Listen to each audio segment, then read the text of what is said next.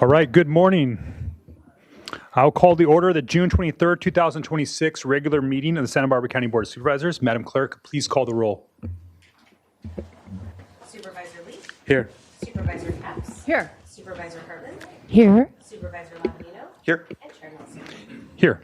At this time, please stand and join us in pledging allegiance to our flag. Ready, begin. I pledge allegiance to the flag of the United States of America and to the republic for which it stands, one nation, under God, indivisible, with liberty and justice for all.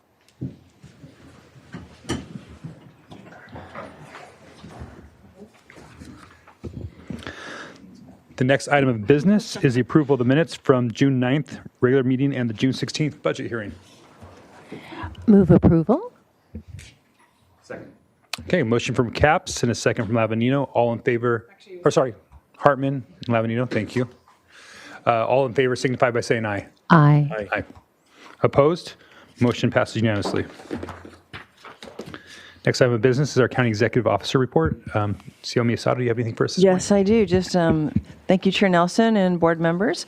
Just a couple of quick announcements. One is to acknowledge our Public Defender, Tracy McCouga.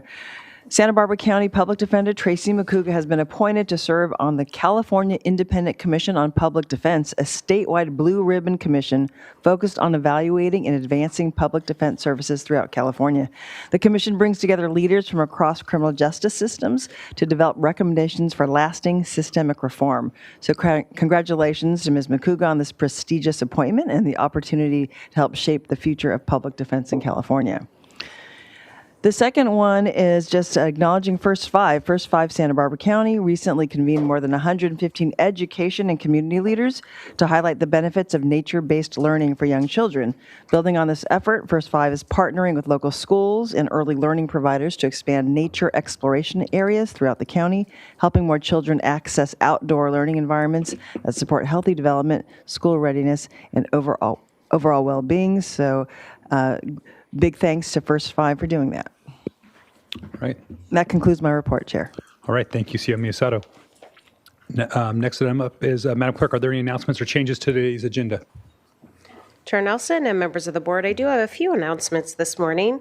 Staff requests that administrative item number 51 and administrative item number 79 be trailed until after closed session. Administrative item number 51 submitted by the General Services Department pertains to amendment number 5 to the construction contract for the Cachuma Lake RV site renewal project. And additionally, administrative item number 79 submitted by the Community Services Department pertains to amendment number 4, extending the professional service agreement with Blackbird Architects, Inc. for the Cachuma RV area renovation project in the 3rd District. Both items will be considered upon the board's return to the open session immediately following closed session, which is currently estimated for around 2 p.m.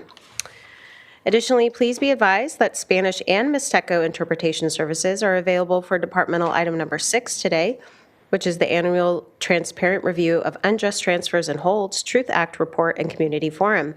Please note that departmental item number 6 will not be heard before 2 p.m. and is currently estimated to begin shortly after 2 p.m. today. Members of the public who wish to utilize interpretation services during today's hearing are encouraged to do so. If you are attending the meeting in person and have questions or need assistance accessing interpretation services, please see Deputy Clerk Leah Graham, located on the other side of the room, for assistance.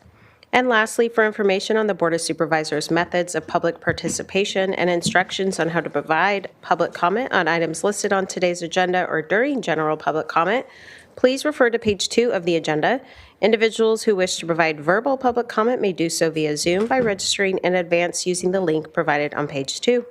Please note that Zoom is available solely for the purpose of providing verbal public comment and is not intended for viewing the meeting.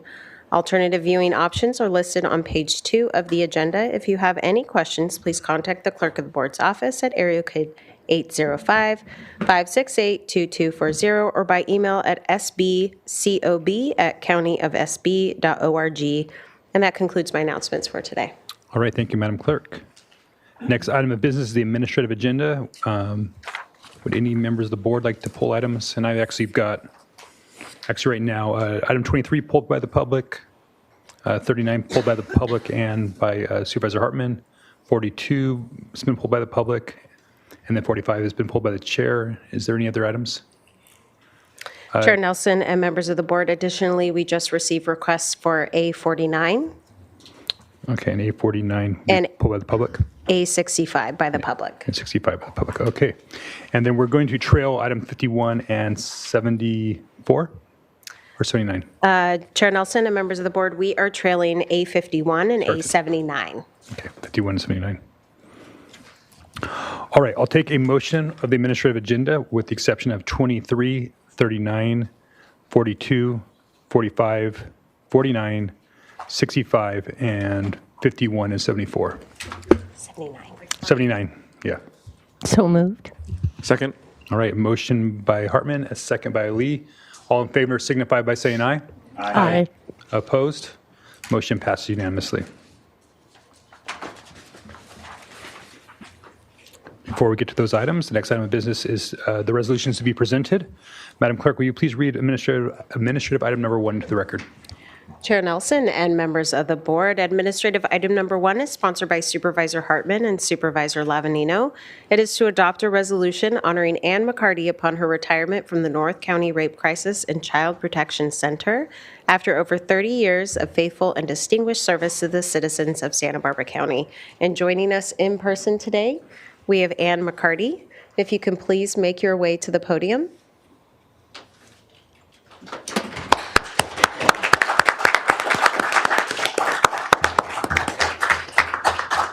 And I'll go ahead and read the resolution.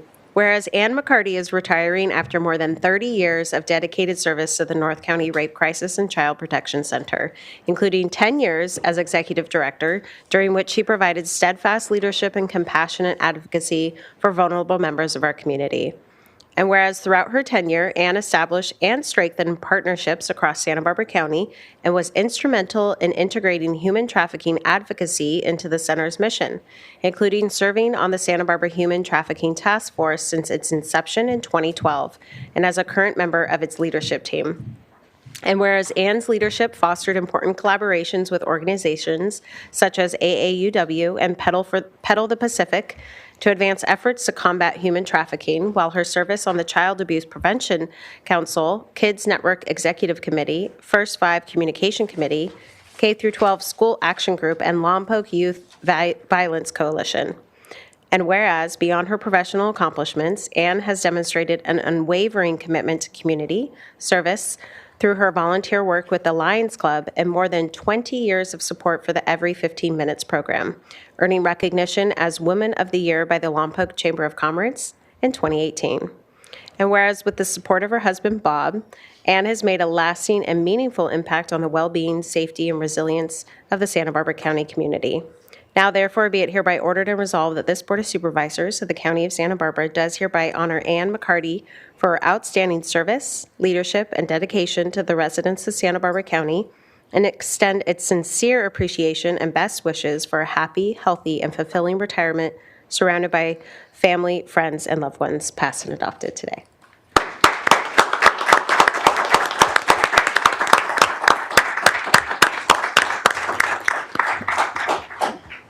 Supervisor Hartman? Or, okay. Ann? I'd much rather hear you speak, ma'am. Chair Nelson, members of the Board of Supervisors, I stand here incredibly humbled by all of this attention. For those that know me and know me best, know that this is not necessarily where I like to be. I'm a back row Baptist, and that's where I prefer to sit and do the work. But I'll be honest, I've taken stock of everything that's been going on over the last few weeks, the last few months, and most certainly the last 32 years. I don't remember a lot of it, but I have been taking stock of everything that we, as a team at the North County Rape Crisis and Child Protection Center, have accomplished. I have not done any of this work alone. I have had amazing advocates standing beside me, a board of directors that supported me along the way, and a family that has lifted me up when I needed it the most. It's no secret that I wouldn't be standing here without my husband, who has been my biggest supporter, my biggest cheerleader, and the one that probably gave me the biggest kick in the pants when I needed it most. But the staff of the Rape Crisis Center, they're the ones that do the work and are in the trenches each and every day, and our partners in the community, the folks at the district attorney's office, the victim witness office, our law enforcement partners, our medical personnel that do the sexual assault exams, the coordinators, the advocates, the leaders, the program managers. Everybody does this work. It's not done by Ann McCarty. It's done by all of them. And they're the ones that I sadly leave behind. But I know that our county, our North County, is in great hands because of all of them, their leadership, their fantastic people skills, their tenacity, their drive, and most importantly, their compassion and their passion to support individuals and educate individuals in our community. I always said when I first started 32 years ago that I wanted to work every day to work myself out of a job. And I honestly believed that. That's how naive I was 32 years ago. And while I think that that dream is still possible, I also know that there are a lot of folks in this community who work harder to make us work harder. And our folks rise up every single day to face that challenge. I'm proud of them, and I hope that you, as a county board of supervisors, are proud of them. And I know that what I leave behind, they're going to continue to carry forward. And I can't say thank you enough to all of you for lifting me up and for being my family. So thank you. Thank you so much.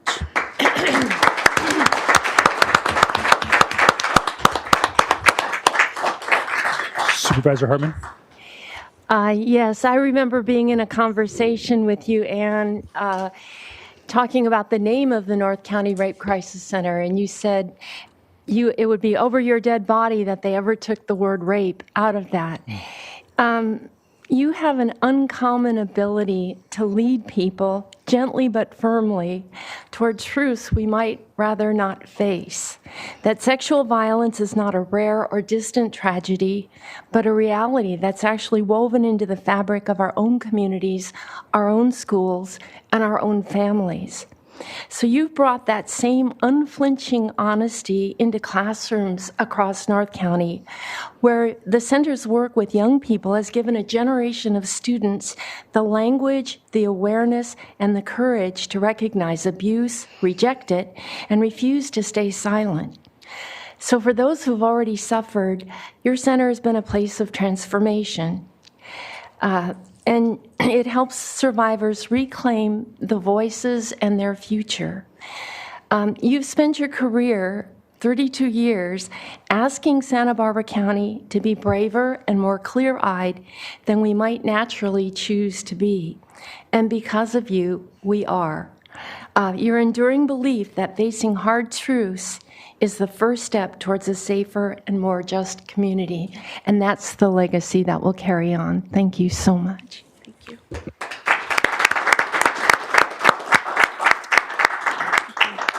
Thank you. Thank you, Supervisor Man. And thank you, Ann. Thank you.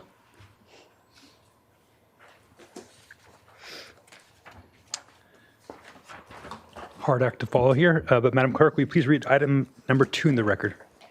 Chair Nelson and members of the board, administrative item number 2 is sponsored by Supervisor Hartman. It is to adopt a resolution honoring His Holiness the Dalai Lama on the occasion of his 91st birthday.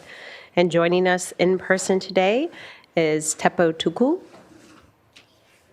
And if he can please make his way to the podium. Whereas His Holiness Dalai Lama, spiritual leader of the Tibetan people, has dedicated his life to promoting peace, compassion, nonviolence, and respect for the dignity of all people. And whereas for decades, the Dalai Lama has served as a global advocate for human rights, cultural preservation, environmental stewardship, and the peaceful resolution of conflict through dialogue and mutual understanding. And whereas his teachings and example have inspired millions around the world to embrace kindness, tolerance, personal responsibility, and a commitment to the well-being of others, transcending national, cultural, and religious boundaries. And whereas in recognition of his unwavering commitment to nonviolence and peace, the Dalai Lama was awarded the Nobel Peace Prize in 1989 and continues to be an internationally respected voice for compassion and reconciliation. And whereas the celebration of his 91st birthday provides an opportunity to recognize his enduring legacy and the positive impact his life's work has had on communities throughout the world. Now, therefore, be it hereby ordered and resolved that this Board of Supervisors of the County of Santa Barbara does hereby honor His Holiness Dalai Lama on the occasion of his 91st birthday, celebrates his extraordinary contributions to peace, compassion, and human understanding, and extends its best wishes for his continued health, happiness, and inspiration to people everywhere, past and adopted today.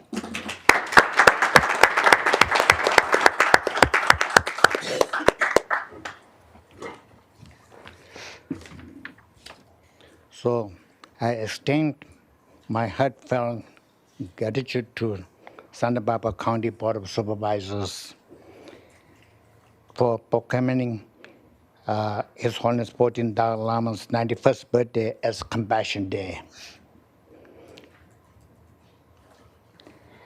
This year, we are not only making the completion of full year of compassion in honor of His Holiness 90th year, but we also joyfully celebrating his full recovery following successful his both knees and surgery. Oh, thank you.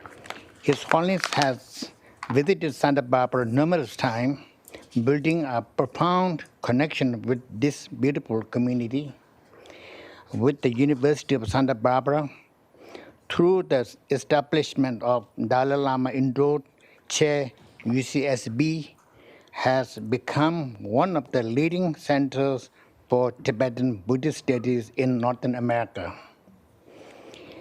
Their undergraduate and graduate programs in Tibetan religion, culture, and language play a vital role preserving and promoting Tibetan rich spiritual heritage.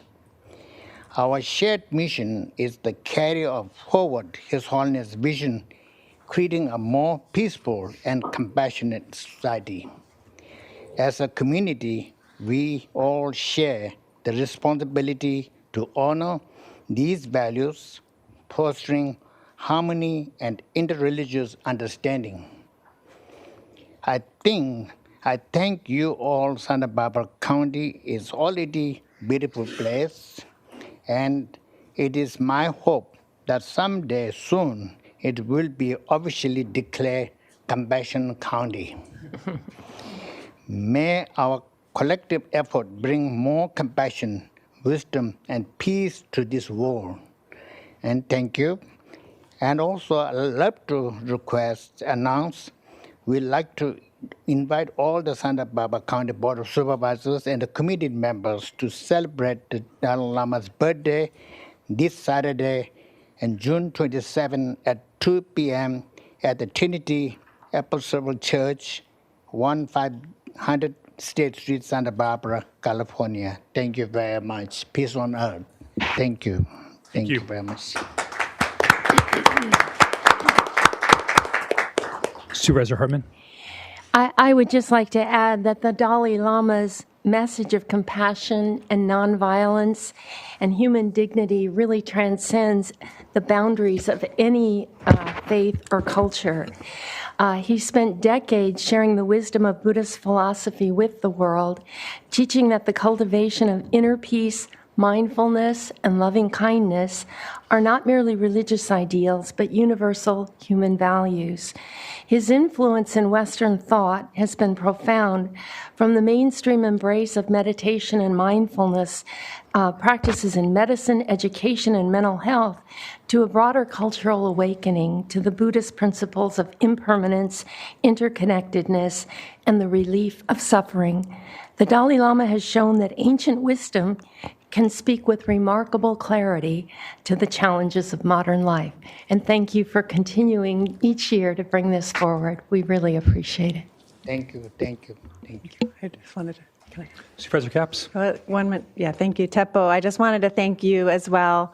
I was at the birthday party last year, and it truly was a birthday party with a cake and everything for His Holiness. And I know that in addition to celebrating the Dalai Lama, you are such a key part of the interfaith initiative of bringing people together, of acknowledging so much more that we have in common with our faiths that bring us together as opposed to dividing us. So thank you for that work, and thank you for the celebration. Thank you very much. Thank you.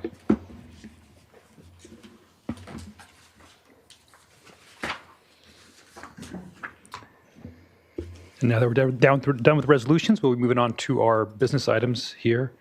We'll start with administrative item number 23. Madam Clerk, will you please read that item into the record?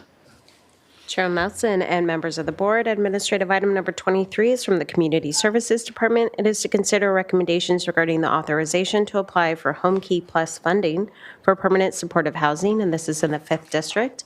We have one request to speak from the public on this item, and we will go to Zoom with Christina Walters. Christina?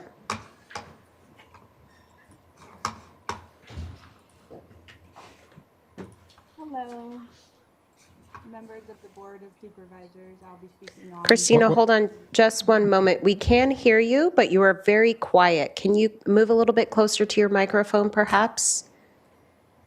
How is this? It's about the same. Oh, hold on. How about now? That's great. Thank you so much. Please Sorry proceed. about that. Okay, hello, members of the Board of Supervisors. My name is Christina Walters. I am speaking in support of the county's application for up to $10 million in Home Key Plus funding for permanent supportive housing at 124 South College Drive in Santa Maria. Permanent supportive housing is an important intervention for individuals experiencing chronic homelessness, particularly people living with disabilities and behavioral health needs. Research on supportive housing has shown that combining stable housing with services can improve housing stability and reduce repeated homelessness among vulnerable populations. Studies of permanent supportive housing have found that it significantly increases housing retention and reduces returns to homelessness among those who have experienced chronic homelessness. I want to share a concern based on my father's experience. My father has experienced chronic homelessness and is currently underhoused. He is disabled, including only having one leg. He requires mental health services and a stable living environment. However, he was denied access to the Home Key location in Lompoc because his annual income was approximately $5,000 above the income limit. And so this is just a difference of $20,000 a year versus $15,000 a year that he received from Social Security disability. This experience raises an important policy question. How do we ensure that eligibility rules do not exclude the very individuals that supportive housing programs are designed to help? A small difference in income does not necessarily reflect a person's actual ability to obtain safe, accessible, appropriate housing, especially when disability-related needs are considered. I respectfully ask the county to approve the Home Key Plus application and consider the following recommendations.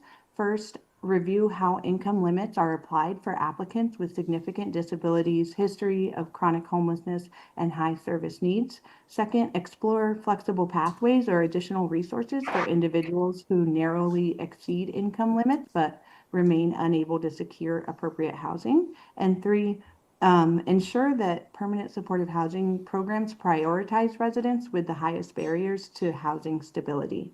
Permanent supportive housing is about more than placing someone in a unit. It provides stability, safety, access to services that help people maintain housing and improve their quality of life. And for individuals with serious disabilities and mental health needs, the right housing environment can be the difference between continued instability and a path towards long-term security, dignity, and independence. Thank you for your time and consideration and for your commitment to addressing homelessness in Santa Barbara County. Thank you, Ms. Walters. And that concludes public comment on this item. All right. There's no additional comment on it from the board. Does anybody like to make a motion on 823? I'll move 23. Second. Okay, a motion from Lavanino and a second from Hartman. Any further discussion? Seeing none, all in favor signify by saying aye. Aye. Aye. Opposed? Motion passes unanimously. All right, the next item of business was pulled by the public and by Supervisor Hartman. That's 839. Chair Nelson and members of the board, administrative item number 39 is from the County Health Department. It is to consider recommendations regarding the acceptance of in-kind donations to Santa Barbara County Animal Services from the Santa Barbara County Animal Care Foundation, Canine Placement and Assistance League, Inc., Canine Pals, and Companion Animal Placement Assistance, Animal Arts Design Services, valued at $25,749. And there is a 4/5 vote required on this item, and we did just receive word that the member of the public no longer wishes to speak on this item, so we will just go to Supervisor Hartman. Okay. And I'd like to have Animal Services Director Sarah Aguilar come up and tell us what this is for, what's happening.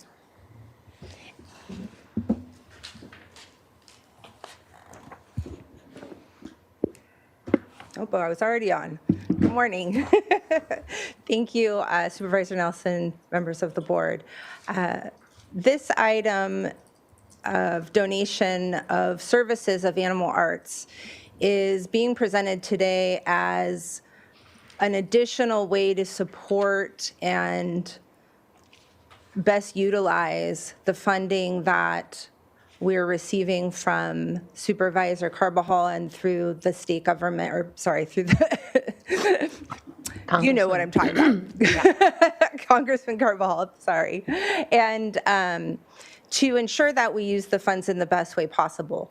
Animal Arts is a professional national organization that designs shelters, veterinary clinics, and other animal-related facilities. And to be able to have them come out at minimal cost to the county is a huge asset for us. They will not only do laser measuring of the facility, but they will also do listening sessions with staff, volunteers, and stakeholders, as well as with our partners and community in order to ensure that the vision we have for our shelter reflects the value the community has of pets and animals. Additionally, we were able to have them visit the Santa Barbara shelter as well to maximize the time that they're spending here. Wow. And have they been here yet? I am 99% sure we are ratifying. So yes. So that's exciting. And when would we expect to see the report? We're hoping to have initial designs by the end of July. And the idea is that those designs will be done in, laid out in phases, so we can look at what the priorities are and how we should, what things we should address initially with the funding, both from Carbajal and then also the funding that we're receiving from the county to match that. Great. Well, very exciting. And thank you to the Animal Care Foundation and to CAPA, because they've really driven this. So we're looking to really transformational changes there. Yes, we're very excited. Thank you. All right, Supervisor Hartman, would you like to make a motion to accept this donation? So moved. Second. Okay, and this is to approve item A40 or 39. Motion by Hartman, second by Lee. All in favor signify by saying aye. Aye. Opposed? Motion passes unanimously. Next item of business is item A42. Madam Clerk, can you please read administrative item number 42 into the record?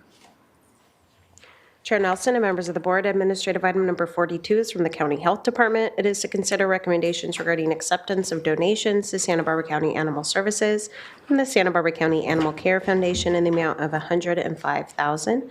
There is a 4/5 vote required on this item. We do have one request to speak from a member of the public, and that is Linda Greco here in Santa Maria.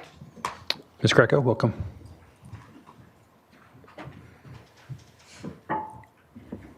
Thank you and good morning. My name is Linda Greco, the president of the Santa Barbara County Animal Care Foundation, and I'm here today on behalf of our board, our volunteers, and most importantly, the animals and residents of Santa Barbara County. The Santa Barbara County Animal Care Foundation was created to support animals and help fill gaps that directly impact the welfare of animals in our community. Throughout our history, our role has been to support programs, medical needs, outreach, education, and life-saving initiatives.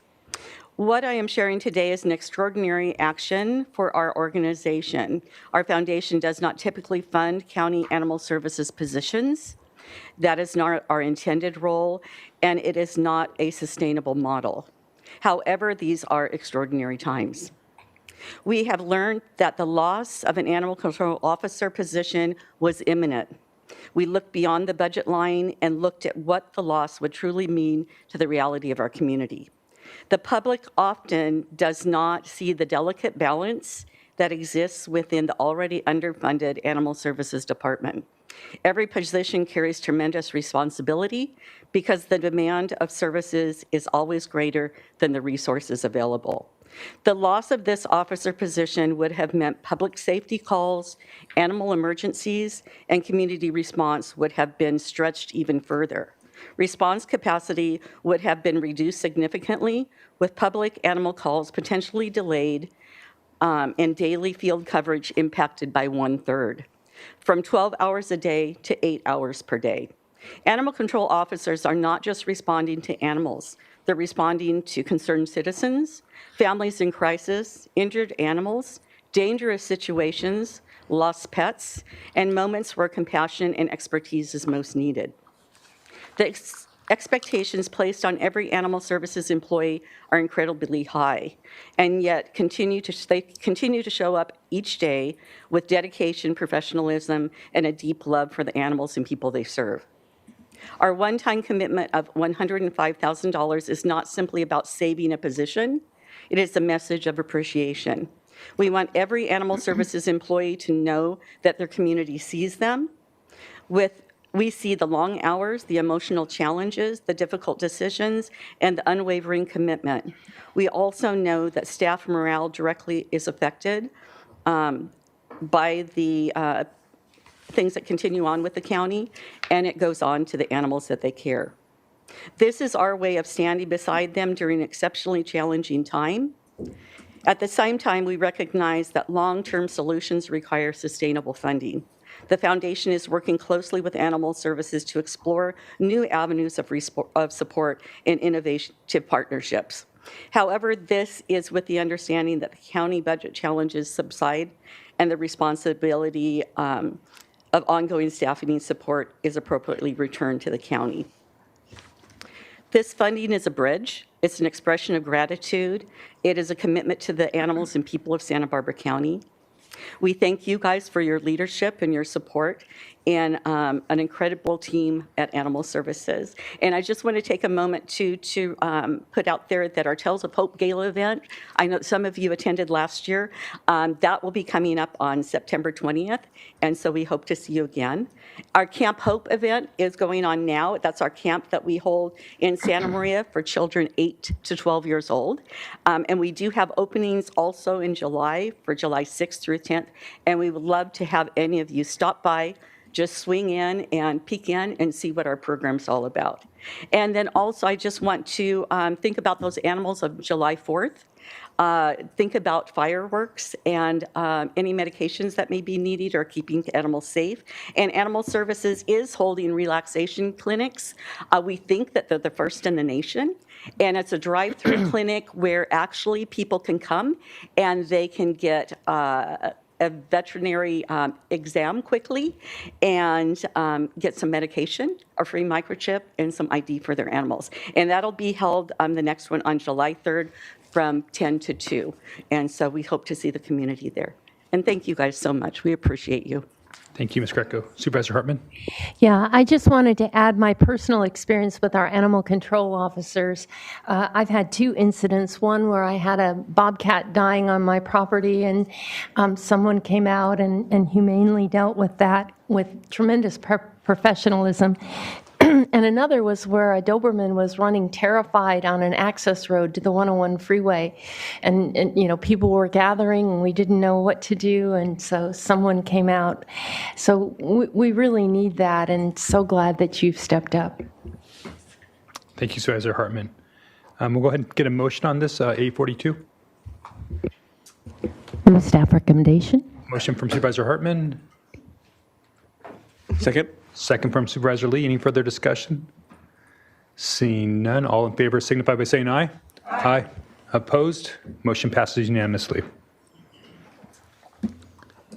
All right, our next item of business is item A45.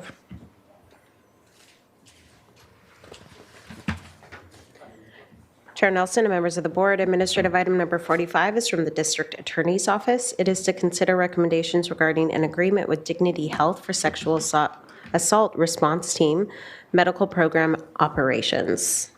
All right, I pulled this item. I wanted to invite DA Severnot to the podium and his team. I was just hoping to get a little bit more background about this item and how we got here and what this involves and who we have to thank for putting this together. Chair Nelson, members of the board. Thank you so much for pulling this. It gives us an opportunity to highlight the absolute necessity that is a sexual assault response team in our county. And it also gives me an opportunity to talk about a great public-private collaboration to get this. And when I talk about collaboration, within the county system, there was also a significant amount of intra-departmental and administrative collaboration. The sexual assault response team provides trauma-informed medical examinations and support services for adults and children who have been sexually assaulted or sexually abused. It is very specialized and it is very necessary. Imagine furthering the trauma of a sexual assault victim who maybe responds to a police agency, already reluctant to report, and then having to get in a car and drive either into San Luis Obispo County or an hour south, if you're in South County, to Ventura. So we actually have SART locations in Santa Barbara, Lompoc, and Santa Maria to provide this absolutely necessary and compassionate service. This program was boosted and propped up in public health for years. Even though it was outside of the scope of their work, public health agreed to take on this work. When the budgets and the difficulties that we are facing made it impossible, public health didn't abandon this program. Dr. Hamami has been a tremendous ally in ensuring that the program continues. And even now, he is assisting us with monitoring, carrying the contracts of the nurses until the district attorney's office is staffed to do so in the next fiscal year. He has been a tremendous advocate for us and keep it going. The CEO's office, particularly ACEO Heitman, has been instrumental in clearing the road, communicating within the departments to get this, to make sure that this program would continue. The majority of thanks for the continuation of this program is the brainchild of the head of the district attorney's Victim Witness Assistance Program, Megan Reinschild. This is what our victim advocates do. They fight. They care. This program could not die. It is absolutely essential. And I was in a meeting with Megan, my CFAO, and Megan said, I've got this. We are going to find a way to make it work. When it became obvious that the budget was not going to allow the current structure, Megan didn't give up. She rolled up her sleeves. She found another program that was run by Dignity Health, and that's where the public-private partnership comes in hand. Dignity Health stepped in, they listened, they agreed, they negotiated, and we're going to make it work, in large part thanks to our partners Dignity Health and Cottage Health. So it truly was a heavy lift. It's interesting. There are still a few things that we need to clear up. There's a little bit of a budget gap in this, but we're confident that either through other agreements with law enforcement agencies, picking up larger percentages, but also having Dignity Health involved, does allow us to get other private revenue sources that otherwise a county government agency could not bring in. So I cannot thank the board enough, the CAO's office enough, public health enough, and certainly Megan enough.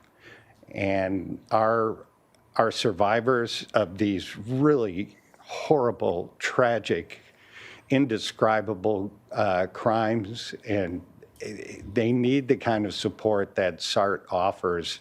And because of everybody that worked so hard to get us to this point, they will have a SART available in 3 locations here in Santa Barbara County. Well, thank you, DA Savernats. Thank you, Megan, and thank you for the entire county team that has made this possible. I think it's very fitting on the day that we also honor Ann, that this is something that we get to approve here, and thank you for making sure this stays alive. Thank you. All right, Supervisor Hartman, your light's on. There you go. I did have a question. Could you explain the mechanics? That is, taking the sample and where it goes and how long, and is there a backlog? Yeah, go ahead. Sure. This is why I brought Megan up. Among other things. Thank you, Chair Nelson, Supervisor Hartman, members of the board. We do not have a backlog here in Santa Barbara County, and the way it works is when a survivor comes in for an exam, the forensic examiner, the nurse examiner, who historically has been a contractor through public health, does California-approved forensic medical exam and collects the evidence from that exam, which gets transferred to the Department of Justice and processed there. So we do not have a backlog here in Santa Barbara County. And the Department of Justice is quick in turning that around? They are, I'm not sure what the time frames are currently. I'm sure someone on our team, Sarah, yeah. Federal mandates and state mandates require 120 days for turnaround. You could come up, sir. Yeah, sorry, we want to make sure we... Sure. Yeah. So I also owe a lot of thanks to Sarah Valverde, who's our district attorney's office SART coordinator, and did a lot of the legwork to identify Dignity and Common Spirit as our partner. So I don't take all the credit for that. So federal and state regulations require our Department of Justice crime labs to turn around our samples in 120 days. Our lab currently in Goleta has been understaffed for the last few years, and at times the turnaround is up to 6 months. They have basically farmed out kits to our sister labs to get those back. They are fully staffed now, though it takes 3 full years to train up an analyst. So in the next few years, we should get back to that 120 days, but right now it's between 4 and 6 months. Thank you. You're welcome. Thank you, Sarah. All right, thank you all. Could somebody make the motion to approve item A45? Make a motion. Second? A motion by Supervisor Lavanito, a second by Supervisor Hartman. All in favor signify by saying aye. Aye. Opposed? Motion passes unanimously. Next item of business is pulled by the public, A49. Madam Clerk, will you please read that item into the record? Chair Nelson and members of the board, administrative item number 49 is from the General Services Department. It is to consider recommendations regarding an addendum to the final Environmental Impact Report, EIR, SEH number 201704165, 19 EIR3 for the Oasis Meeting Center project, and this is in the 4th District. And we have one request to speak from the public on this item, and we are remaining here in Santa Maria with Todd Wilson. Todd?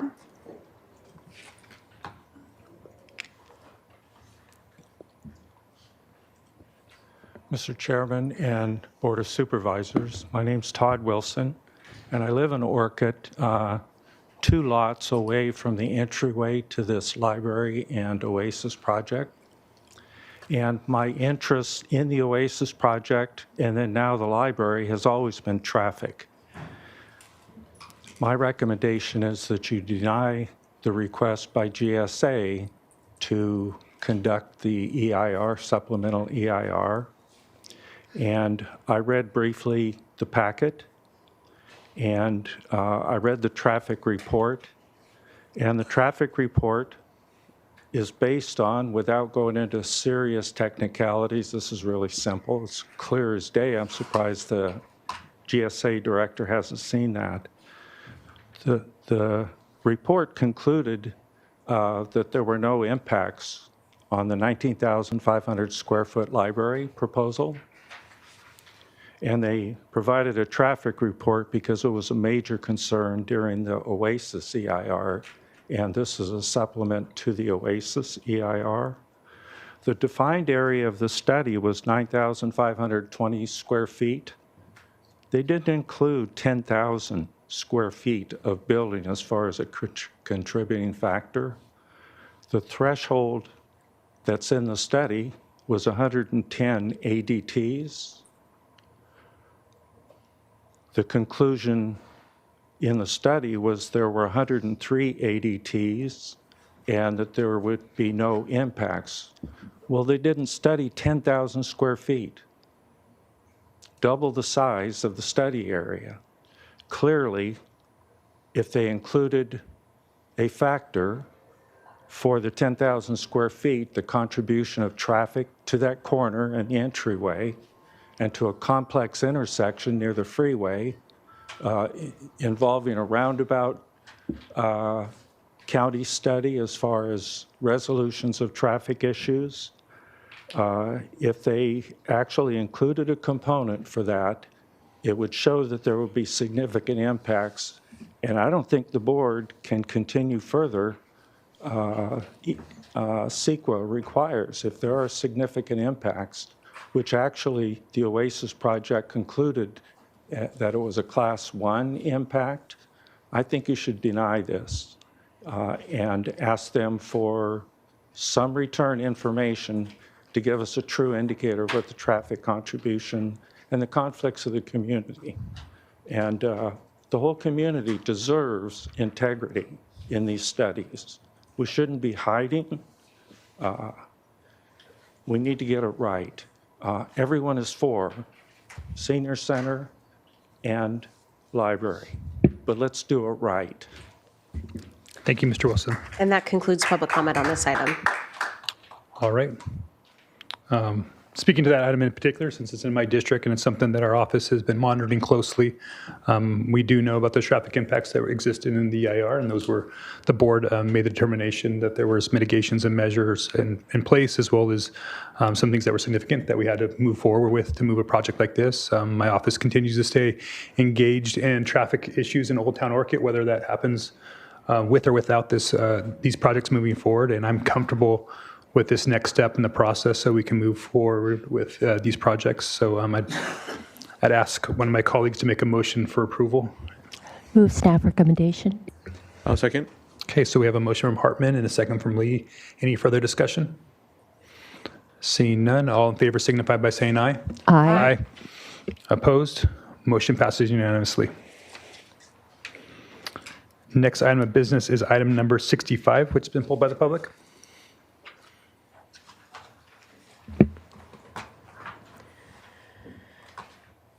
Chair Nelson and members of the board, administrative item number 65 is from the Sheriff Coroner's Office. It is to consider recommendations regarding a request to approve the Sheriff's Office ongoing grants for fiscal year 2025 through 2026. And we have one request to speak from the public on this item, and we are going to Zoom with Willie Lubka. Willie?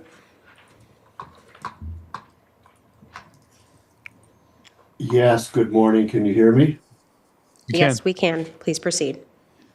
Thank you for the opportunity to share a comment. I was reading the attachments on this item and noticed a couple of things that just raised my curiosity. I want to mention two in particular. On attachment B, there is a Homeland Security grant program with a value of almost $800,000 passed through the San Diego Sheriff's Office. I'm just very curious about what that is. What is that funding for, and why is it coming through the San Diego Sheriff's Office? It is not addressed in the board letter. Secondly, on attachment A, there's a Homeland Security grant program of almost $200,000. Again, the question is just, what is that for? What's it all about? I know that many members of the community may be wondering, and in particular, considering the item coming up later at the Truth Act Forum. So that's all. I just wanted to point those out and say I think it would be beneficial to get some transparency on those funds and why the one is coming through San Diego. Thank you. All right. Thank you, Mr. Lepka. Just to hold on, Sheriff Brown. Just want to make sure. I'm okay with moving forward right now. I'm sure we can get the information to Mr. Lepka at a later date. I don't know if we necessarily need to respond to public comment unless Supervisor Hartman. I'd like to hear from the sheriff. He and his team are here. Why not? All right. Sheriff Brown. Thank you, Chair Nelson and members of the board. The grants in question are both relating to the patrol boat, the grant for the patrol boat that was received from the federal government. It was under Operation Stone Garden, which is a federal grant program on border security, and it includes not only border counties, but those counties like ours that have international waters that are sometimes used to incur into our country by people smuggling drugs or people or other illicit activity. The first one was for the actual cost of the patrol boat, and the second one was for some supplies and overtime related to the operation of that boat. This grant was brought before your board and was approved previously. Yes, thank you, Sheriff. Supervisor Hartman. And the San Diego routing? The only reason that San Diego is involved is that they actually administer Operation Stone Garden grants in the state of California. Yeah, I think we run a bunch of grants for behavioral wellness through our county, for other counties as well. So I think this is a pretty common practice and nothing nefarious out there. So right. Appreciate that, Sheriff Brown, for explanation. With that, can I get a motion for approval? So moved. I'll second. Motion from Hartman, second from Capps. All in favor signify by saying aye. Aye. Opposed? Motion passes unanimously. All right, so that concludes our 8 items that we need to vote on. I believe that there was a late poll on item number 73 by the 1st District. I wanted to maybe highlight some exciting things happening in D1. Thank you. Hey, real quick, let's read it into record. Yes, And Chair this has been Nelson. previously approved. And members of the board, that item that was polled is administrative item number 72 from Supervisor Lee. It is to consider recommendations regarding a 1st District discretionary fund contribution for World Cup Watch Party production services, and there is a 4/5 vote required on this item. And again, we previously already adopted this, but I know Supervisor Lee would like to highlight it. So Supervisor Lee, take it away. Thank you, Chair Capps. I just want to invite and ask the community to come out this Thursday to Santa Barbara Public Library, the Michael Tobes Plaza at 7 p.m. to watch USA versus Turkey. The last event was amazing, great turnout, family-friendly event, and churros. This time be ice cream. So every time USA scores, Steve, I'll buy you ice cream if you show up. So I just want to highlight that, invite the community out. The World Cup has been amazing, great games, and good community event. So. Well, thank you, Supervisor Lee. You set the bar high for all of us on community engagement, and so we appreciate you doing that and showing your community and national spirit here. Thank you, and go USA. Go USA. Thank you. All right. So that concludes our administrative agenda. Am I correct, Madam Clerk? Okay, and just for the public, we are trailing item 51 and 74 till after our closed session. 79. Sorry, 79. My handwriting is awful. Yes, Chair Nelson and members of the board, that is correct. We are trailing administrative item number 51 and 79 till after closed session. So that should be heard around 2 o'clock today. All right, at this time now, this is general public comment. Now it's time for members of the public to speak on items that are not on the agenda, which seems like every item was on the agenda today, so it's going to be hard to find something else. But Madam Clerk, are there any requests to speak on general public comment? Yes, Chair Nelson and members of the board, we have 5 requests to speak from the public on general public comment today. And we will begin on Zoom with Doreen White. Then we will return to Santa Maria with Sherry Foster. Doreen?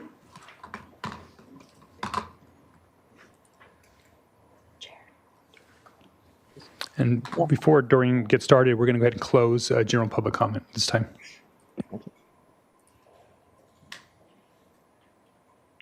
Doreen, please proceed. Good morning, Chair Nelson and members of the board. My name is Doreen White. I'm a resident of Montecito, and thank you for the opportunity to speak today. Vandenberg Space Force Base is on track for up to 100 SpaceX commercial launches per year.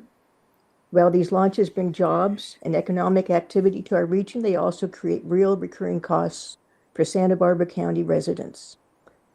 Our communities regularly experience sonic booms that rattle windows and doors, shake houses, and disrupt sleep. Frequent road closures on Highway 1 and coastal routes cause traffic disruptions. These operations also increase demands on public safety, emergency services, and local infrastructure. Impacts on our environment need deeper exploration also. Last week, I submitted a proposal for launch mitigation and community benefit fee of $500,000 per commercial SpaceX launch. At projected volumes, this would generate $50 million per year in dedicated revenue, placed in a restricted county fund with full public transparency. One of the ways that these funds could be allocated would be $20 million for infrastructure and transportation with Highway 1 upgrades, traffic management, road maintenance, $12.5 million for environmental monitoring and coastal restoration, $7.5 million for public safety and emergency services, $7.5 million for housing affordability and workforce training, and $2.5 million for community grants, including residential noise insulation. This is a fair share approach. The FAA already charges commercial launch operators user fees at the federal level. It is reasonable for Santa Barbara County to recover some of the direct local costs that fall on our residents and taxpayers. This proposal is not anti-space. It is pro-responsible growth.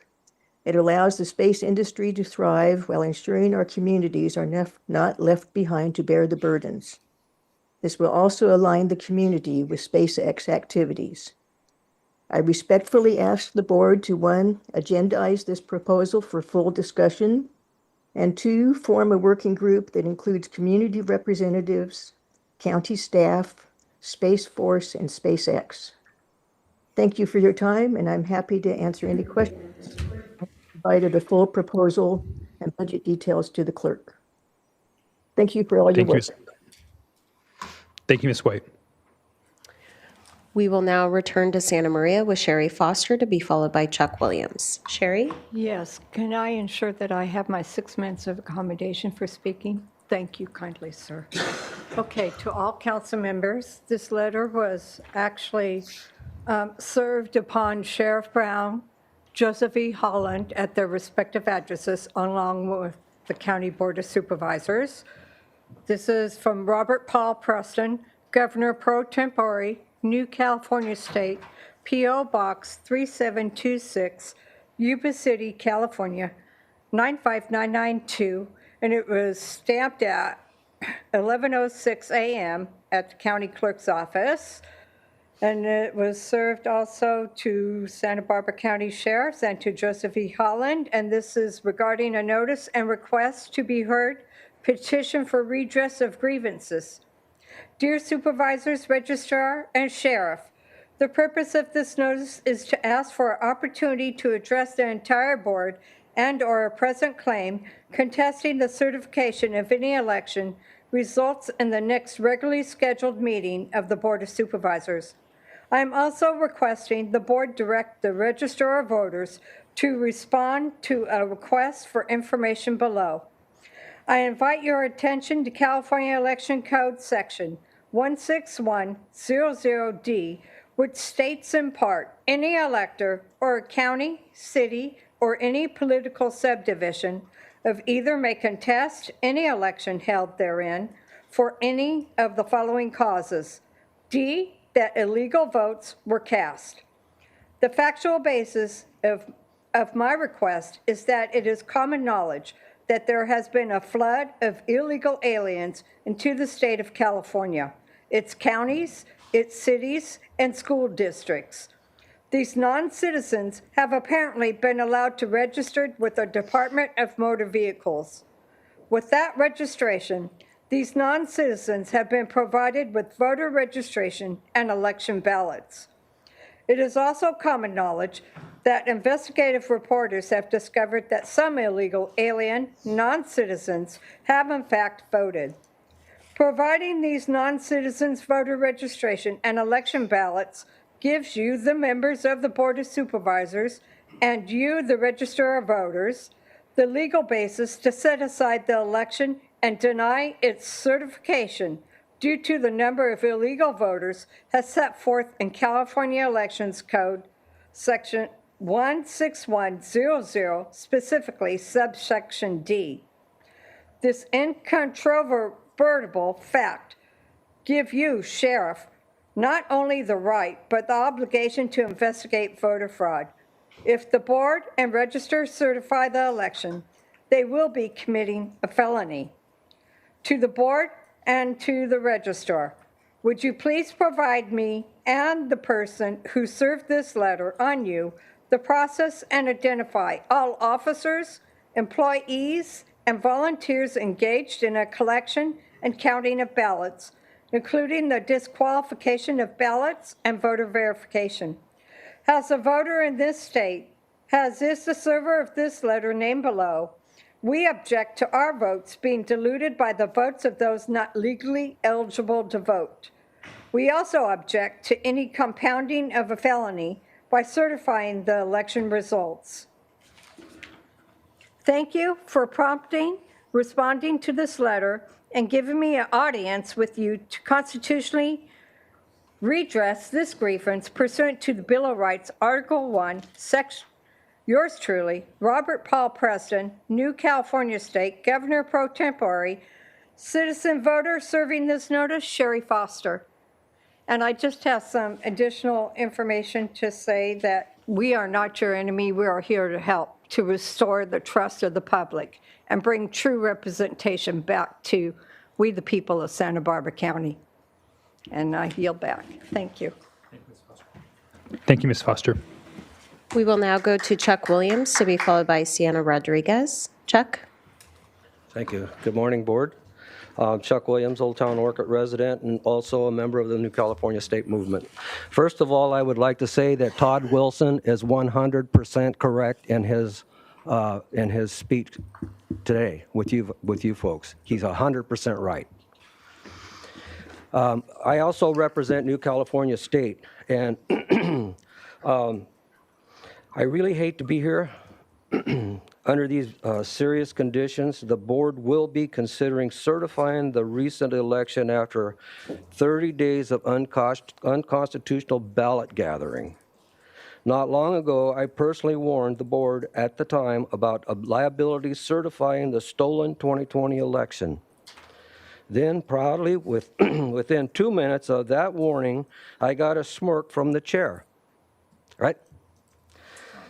Who I like, and an immediate call for a vote. Unfortunately, the board at that time voted 5-0, passing the stolen election unanimously. A very sad day for America.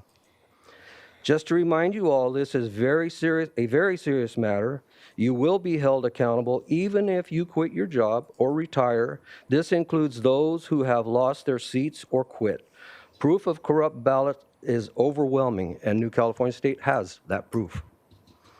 Certifying this election will be compounding the existing felony. It will not end well for this board. I urge you all to make the right decision.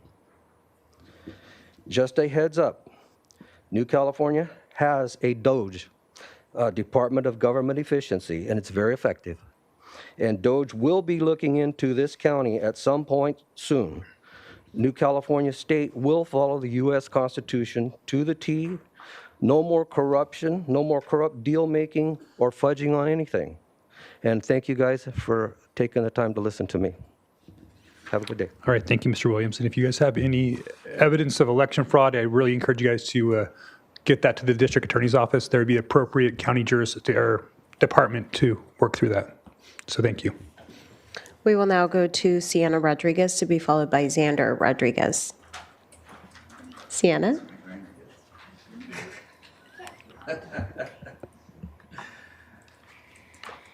Hi, my name is Sienna, and Supervisor Lavanino is my nonna. And we've been super busy with baseball all-star teams, and we were here just to say hi, Nona.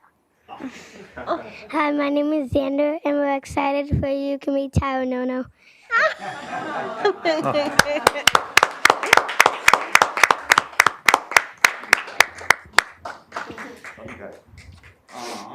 What a surprise.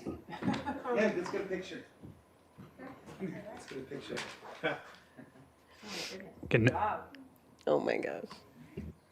Come on, Nona. Good job. Nona's gonna be in. Yeah. Amazing. Awesome. Supervisor Lavanino. All right, well, this was a surprise, a good one. I'll just say a little bit about each one of them. So Xander, also known as Z Money, he's an all-star for Northside, and his team lost the first game of the tournament up in Atascadero and then had to win 7 games in a row to get back and win it all. And they did with a 2-out, bottom of the last inning base hit. And they are the champions from District 65. By the way, he's also a state champion wrestler, but we'll let that go today. And Sienna is the only girl on her team, and she's an all-star playing right now. In fact, I'm going to be leaving today at 5 o'clock because we have another game at 5:30 in Napomo. And I think the best part is that she had a little girl tell her mom yesterday that she came all the way to watch Sienna because she's the only girl around that made the all-star team. And she's showing the way for all girls out there that they can do whatever they want to do, right? Yeah. Well, thank you, and that's my beautiful wife, Marion. Thank you for coming today. It's nice when you're retired and you don't have to go to work. Yeah, I'll join you in 6 months. I can't wait for you to retire.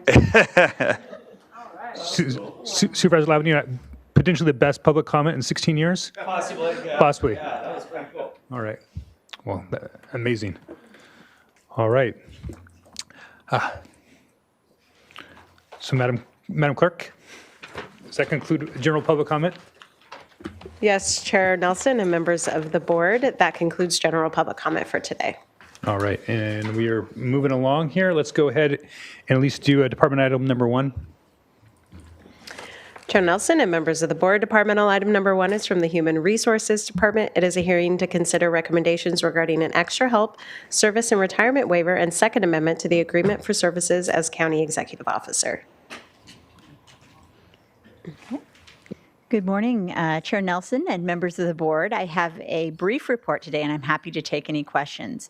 Approval of the recommendations will take necessary actions to allow Mona Miyasato to continue temporarily in her role as a retired annuitant until the new county executive officer, Jana Peterson, commences her appointment on August 20th. and will amend the current employment agreement with Ms. Miyasato to clarify that the unexpended portion of her existing educational and professional development allowance for fiscal year 25-26 and 26-27 is payable to her upon separation of regular employment in July, estimated not to exceed $10,900. So thank you. That's my report. All right. Well, I just want to jump in here and just say, CEO Miyasato coming on and or staying this all the way till our new CEO comes in just shows just another act of selflessness on her part. Many retirees out there in public service, which a lot of people in public service, especially those that are well compensated, are often criticized. But Mona has stayed on this year beyond the time when retirement might have been best for her financially, to make sure that this county is in good standing financially and through a time of crisis. And it's really important that we have somebody strong leading this organization, and she put that above herself and has continued throughout her tenure as our CEO. And so I just it's another act of public service. And so I'm just really proud to support this and I want to say thank you, Mona, for everything you do for us and putting the county first and ahead of yourself. And like I said, I'm more than happy to support this item. Supervisor Lavanino? I'll make the motion. Okay. I'll second. All right, any further discussion? Seeing none, all in favor signify by saying aye. Aye. Aye. Opposed? Motion passes unanimously. Thank you, Mona. All right, let's go ahead into department item number 2. Chair Nelson and members of the board, departmental item number 2 is from the Sheriff Coroner's Office. It is a hearing to consider recommendations regarding the renewal of the Sheriff Office military equipment use ordinance.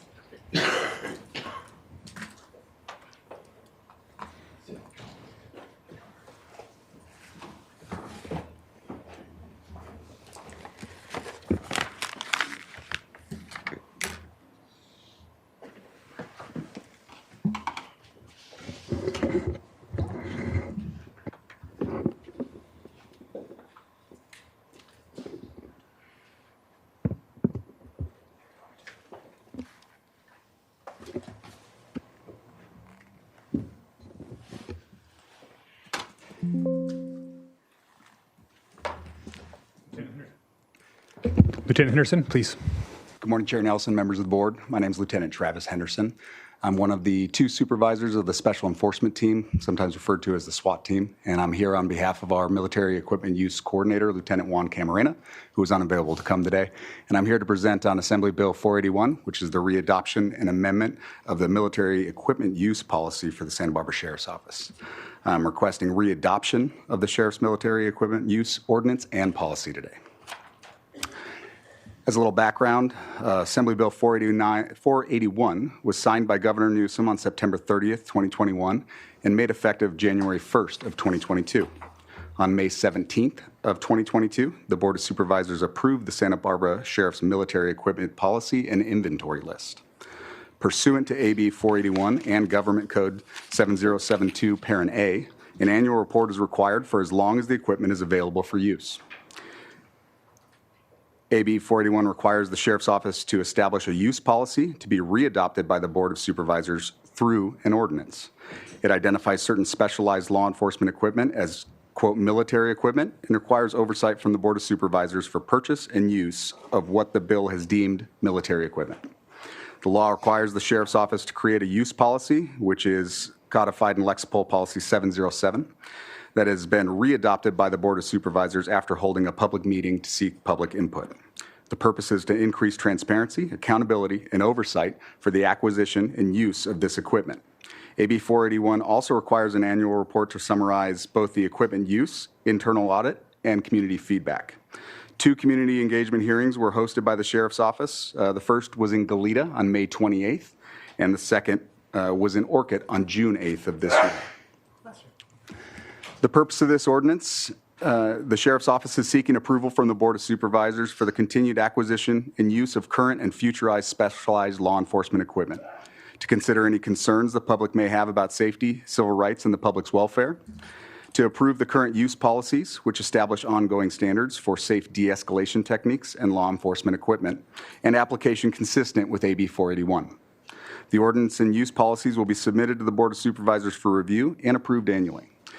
While the legislation has been dubbed the, quote, military equipment, the reality is the equipment we've been using for years has historically not been obtained from the military. The only military equipment per se that meets the definition under 481 that we received from the military is our MRAP, which is a high clearance vehicle that we use for search and rescue operations. The purpose of the military equipment policy is to provide guidelines for the approval, acquisition, and reporting requirements of military equipment. The policy defines military equipment as per Government Code 7070. Items such as drones, command and control vehicles, battering rams, kinetic energy weapons, and specialized firearms are noted in the definition section of the policy. An attachment to the policy is the Sheriff's Office military equipment inventory itself. Under Government Code 7070, it defines the policy as a publicly released document that governs the use of this equipment, including a description of the equipment, its purpose and authorized use, as well as the cost, training, and procedural rules for use. Our policy and inventory list outlines these requirements in detail. The policy itself outlines the duties of a military equipment coordinator within the Sheriff's Office. This coordinator will be responsible for tracking the inventory, coordinating an annual community engagement meeting, preparing an annual report for this body, and establishing a procedure for the public to register complaints or inquiries about our military equipment use. The policy also clearly defines the timeframes in which the Sheriff's Office will present the annual report, hold the community engagement meetings, and other mandates in accordance with the law. For the impact on public safety, the adoption of this ordinance and policy will allow the Sheriff's Office to continue to use the equipment necessary to protect the public and our deputies during day-to-day operations and when we respond to critical incidents. Specialized equipment has been used by law enforcement agencies throughout the county and contract cities serviced by the Sheriff's Office. The need to prevent the escalation of violent situations from becoming a threat to the safety of the community, law enforcement personnel, and suspects themselves. It helps limit and reduce high-risk encounters with violent suspects and provides life-saving tools and options during natural disasters and other non-criminal incidents. As I mentioned, the inventory list defines the purpose of each piece of equipment the Sheriff's Office currently deploys. Under the purpose section, you'll see terms such as the preservation of human life, search and rescue operations, natural disaster responses, rapid response to catastrophic incidents, reduced likelihood of injury to the public and law enforcement personnel, high-risk apprehensions and mitigation of violent crime behavior, less lethal force options, and de-escalation. The justification for use of equipment. This specialized law enforcement equipment is necessary because there is no other reasonable alternative that can be achieved that can achieve the same objective of officer and civilian safety. The proposed law enforcement equipment use policy will safeguard the public's welfare, safety, civil rights, and civil liberties. This equipment is reasonably cost-effective compared to available alternatives that can achieve the same objective of officer safety and civilian safety. And use of military equipment complied with the military equipment policy effective at the time of use. Recommended actions today. It is recommended that the Board of Supervisors receive and file a presentation regarding an ordinance readopting the Santa Barbara County Sheriff's Office military use policy. Receive and file the annual military equipment report. Consider and approve the introduction of an ordinance to readopt and amend the Santa Barbara County Sheriff's Office military use policy. And read the title of the ordinance and waive full reading of the ordinance. And at this time, that concludes my presentation. I'm happy to take your questions. All right, thank you, Lieutenant Henderson. Questions from the board? Supervisor Lee, then Supervisor Capps. Got it. Thank you, Chair Nelson. Just a couple of questions. So I see a number of these items were acquired through private donations. Can you explain where those donations are coming from? I can. Supervisor Lee, through the chair, there are a number of philanthropic organizations throughout the county and the state and the nation that provide private funds. Specifically, the Special Enforcement Team has its own 501c3 that privately fundraises throughout the year to fund some of these projects that we undertake. The Search and Rescue Foundation also has a nonprofit that supports it, and they also privately fundraise. And some of the other monies come from grants and other philanthropic organizations such as the TUI Foundation, the Woods Claessens Foundation, and other organizations that support nonprofits and public entities. Okay, something like 1-805 is involved? Yes, sir. Good. And a follow-up, Joe, can you tell us how often the large and more expensive equipment were actually used last year? I can. If you'll give me 1 minute to flip to page 6 of the first attachment in the military use report. In use in 2025, the Bearcats were used on 8 separate operations, and there were no operational uses of the MRAP. Thank you. And do you have a ballpark of the maintenance on this equipment that is being used? Supervisor Lee, through the chair, I can't quote a specific amount to you. I know that the overhead of these vehicles is included in the operating budget through the county garage, but any major fixes come out of our general operating budget. Okay. And is there a metric that you use when you decide when this equipment is no longer being used or should not be used? Supervisor Lee, through the chair, it is absolutely something we take into account as to what the operational life is of a piece of equipment, especially as valuable as one of our Bearcats, and understanding how long we have to use it and the cost involved in keeping it operating, yes. Okay, and my last question is about drones. I know the Sheriff's Department is looking to drones usage more. How are we doing that with the drone program currently? Supervisor Lee, through the chair, currently our drone program is a pilot program operated exclusively through the Special Enforcement Team, which was brought about via fundraising. It is a resource available to the team. It certainly does not replace any of the other resources we currently have, but it is something that just expands the capability of our SWAT team. Thank you. All right, thank you, Supervisor Lee. Supervisor Capps. Yeah, thank you. To pick up on Supervisor Lee's question, without revealing anything that you shouldn't, do you see the technology changing, improving, becoming more high-tech, to use a layman's term, moving more towards drones and less sort of more towards traditional military equipment that we might see more on, on television kind of thing? Do you see it improving and becoming more savvy? Supervisor Capps, through the chair, I think in the 20 years I've worked for the Sheriff's Office, technology has absolutely exponentially improved. These drones definitely provide another resource. Sure. Like I mentioned, they don't necessarily replace our current resources. I think the technology of a drone to be able to carry human beings is going to be considerably far in the future. Right. But it does absolutely increase our officer safety. It provides one other step. And yes, if you follow the advancement of law enforcement drones and public safety drones, the technology is so impressive that I don't see it slowing down because it has so many extra applications. Yeah, that's good to hear. And then alongside with that, how do you keep up with training then to keep everyone up to speed, so to speak, with the technology? Supervisor Capps, through the chair, specific to the SWAT team, the training is rolled into our normal 2 times a month specific training for the team.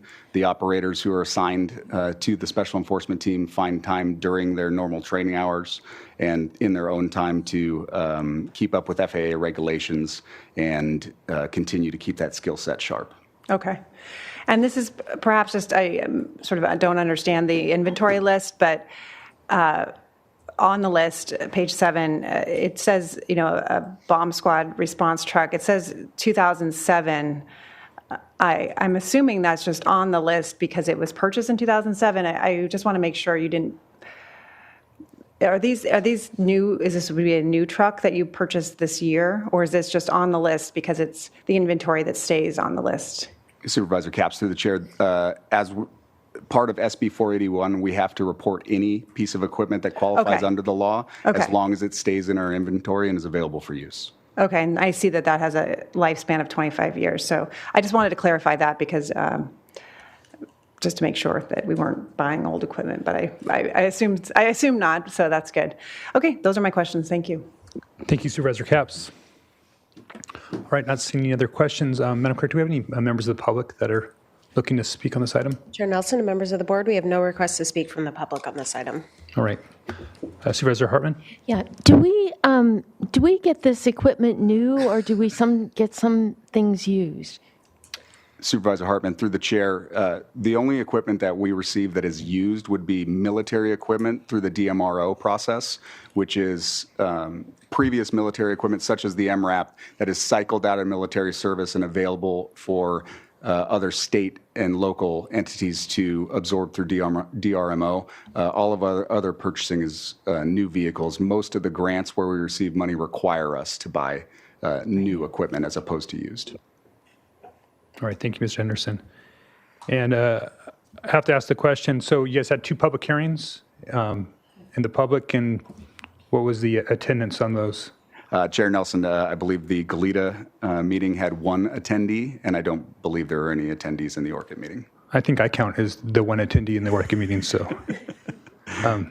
Which just shows that, the public, obviously at some point, there's not as much scrutiny on this issue with the Sheriff's Department, which is nice, because I know that's a rare thing these days. And just for the public, read the report. It's really educational on what's going on out there in the Sheriff's Department, and I think it's really impressive of data collection that you guys provide. I know you guys are required by law for that level of transparency, but it's available for those that have questions about your department. It seems to be well documented, and there's some value there for the public. With that, would somebody like to make a motion for staff recommendations? There's no public comment? There is no public comment. Okay. Yeah, yes. So I will make the motion to move with staff recommendation. Okay, and I think that was A through E. Is that correct, Madam Clerk? Chair Nelson, members of the board, that is correct. Recommended actions A through E. All right, thank you. So motion by Lavanino and Second. second by Supervisor Lee. Any further discussion at the board? Seeing none, all in favor signify by saying aye. Aye. Oppose? Motion passes unanimously. Okay, we're going to go ahead and take a short 5-minute break before we come back to departmental item number 3.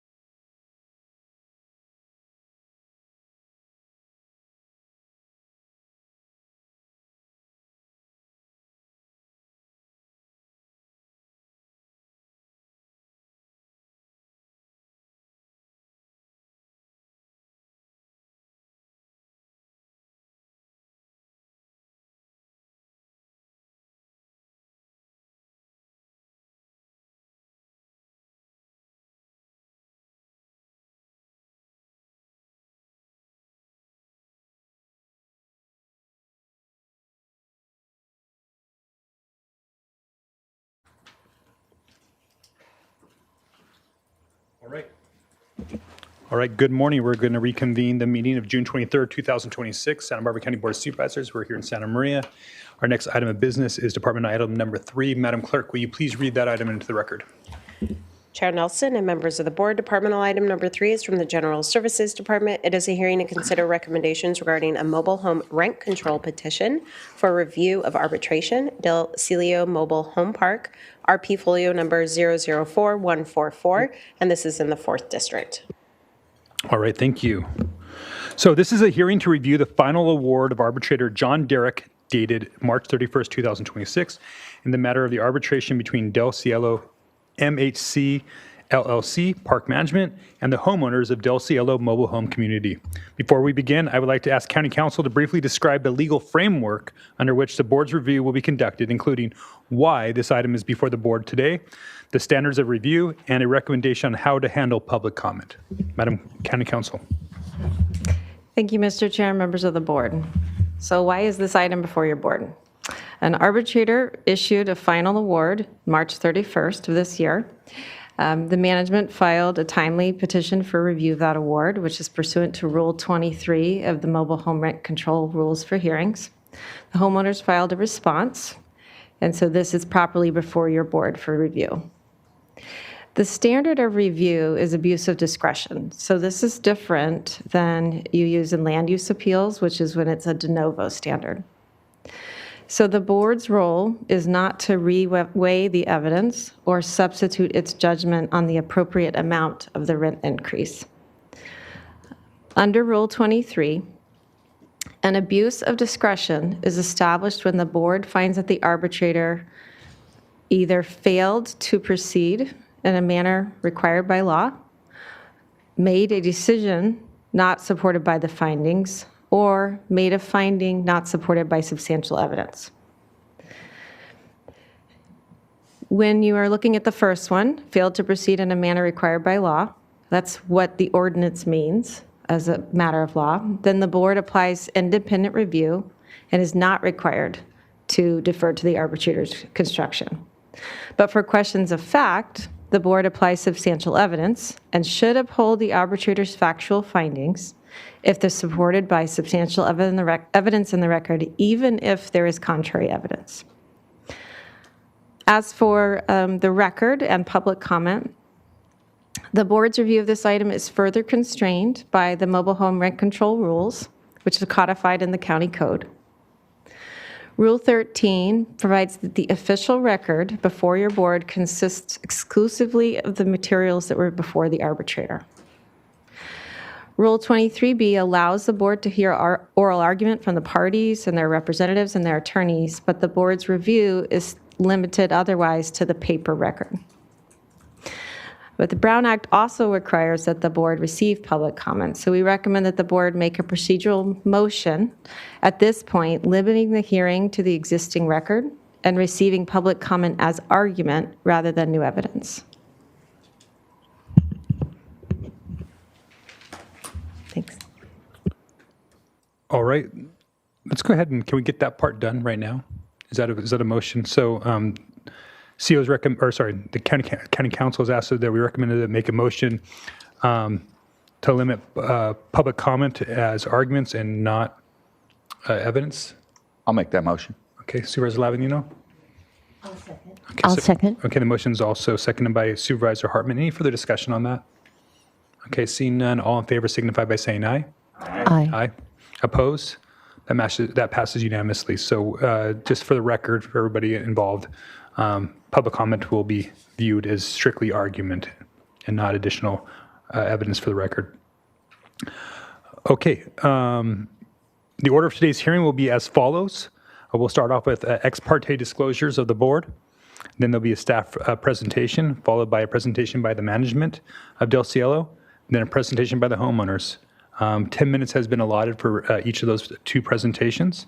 At that time, we'll be we open for public comment, followed by staff response to public comment, and then a 5-minute rebuttal by both management and then a 5-minute rebuttal by the homeowners.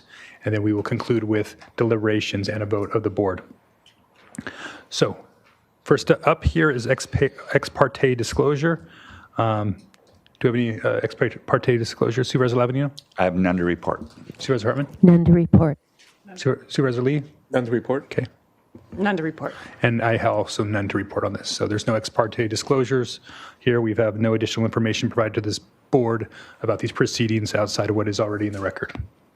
All right. On to staff. Mr. Tiber. Good morning, Chair Nelson and members of the board. Thank you very much. I'm Ted Tiber, presenting the staff presentation on behalf of General Services today. We're presenting an appeal of the mobile home rent control arbitration decision by the Del Cielo Mobile Home Parks Management. The mobile home rent control is governed in by Santa Barbara County Ordinance Chapter 11A, which provides that a party may appeal an arbitrator's decision to the Board of Supervisors, which is why we're here today. The Del Cielo Mobile Home Park, the Del Cielo Mobile Home Park is located in the unincorporated community of Orchid. Management noticed a rent increase and the resident homeowners petitioned for arbitration under the county's ordinance.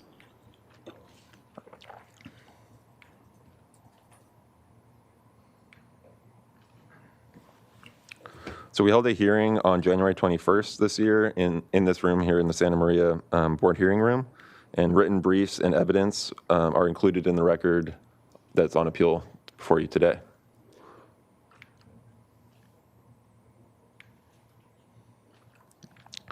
So the question for the arbitrator was what increase is allowed, and it was agreed that a minimum increase of $1,767 was allowed, but management sought a maximum increase of $39.16 per month. So the question is where in that range between $1,767 and $39.16 was the permissible rent increase.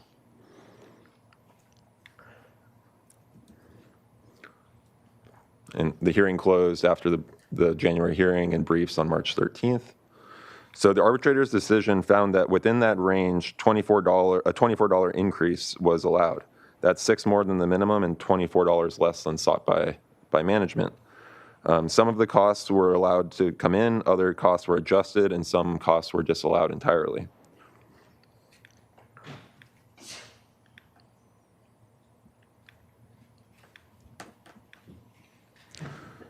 So following the arbitrator's decision, management appealed to the Board of Supervisors 2 issues contained in the decision. So the first item on appeal is that management is not entitled to any increase over the minimum amount to achieve a fair rate of return. And then the second item on appeal brought by management to your board today is that the $20,000 broker commission is non-allowable. Management arguing that it should be allowed to come in and comprise part of their rent increase. So the park residents responded, or resident homeowners responded, and their briefs sought a affirmation of the arbitrator's decision.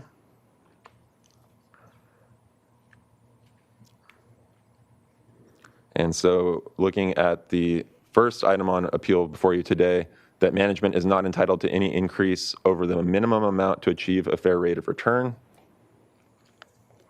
So the ordinance itself at 11A5I1 states that the arbitrator shall have no discretion to award additional amounts as just and reasonable return on investment.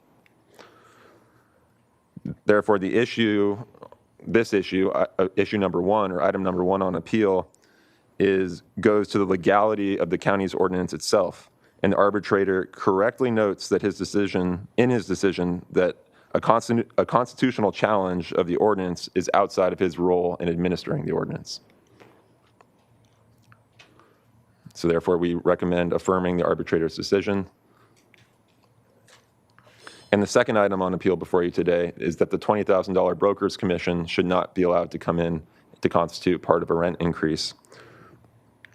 The arbitrator is finding that the broker's commission cost was incurred before the park was purchased by management and was not incidental to owning the park, was not an abuse of discretion.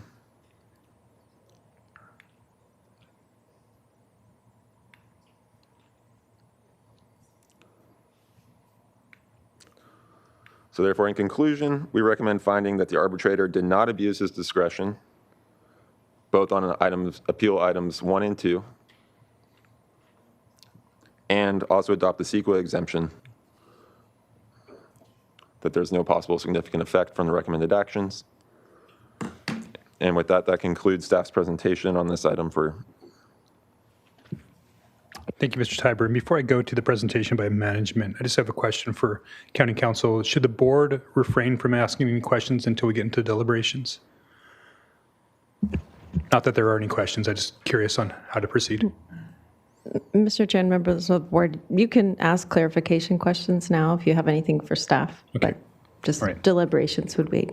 I do not at this time, but Supervisor Lavanino, please. Yes, thank you. I'm just curious on the process. So just getting my head around this, because I don't think I've seen this before. But so what would be the next step if we determine, so we make the determination, what's either the park owner or the renters, what would be their next step of recourse? Is this final, or how does it? Supervisor Lavanino, yes, this would be the final action from the county. And so if the parties wanted to pursue it beyond that, that would be legal in court.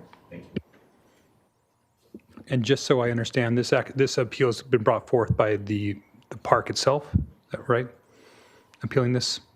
Okay. All right, so that concludes staff presentation and initial questions. Now we have a presentation by management, and Madam Clerk, will you set a timer at 10 minutes, please?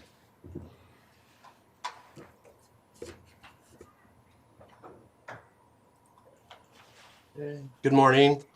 Jason Dilday, appearing on behalf of the appellant, Del Cielo Manufactured Housing Community LLC, the owner of the park.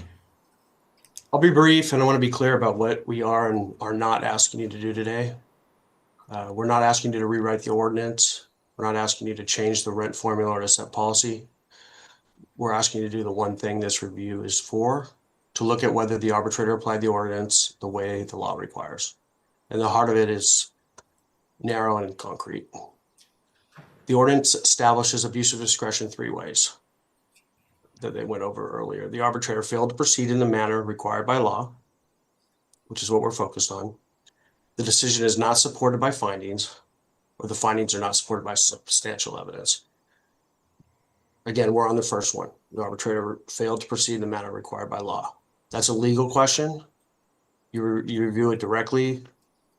The tenants raised in their reply brief or responsive brief a substantial evidence framing for this, but that doesn't fit what is at issue. This is a purely legal question about what is incidental to the purchase. And what we're talking about here is the broker's commission. Section 11A-5F1 of the ordinance expressly allows, quote, expenses incidental to the purchase of the park. And it specifically excludes things as well. And that is, quote again, principal and interest on loans and depreciation. So it allows expenses incidental to the purchase, excluding principal and interest on loans and depreciation. The park was purchased in 2024 for just under $21 million. The commission at issue is $20,000. And a commission on a real estate purchase is about as plainly a purchase expense as it gets. So the arbitrator disallowed it anyway, 2 ways. First, he drew a line between core expenses and incidental expenses and labeled the commission core. This is a distinction that ordinance never draws. The word again in the text is incidental to the purchase. It doesn't say minor. It doesn't say secondary. It doesn't exclude the central cost of buying the park. Second, he relied on timing, that the commission was incurred before closing, but the ordinance has no timing limitation at all. Nothing in it turns on before closing versus after closing. And here's the problem with that reasoning. Due diligence costs, legal fees, third-party reports, etc. Every one of those is incurred before closing. And every one of those is plainly incidental to the purchase. The arbitrator's own logic would exclude all of them. That tells you the interpretation is wrong. This is not a complaint about the ordinance. This is the ordinance being misread on a point where the arbitrator had full discretion to get it right. Correcting it is squarely within your power today. We ask that you to restore the $20,000 commission and recompute the increase. That one item is worth about $9 per space per month. And it would move the award from $24 to roughly $33. The second point is the fair return. And candidly, it may be one for the court, but I'll get into it briefly. The ordinance requires a just and reasonable return. But section 11A 5-5I1 fixed that component, and the arbitrator specifically found that he had no discretion to evaluate it. So the question the ordinance is built around was never reached. We raise it here principally to preserve it for judicial review under Code of Civil Procedure sections 1094.5 and 1094.6, and we ask that the record reflect it was raised.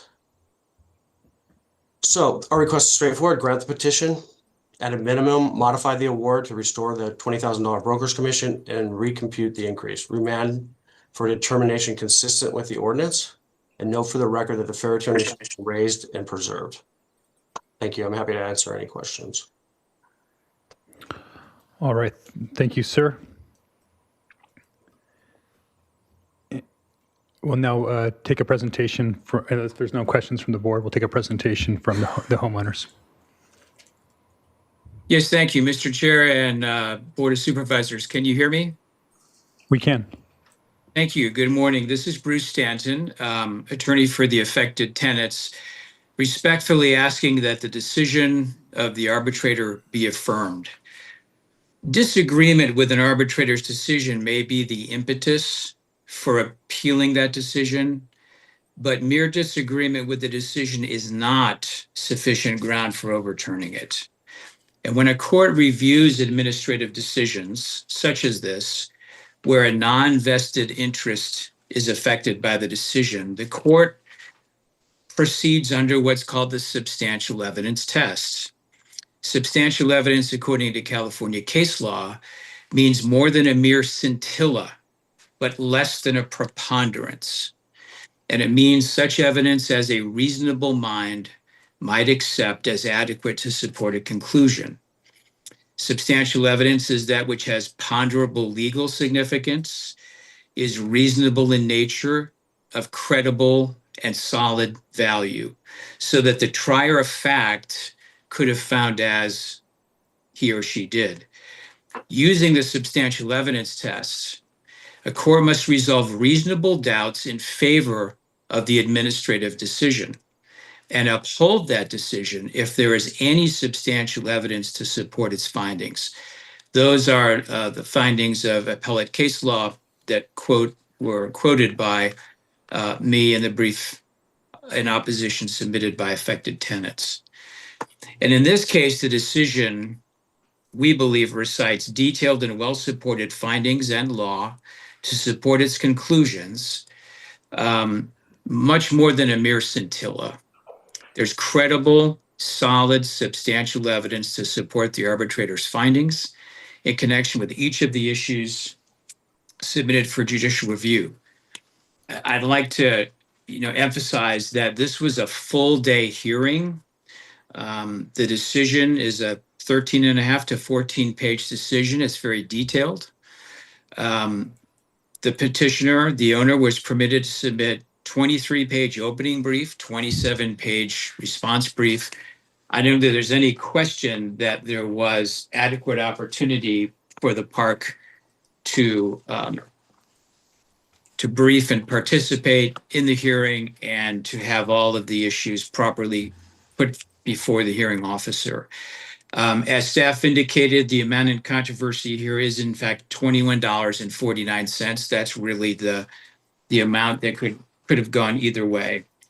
And when you look at the decision on the two issues, first of all, the petitioner says they're not asking the board to rewrite the ordinance or change it. Well, I would respectfully say they are, because they're challenging, in essence, and I guess you even heard basically for the record, for I guess a writ of mandamus action that could follow this hearing, if the board would affirm the decision. that challenges the very language of the ordinance, where the arbitrator clearly has no discretion to go beyond the ordinance standard. In other words, it seems clear that when the county passed this ordinance, it viewed the embodiment of fair return as being in the language of the standard and not to go beyond that. That's what the arbitrator had in front of him. He had no ability to perform some kind of independent review of that, go beyond that. And in essence, doing so would have really been performing a legislative function, which he has no power to perform. He has to apply the ordinance that's in front of him. With respect to the broker's commission, the park owner says, well, this is an incidental expense. And when you read the decision, it's pretty clear that the arbitrator found it was not incidental. And in fact, when you consider the other, the other sort of possibilities here for incidental expenses, clearly a broker's commission is something negotiated by the park owner. It could be manipulated to the park owner's benefit. If the park owner thought we can increase rents, the more commission that we agree to. And if we go beyond that, if a broker's commission is not a core expense, as the arbitrator found, but seen as incidental, would that imply to inspection fees, attorney's fees in connection with the transaction, loan broker fees, closing costs? I think that's clear that operational expenses are the key here. And an incidental expense is certainly not a core broker's commission. I think Mr. Adilde in his presentation even said that the commission is, quote, as plainly a purchase expense as there is. Well, then that's not incidental, is it? If it's that plain. Incidental would be something not a major part of the purchase, occurring by chance in connection with something else, or liable to happen as a consequence of something, which is what the arbitrator found. And lastly, just to say that, he, I think, correctly viewed this as something that has to do with the actual operation of the park. And it was incurred before the park purchase was completed and operations commenced. So we believe that the decision was well-founded by substantial evidence, was well-reasoned, and would thank you with that and submit our argument, and I'll answer any questions you may have. Thank you, Mr. Stanson. All right, seeing none from the board, I think we'll at this time go to public comment. Chair Nelson and members of the board, we have no requests to speak from the public on this item. All right. So my next item is staff response from public comment. There's, but should I allow staff and ask council to respond to the presentations, or was it only to public comment that they would respond to? Mr. Chair, members of the board, if there's just any clarification, Okay. that would be helpful to do now. Mr. Tiber, is there anything to clarify from staff? No, we're here to answer any questions from the board, but no comments on the parties' presentations. All right. We'll go back to management for up to a 5-minute rebuttal. And we'll give you a little extra time if you need it, but since you did not use your entire presentation time. I won't need it. The residents want you reviewing this under the substantial evidence standard, but that's not the standard that's at issue here, which I touched on briefly. Substantial evidence asks whether there was enough in the record to support a factual finding. We're not disputing a factual finding. We agree the commission was paid. We agree on the amount. I don't think there was anything from the residents basically disputing that. It was basically on the legal interpretation of incidental, as he kind of got into, Mr. Stanton got into just a minute ago. What we're challenging is the arbitrator's legal interpretation, that a broker's commission isn't broker's commission isn't incidental to the purchase, under section 11A-F. Dash 5, sorry. That's a question of law, and the ordinance itself lists failure to proceed in the manner required by law as a separate and independent ground from the substantial evidence ground. The reason it's listed separately is that it's reviewed differently. You don't defer to a legal error the way you defer to a factual finding. which is what Mr. Stanton was going on about for substantial evidence. So pointing to evidence in the record doesn't answer our point. There can be ample evidence supporting a number, and the legal test applied to that number can still be wrong. That's what happened here. And the residents also are reading incidental to mean small, minor, trivial, not worth much, but that's not what the word means in this context, and it's not how the ordinance uses it. Incidental to the purchase describes a relationship, not a size. It means an expense that arises from or is in connection to the purchase, incidental to something. A broker's commission is the textbook example. You don't buy a park without a commission. That's the connection the ordinance is pointing to. Read their way, the provision collapses on itself. Every meaningful cost of buying the park is substantial in dollar terms. If incidental means small, the ordinance would allow recovery of none of the real costs of a purchase and only the trivial ones. That can't be what the county intended when it expressly wrote expenses incidental to the purchase into that section. Our perspective is the word is doing relational work tied to the purchase, not setting a dollar ceiling. Thank you. Thank you, sir. This time we'll go to the rebuttal by the attorney for the homeowners. Well, just briefly, when petitioner says, well, we're not using substantial evidence, what we're saying is that the arbitrator failed to proceed according to the law. That argument would really have to depend upon the ordinance specifically saying that a broker's commission is among the expenses that must be considered. It doesn't say that. It talks about incidental expenses as a class of expenses without specifying anything.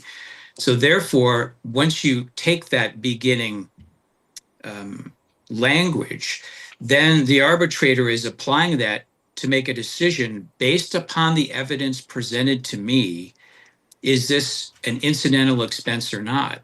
With all due respect, that's where the substantial evidence test comes in. There's been no evidence of any facial failure to proceed according to law here. The arbitrator very carefully and specifically employed and utilized each of the standards in sequence that the ordinance talks about. They're challenging his finding based upon the facts and the evidence that the commission was not incidental. That, I believe, is where substantial evidence comes in, and there's plenty of evidence and plenty of rational basis for his decision that this was not incidental, that it was a core expense. And with that, we rest. Thank you very much. Thank you, sir. All right, I believe that concludes the process of this hearing. I think at this point now we'll bring it back to the board for deliberations and ultimately a vote. County Council, did I miss anything here? I just want to make sure we're doing everything. Okay. Yes, that's correct. All right. So questions or comments from the board? I don't mind jumping in, just as I think this isn't really a district issue. It's really a legal issue, and I think from what I've heard here in this hearing and the review of the record, I do not believe that the arbitrator proceeded in a way that was not required by law, that his findings were supported by substantial evidence. I'm not concerned about that. I think it was not spelled out specifically to the commission, so I think that's where discretion comes into play, and I think that's where the arbitrator made an interpretation, and that's why we have our arbitrators in these processes. And so at this point, I believe my personal position here is I would make the findings that the arbitrator did not abuse his discretion. I would affirm the award made it in the arbitration would be my recommendation, but I'd be happy to, and also find that the arbitrator did not abuse his discretion and affirm the award, determining that the $20,000 broker commission is not able to be passed through to tenants. So I'm, Supervisor Lavigno, any thoughts on this? No, I just 100% am behind you on that. And I'll be ready to, if that's a motion, I'd be ready to second unless we have other deliberation comments. Okay. And let me reaffirm that. It's again, the 20,000 broker commission is not able to be passed through to the tenants, and also that he did not abuse his discretion in affirming the award that related to a just and reasonable return on investment. So I just want to make sure I got the right language there. County Council, did I say that right? Yes, Mr. Chair, that's correct. All right. I know it's a highly litigious environment when it comes to these things, so I want to make sure that I'm not accidentally saying the wrong thing. But I think ultimately, neutral arbitrators, again, are important in these processes, and that's why we built this into it. And I don't see anything here that dissuades me. Other thoughts? And Mr. Chair, it sounds to me like you're consistent with staff recommendation. I am. That would be.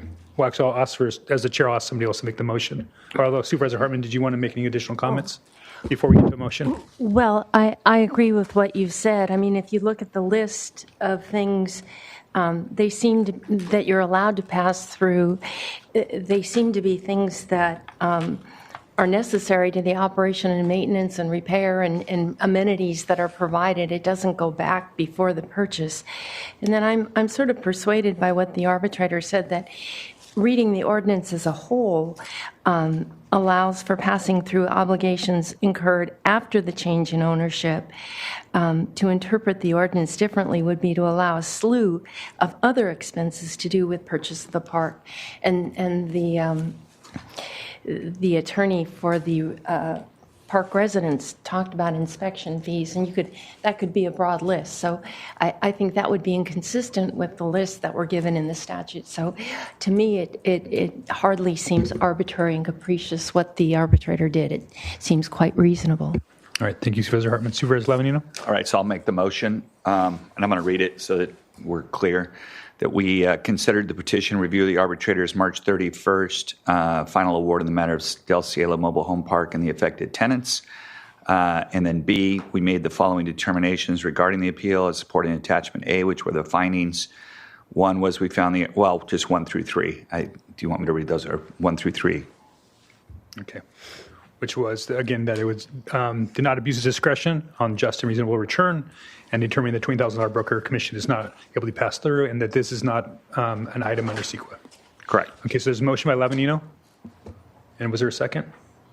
Hartman will second. And a second by Supervisor Hartman. Any further discussion on this motion?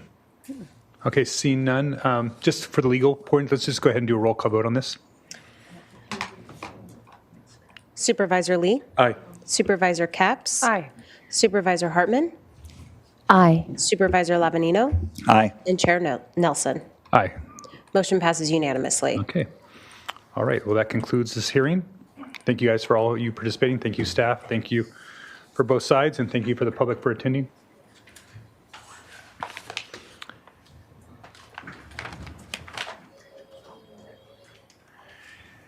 And who says county supervisor meetings are not exciting? Okay, Madam Clerk, will you please read department item number 4 into the record? Chair Nelson and members of the board, departmental item number 4 is from the Agricultural Commissioner and Weights and Measures Department. It is a hearing to consider recommendations regarding the annual Santa Barbara County Crop and Livestock Report for 2025.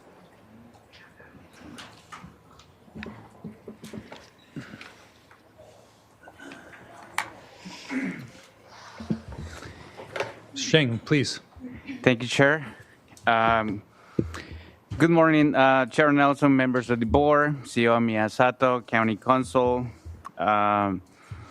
members of the public, Jose Chang, Santa Barbara County Agricultural Commissioner. I want to introduce my team today. Lori Martin, who is the Assistant Agricultural Commissioner. Matthew Mayton, who is in the back. He's the Deputy Agricultural Commissioner. And we have Dallas Estrada, who is an agricultural weights and measuring inspector. She's going to be helping today doing the presentation as well. We are very pleased to present the 2025 Crop and Livestock Report, highlighting the agricultural industry in Santa Barbara County. I also want to express our gratitude to the agricultural community for providing the essential data to make this report possible. And lastly, Mr. Chair, I also want to acknowledge our team in compiling all of the data, gathering the data, and ultimately for the production of this report. And with that, I'm going to turn it over now to Agricultural Waste and Measure Inspector Dallas Estrada. The Crop and Livestock Report is required by the Agricultural Commissioner per California Food and Agricultural Code 2272 and 2279. Our first Crop and Livestock Report record dates back to 1916. The total gross agricultural production value in 2025 exceeded $2.2 billion, which is an 11.5% increase in gross value over 2024. This growth was driven by several factors, including an increase in total harvested acreage, higher crop yields per acre, and stronger market pricing. It is important to note that the values presented in this report reflect only gross values and does not consider costs such as labor, planting, irrigation, harvesting, packaging, distribution, or other expenses associated with production and marketing activities. For over 2 decades, strawberries have consistently held the #1 spot in terms of gross production value in Santa Barbara County, serving as the cornerstone of the county's agricultural economy. Strawberries were followed by nursery products, broccoli, head lettuce, and leaf lettuce in the top 5. Wine grapes, cauliflower, celery, blackberries, and livestock rounded out the top 10 commodities for 2025. Santa Barbara County's diverse agricultural industry is reflected in the movement of commodities within the top 10 rankings from year to year. The following comparison highlights changes between 2025 and 2024. Strawberries, nursery products, and broccoli maintain their positions as the top 3 commodities. Head lettuce, leaf lettuce, and wine grapes each moved up 2 positions compared to 2024. Livestock continues to rank among the county's top 10 commodities, maintaining its position at number 10. In 2025, vegetable farmers experienced a better growing season than the previous year, as cooler weather and improved plant varieties helped reduce pest damage. However, because of soaring production costs, labor shortages, supply chain, and other ongoing challenges, vegetable prices continued to climb. Santa Barbara County's fruit and nut crops, led by strawberries, experienced a decline in harvested acreage, but an increase in overall value. This category made up 51% of the county's total agricultural production value, driven largely by strawberries remaining their position as the county's top commodity. The increase in value was primarily due to strong market demand, which resulted in higher prices in both the fresh and processed markets. Wine grapes were valued at over $87 million, marking a strong 23.9% increase after rebounding from a significant decline in 2024. This increase was driven by higher yields per acre and the high quality of the grapes, which resulted in robust demand and premium pricing compared to other wine-growing regions. Chardonnay, Pinot Noir, and Sauvignon Blanc were the 3 leading varieties in both harvested volume and gross value. Santa Barbara County's flower and nursery industry remained strong thanks to steady market demand and consistent production. We are a region known for a diverse and well-established horticultural industry, ranging from specialty orchid and rose growers to large-scale wholesale nurseries. Field and seed crops saw a decrease in planted acres and a 4.2% decrease in total value. Strong national beef prices in 2025, coupled with increased demand, contributed to higher livestock production values. Apiary production also experienced growth, with increases in both bee registrations and overall colony values. I will now turn the presentation to Assistant Agricultural Commissioner Lottie Martin. Many of the agricultural commodities produced in Santa Barbara County are exported to 36 countries worldwide, with Mexico and Canada remaining our top trading partners. Last year, 118 million pounds of these commodities was exported. Please note the export figures in this report reflect only those commodities requiring a phytosanitary certificate and does not include for unrestricted exports. Santa Barbara County producers continue to meet the demand for organic commodities, and in 2025, there were 206 registered organic farms. Strawberries remain our #1 organic commodity, with over 2,500 acres dedicated to organic strawberry production. Here's a list of the farmers markets we have in the county. We have over 100 certified producers who sell at these markets, as well as at markets outside the county. The Agricultural Commissioner's Office is dedicated to protecting and advancing Santa Barbara County's agriculture and natural resources. Central to this mission is our pest exclusion program, which conducts rigorous inspections at mail carriers, retail nurseries, and throughout the community to intercept the introduction of invasive pests. In 2025, our county ranked first in the state for pest fines, successfully identifying 375 invasive pests confirmed by California Department of Food and Agriculture as detrimental pests of concern. As a result, we issued 181 notices of rejection, safely turning away or destroying plant material that threatened our local environment and agricultural economy. To get free help identifying a pest in Santa Barbara County, our department has partnered with the University of California Cooperative Extension Master Gardeners.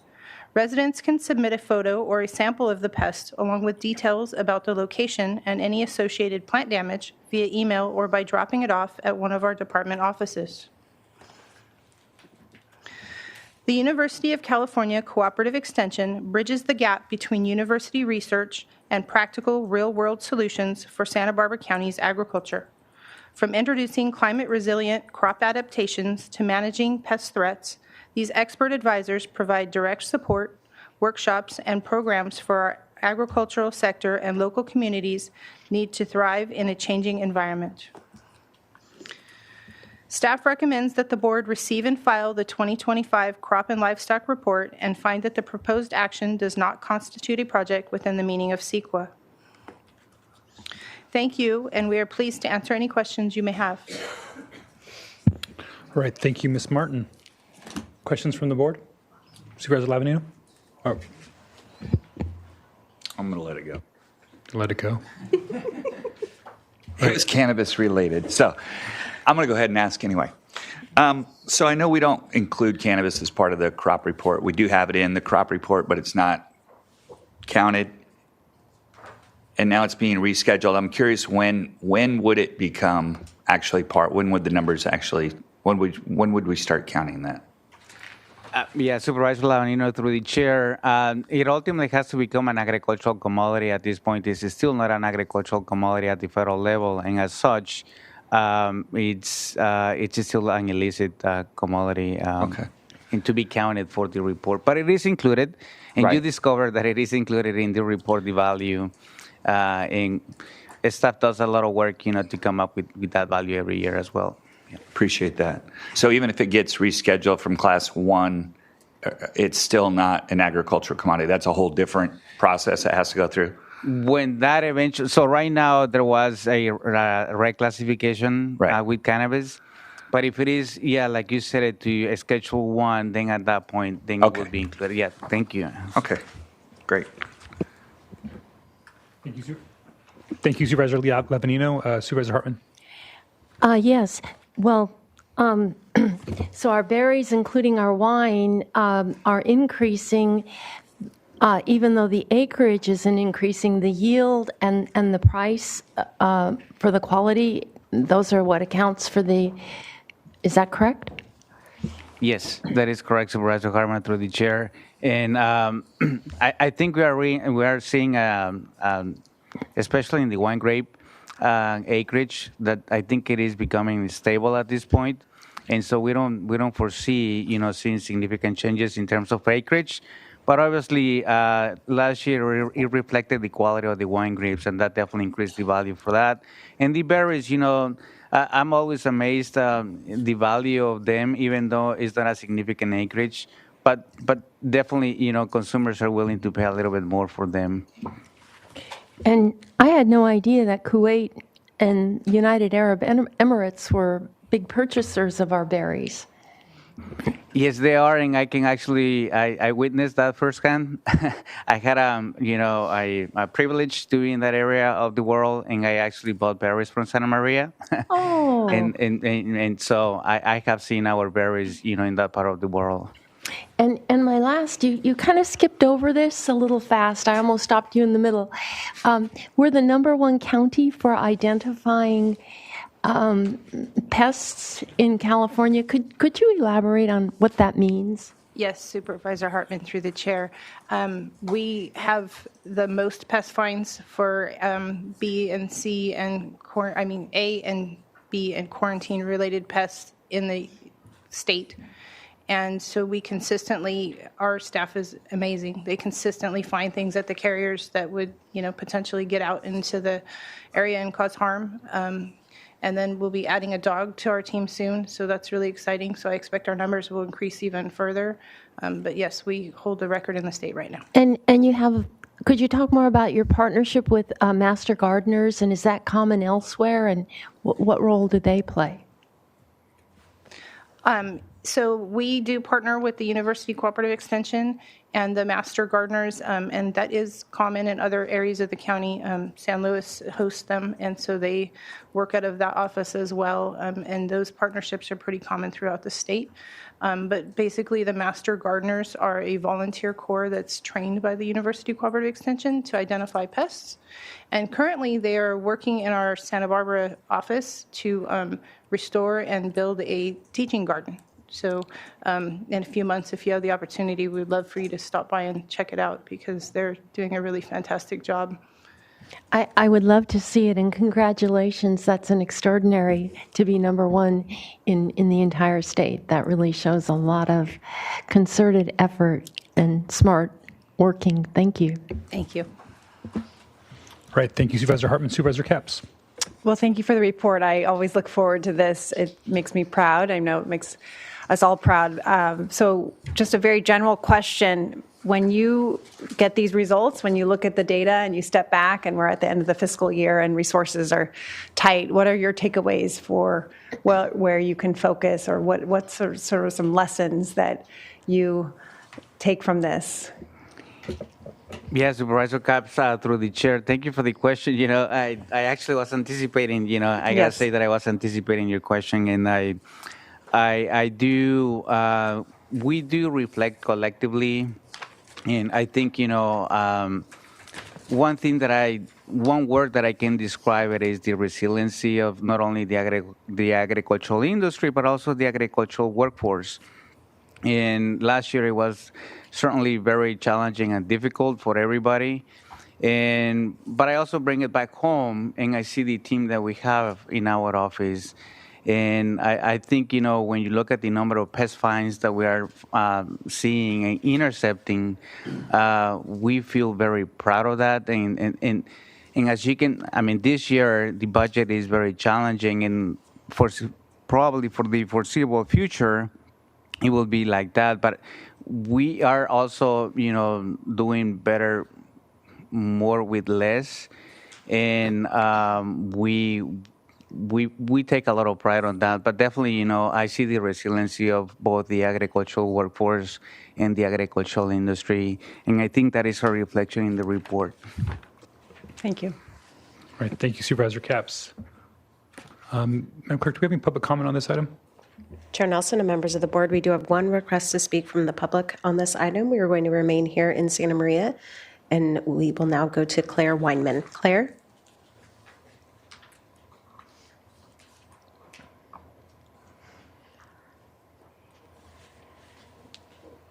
Hello, good morning. I'm Claire Wyman. I'm the president of the Grower Shipper Association of Santa Barbara and San Luis Obispo counties. We're happy to be here today to celebrate a bright spot in agriculture and the community. These values reflect the significant support of jobs and other businesses, which is where most of the numbers you heard today go. They're gross values before any of the various and increasing production expenses. At the same time, agriculture is also facing some significant challenges, and we need the support and partnership of the board and county to keep local agriculture thriving, especially for locally owned small and medium-sized businesses. The board's recent commitment to rural safety is a great example, and we thank you for that. Several significant items will be before the board this year. Essential inputs from petroleum and their derivatives, where to facilitate recreation and open space without debilitating agriculture, and how to support solar autonomy without undue impacts to agriculture. We look forward to continuing our leadership on these and other important issues so we can continue to celebrate a healthy and diverse ag community for many years to come. Thank you. And that concludes public comment on this item. All right, thank you, Ms. Weinman. Supervisor Hartman, do you have additional comments? All right, I just wanted to comment that, first of all, I'm very proud of our Ag Commissioner's Office. I think it's a shining star within the county and within the state, and I always brag about our team to anybody I get a chance to, as well as about our agricultural industry here in Santa Barbara County. There's a lot to be proud of here. And I think there's also some information here that we need to just keep an eye on, because I think that there are threats out there to this industry. I'm hearing from a lot of farmers. There's a lot of imports coming in that compete with our products. You know, it's very expensive to grow here. And when we have to compete with other countries that don't have the same level of regulations or workforce protections or environmental rules, that makes it very, very difficult for our growers to compete. You know, you saw our production go up by 11%, but that doesn't mean that was profit by any means. I would think that from most of the growers I'm hearing from, that their costs to grow are going up even greater than that. And so they likely made less money despite the fact that grew here in the county. Looking at the vegetables, you know, our numbers went up, but that was over a lot more acres. So actually price per acre went down in Santa Barbara County for our vegetable production. So that's something just to keep in mind. It's not a stable environment. It's not, you know, this isn't, you know, rental property where you can always just count on a fixed rate of return here. Supervisor Adam used to call farming legalized gambling. And so he also made one of his other famous quotes is, how do you make a small fortune in agriculture? You start with a big one, right? So that said, you know, there's a lot to be proud of, a lot of innovation happening in our county. The relationship between the county and agriculture, I think right now is strong, but it's something that has to be guarded. And so I think we continue as a board need to keep our eyes on that and continue to make the investments and be wise in our decisions and think about how what we do up here impacts what's happening out there, not only for our farm owners and operators, but also for their ancillary businesses and then ultimately the farm workers. Because when the production suffers in the farm, it suffers at home for most of our county employees, or most of our employees in our county are agricultural workers. And these small micro changes have huge impacts on eventually what they can get paid. And so I think that all trickles down, and I think it's really important for us to keep an eye on that. So again, thank you, Jose and your team. You guys always do an excellent job. I'm very proud of your department. So with that, I'll take a motion to receive and file this item. So moved. Second. Okay, we have a motion from Hartman, a second from Lavanino. All in favor signify by saying aye. Aye. Opposed? Motion passed unanimously. Thank you.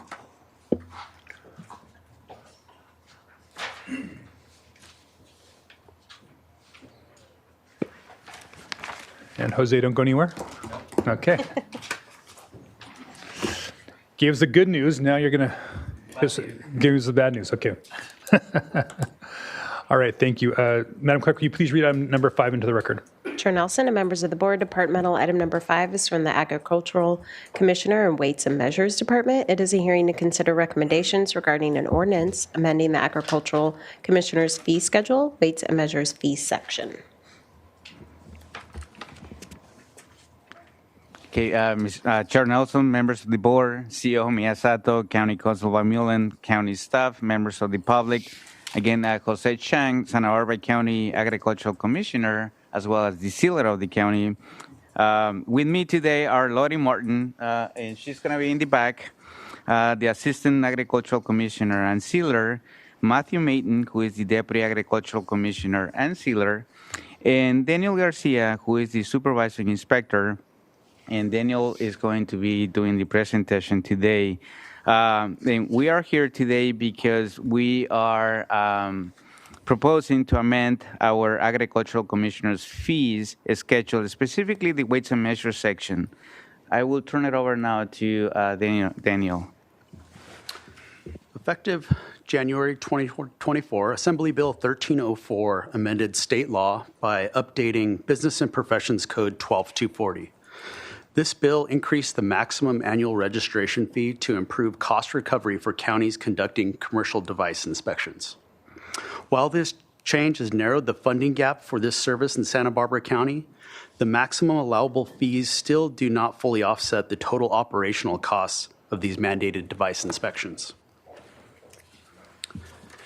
As an overview, Business and Professions Code 12240 authorizes the Board of Supervisors by ordinance to establish an annual registration fee to recover the costs of inspecting and testing weighing and measuring devices pursuant to Business and Professions Code 12210.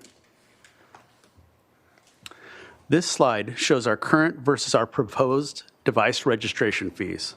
You will notice some of the devices include utility gas submeters, water submeters, computing and counter scales, as well as other commercial weighing and measuring devices, including taximeters, gas pumps, and EV chargers.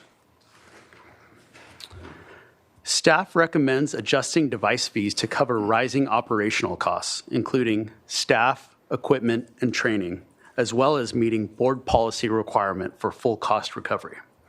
This recommended adjustment also aligns our rates with neighboring counties as shown in this chart. Staff conducted comprehensive stakeholder outreach in both English and Spanish, including the distribution of informational mailers to all impacted businesses. Additionally, copies were provided to local chambers of commerce in the county and several statewide trade associations, including the California Retailers Association, California Grocers Association, and the California Fuels and Convenience Alliance. In summary, this recommended weights and measures fee adjustment enables the county's Agriculture Weights and Measures Office to update its fee structures for the first time since 2021, improving cost recovery for mandated device inspections. This proposed change is projected to generate an additional $100,000 in annual revenue to support these mandated services. It is staff's recommendation that the Board of Supervisors take the following actions, A through D. Thank you, and we are pleased to answer any questions you may have. All right, thank you, Mr. Garcia. Supervisor Lee and Supervisor Hartman. Thank you, Chair Nelson. Was there any pushback from any of the industries? Was anybody upset about the increases? Supervisor Lee, through the chair, at this time, we have not had any comment from the public or any businesses. Wow. Okay, that's my question. All right, thank you, Supervisor Lee. Supervisor Hartman. So you really work as the county's Consumer Protection Bureau. Supervisor Hartman, that's correct. And do you have a hotline if people suspect things are not right? Yes, we have our phone number that gets routed basically right to me, and I'll handle it within about 24 hours. We also have an online portal where consumers can launch anonymously through our website any complaints. Supervisor Hartman, if I may, through the chair, in the last slide of the PowerPoint presentation, there was a seal. And on that seal, it has, our contact information. And if you notice, we also added a QR code 2 years ago to make it very simple for the public to, submit any complaints to us. Most other counties, I would say 98% of other counties don't have something like that. It was something that we pioneered a couple of years ago. Wow. Good job. I've seen things recently about prepackaged underweight. Could you elaborate that a little bit? Sure. Supervisor Hartman, through the chair. We conduct routine inspections that include package inspections in this case. And so we're looking at commodities that are packaged by weight typically and looking to make sure that they meet that weight statement. And of course, that's the net weight statement, not including the packaging of that. So we went through numerous grocery stores and packers in the county, including just some of local packers, whether it's baked goods, even milling products, and some agricultural commodities as well. During that time, we did find that it was mostly a training issues that we were finding in the field where preset tariffs were not appropriate. But we made the correction with the businesses on site, issued violations as were deemed appropriate. Well, good for you for protecting all of us. Thank you. All right, questions? Did you have questions, Supervisor Capps? Okay, Supervisor Lavenier. Just one more, not really a question, just a comment that, they're the eyes and ears and the cops out there that are protecting all of us. You don't even think about it when you go to get your gas. We're all freaking out about how much it costs, but you have no idea if it wasn't for you. We'd have no idea if we're getting a gallon when we pay for a gallon. So really appreciate all the hard work that's going on. And folks, I don't do it, but I encourage you to, and I'm going to start doing it, is look at your receipt, not just at the gas station, but I meet regularly with Director Chang, and there's so many instances where even large corporations that you would think, well, I guess we probably would think that they would, but maxing out, like overcharging numerous different items that are just picked off the shelf randomly. And so, when times are tough like this, even when times aren't, but even more so now, is when you're buying something, just double check and make sure that the price that you're paying for it is what was listed. So I appreciate all the work you do out there, your whole team. I know you're widely respected in the community, both on the ag side and the weights and measures side. And I think this is one of our departments that obviously we should hold up as an example to everybody. So thank you. All right, I had a couple questions. Well, first of all, I wanted just to piggyback on that. It's not just protecting the consumer. You guys are also protecting businesses, right? You guys obviously expose when their equipment's malfunctioning, right? I mean, I'm sure we don't have a problem with selling somebody more product, but it's also good for them to know, so they're not necessarily selling more product than they intended. Does that occur sometimes out there? Supervisor Nelson, yes, that's correct. When there's issues with accuracy, it can be benefiting the customer or sometimes, against the customer. And so when there are losses to the business, that eventually gets passed down to the other consumers. And so leveling the playing field amongst the business is a top concern. Yeah, thank you, Daniel. And Chair Nelson, I just wanted to add that underchargers, those are very common issues that we see with some businesses, meaning that they are, charging less, for that item, so the consumer is actually, getting more. And so we let those businesses know when those cases are happening. Great, thank you. I just had a couple questions on some of these sub-meters. So it's like a gas sub-meter that would be at our house. Is that what that is? Supervisor Nelson, yes, that's correct. This is in the case of sub-metering. And so when there is a entity that pays a bill for an entire either mobile home park or apartment complex in lieu of the customer, and then reads internally and bills the customer, we act as the regulating authority as opposed to a residential meter that would be on a house and regulated by the Public Utilities Commission through the state. And so, like in a mobile home park, you go out there and check all the sub-meters every year? The timeline for inspection on sub-meters is on a 10-year cycle. Okay. And so we request that they bring in 10% of their meters to our labs. We have a lab in Santa Barbara and one in Santa Maria. And we do testing in-house on those meters to ensure accuracy and that they meet the correct specifications. And that happens every 10 years, that they bring in 10% of their meters? 10% annually, so that over the course of 10 years, 100% of the devices are inspected. Okay, so they bring in, and when those devices get brought in, that's when this fee would be, so will be $10 per sub-meter? So the fees are paid annually. So there's an annual registration permit that is sent out annually every January, and those fees cover permitting, and there are no testing fees that occur when we do the inspections. Okay, so I apologize here. Let's go get back to that. Then let's go back to that slide here for a second. I want to make sure I understand this correctly. On the new fees, current versus proposed. So again, I guess the gas meter would be a vapor submeter. Is that right? That's correct. And so are we charging for all of them every year, even though we only test a portion of them? You want to take that one? Matt. Yeah, thank you for the question, Supervisor Nelson. So that is correct. The cost, so what it is they pay an annual registration fee for all the meters. So the cost is $10, the proposed cost is $10 per meter. We only test them once every 10 years.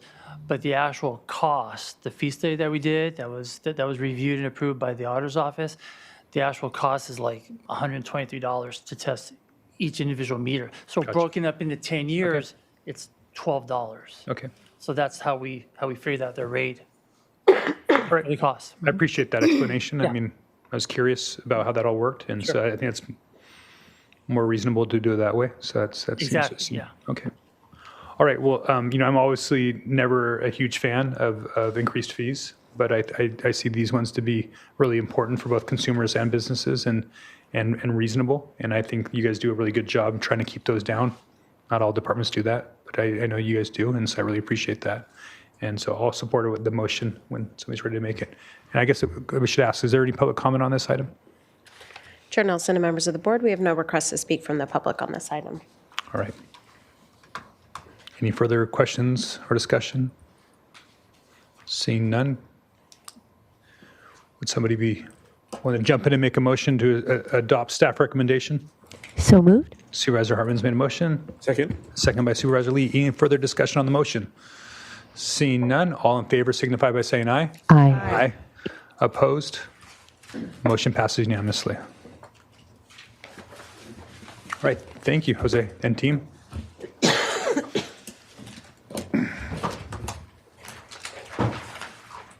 All right, for those of you guys watching at home, we're going to go ahead and break for closed session in a moment here. I'll have County Council read out what we're going to be discussing in closed session. Also, I think we may have had a public commenter on closed session, so we'll make sure that's available if they are still down in Santa Barbara would like to provide public comment. Again, we are trying to come back at 2 o'clock. We do have a pretty robust closed session, but our goal is to get back at 2 o'clock to be able to provide a time certain on the Truth Act. So, Madam County Counsel, would you please read into the record what we are discussing in closed session? Thank you, Mr. Chair and members of the board. In closed session today, the board is scheduled for 2 items of anticipated litigation. This is significant exposure to civil litigation based on the facts and circumstances in the agenda. One refers to a threat of litigation by G&K Protos LLC, and the other is Santa Barbara County Firefighters Local 2046. We also have 1 item of anticipated litigation, deciding whether to initiate litigation. We have 3 items of existing litigation, Torgerson versus the county and Zemmer versus the county, but those are both Santa Barbara County Superior Court cases, and Sable Offshore Corps versus the county, which is a U.S. District Court in the Central District of California. And conference with labor negotiators for employee organizations, Santa Barbara County Deputy Sheriff's Association, Santa Barbara County Probation Peace Officers Association, Santa Barbara County Sheriff's Managers Association, and Santa Barbara County Firefighters. And the agency designated representatives are CEO Miyasato and Human Resources Director Christine Schmidt. And the time estimate is 2 hours, so hopefully we'll be right on time back for the 2 o'clock. Great. We'll try to stay on that timeline. Madam Clerk, you said there was public comment or 1 point. I know we have a potentially written public comment by that individual, but are they available for public comment in Santa Barbara? Yes, Chair Nelson and members of the board, we did previously have a request from Yana Zimmer for the closed session public comment, but she has currently left, and there is an additional public comment for your board. Okay, and just for the record, we have received her written public comment that I think she was planning on providing orally. So all that has been received by the clerk. made available to the public and each of the board members prior to attending closed session. So with that, we'll go ahead and recess for closed session. We'll be back in a couple hours. Thank you.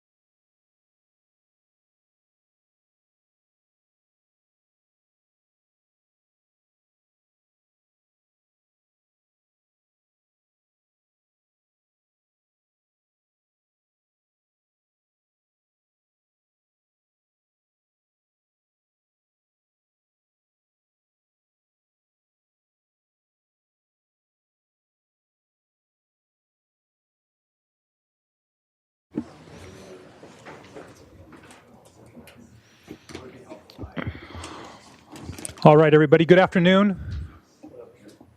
We're going to reconvene the meeting of the January 23rd, 2026 meeting of the Santa Barbara County Board of Supervisors here in Santa Maria.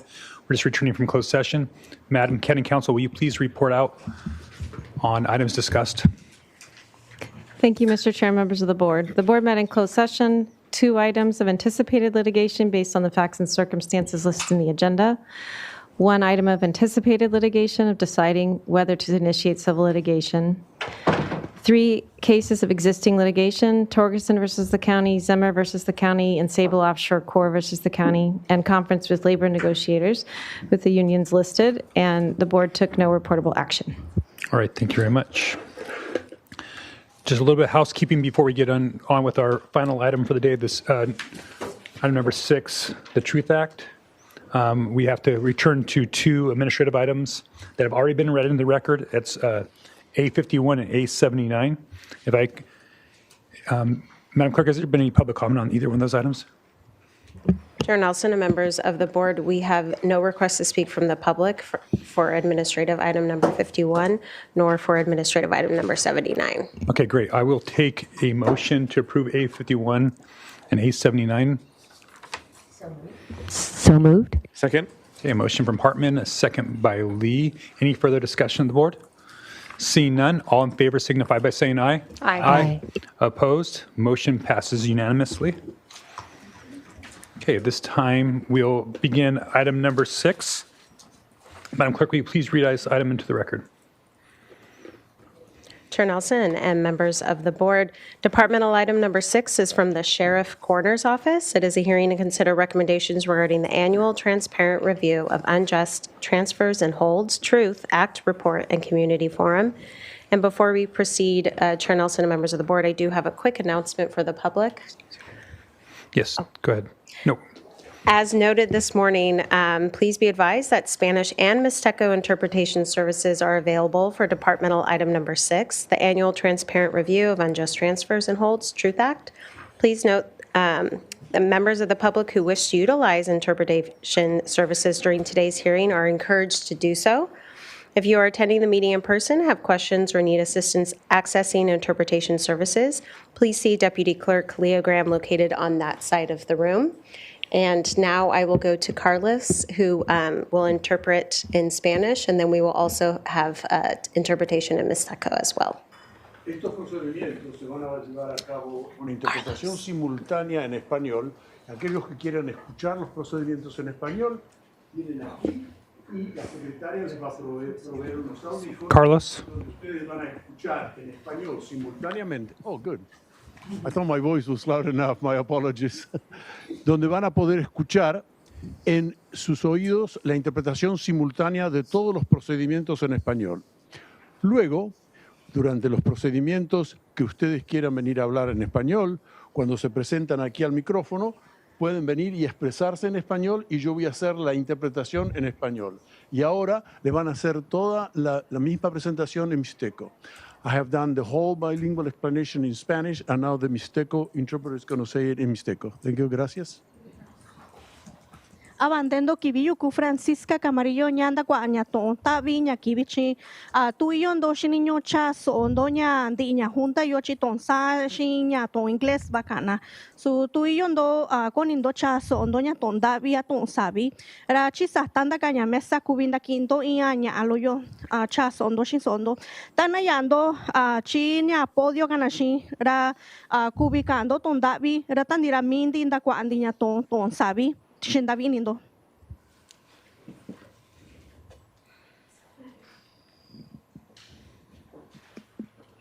All right, thank you. Before we get started with Sheriff Brown, just make an announcement for as a chair. If you plan on making public comment, make sure you get your public comment slip in prior to the end of the conclusion of the presentation. We will close public comment after the first speaker comes up to speak in public comment. Also, to be make sure we get through everybody. I know there's a lot of people who want to discuss this issue, and we also have translation.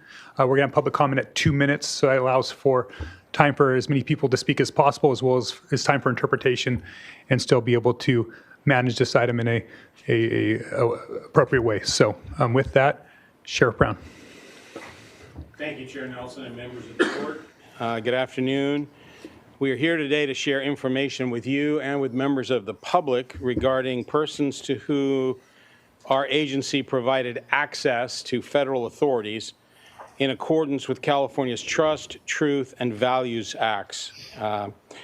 In addition to reporting the statistics that are required under the Values Act, which is SB 54, in the interest of transparency and responding to requests for information from Supervisor Capps and other members of the public, we will also share some additional information regarding an explanation of SB 54, the Values Act, so that the public has a clear understanding of its requirements, the transfer of released inmates for whom a federal warrant has been signed by a magistrate, and immigration-related arrests made by federal authorities on or near our county jails and their curtilage, and questions regarding our policy relative to the installation of SCRAM alcohol monitoring devices.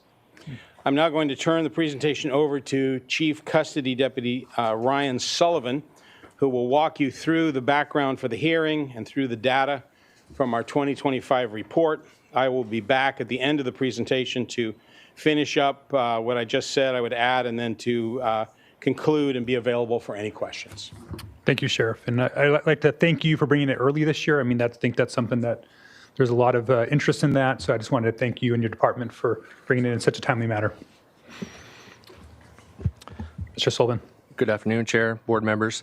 We'll start off with kind of some background. So in this slide, we will outline the three pieces of legislation that impact immigration enforcement within California that the sheriff just mentioned. The first of which being the Trust Act, which went into effect January 1st, 2014. The Trust Act prevents local law enforcement from detaining non-citizens pursuant to an immigration hold or detainer beyond the time that they would otherwise be released from custody. The next one is the Truth Act, which went into effect January 1st of 2017. The Truth Act provides Know Your Rights information to undocumented individuals that ICE wants to speak to while they're in custody.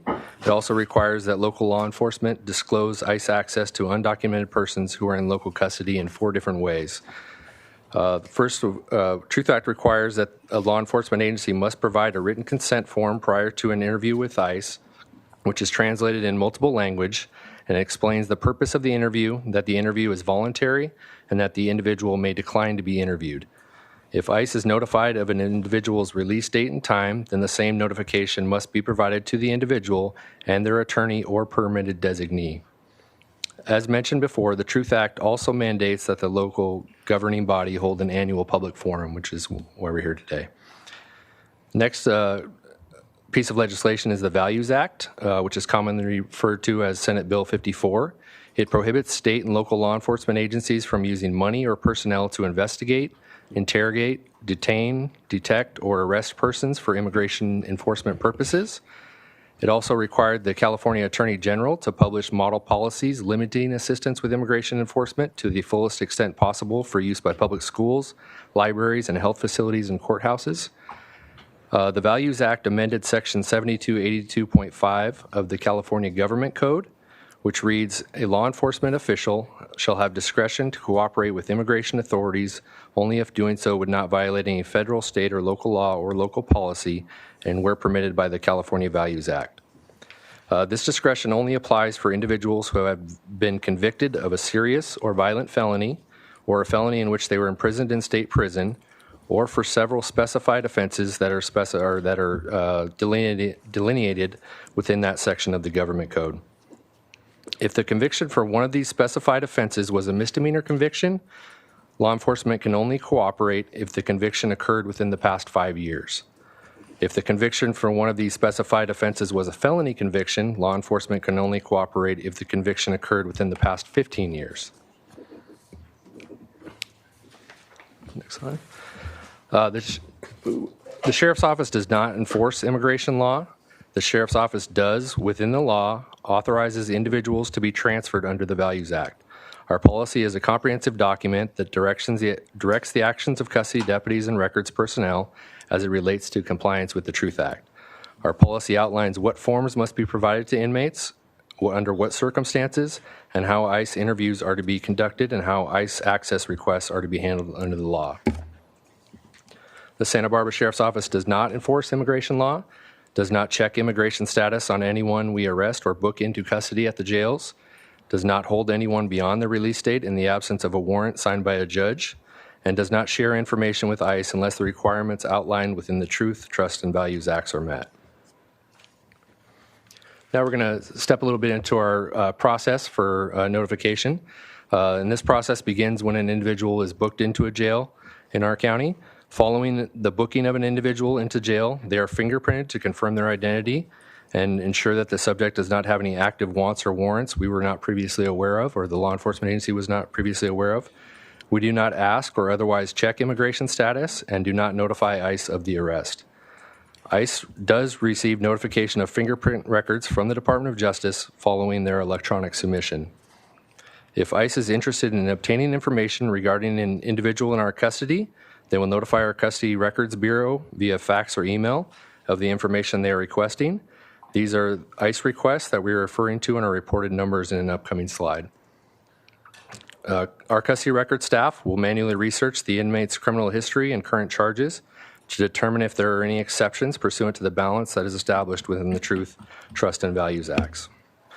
That will allow us to share the subject's release date with ICE.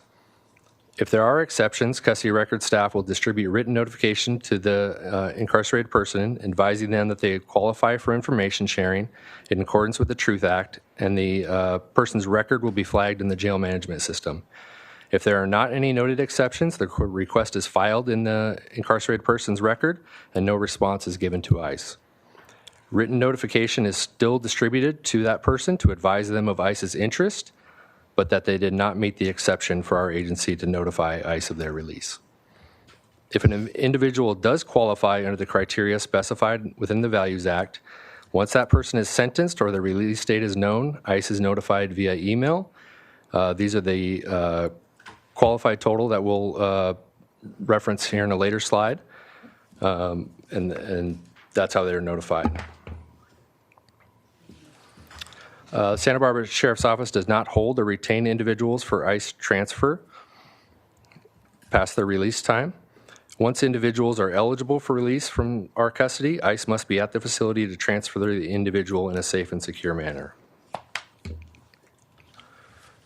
This next slide shows a kind of a snapshot from 2024's data to 2025. From 2024 to 2025, there was a decrease in requests from ICE, 229 in 2024 and 221 in 25. There was also a decrease in the number of individuals that were transferred to ICE in 2025, 12 compared to 16 that were transferred in 2024, which accounted for 0.1% of the overall releases from the jail system. There was a slight decrease to the percentage of those who qualified for SB 54, which was 1.87% in 2025 compared to 1.95% in 2024. This chart also reflects judicial warrant transfers that were made at the Santa Barbara County jails. Whenever a judicially signed warrant exists, the transferred person no longer falls under the purview of Senate Bill 54, the Values Act. Although there is no mandatory requirement for disclosing this number, we are doing so in the interest of transparency.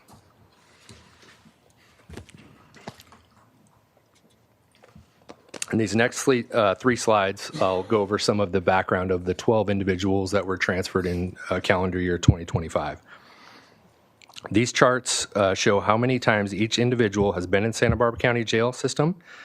Please note that this does not show how many times they may have been incarcerated in other jails or prisons. These charts also show the charges the individual was in custody for at the time of their transfer, as well as the qualifying offense or offenses and the dates of convictions for each individual that was transferred. Additionally, this chart shows whether they qualified pursuant to Senate Bill 54, of which all of them did, and the date and time of their transfer to ICE.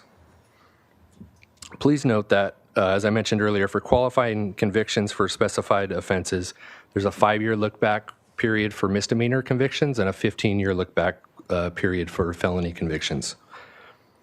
We'll start with number one. Individual number one was currently in custody for lewd and lascivious acts with a child under 14, which was the same offense that qualified him for transfer following a conviction.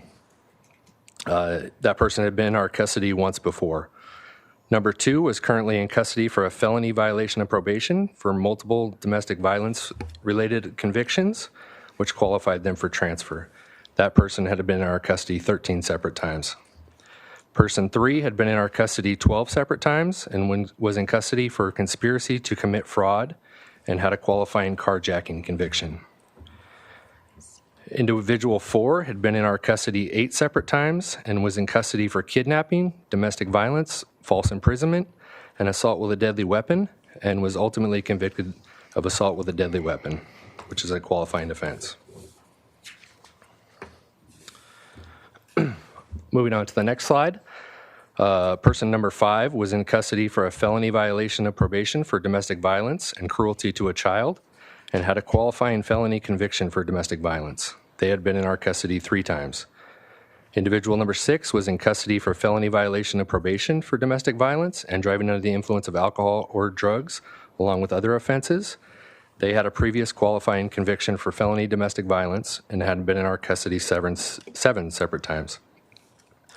Number 7 was in custody for a violation of parole and had a previous qualifying conviction for assault with a deadly weapon with a gang enhancement in which he stabbed a rival gang member in the chest on behalf of his criminal street gang. This person had been in our custody 4 separate times. Person number 8 was in custody for felony driving under the influence with injury, as well as hit and run and other vehicle code violations in which they were convicted for felony DUI, which is a qualifying offense. They also had a previous qualifying conviction for felony second-degree burglary, and they had been in our custody once before. And moving on to the final one of these slides, individual number 9 was in custody for possession of a controlled substance and giving false identification to a peace officer. They had a previous qualifying conviction for possession of identifying information with the intent to defraud 10 or more persons. They had been in our custody 3 times.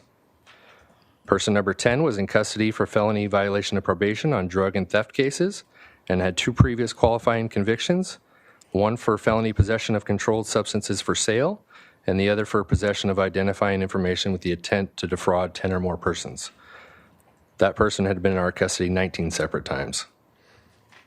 Number 11 was in custody for public intoxication and had a qualifying felony driving under the influence of alcohol or drug conviction while driving a stolen vehicle with priors. They had been in our custody 2 times.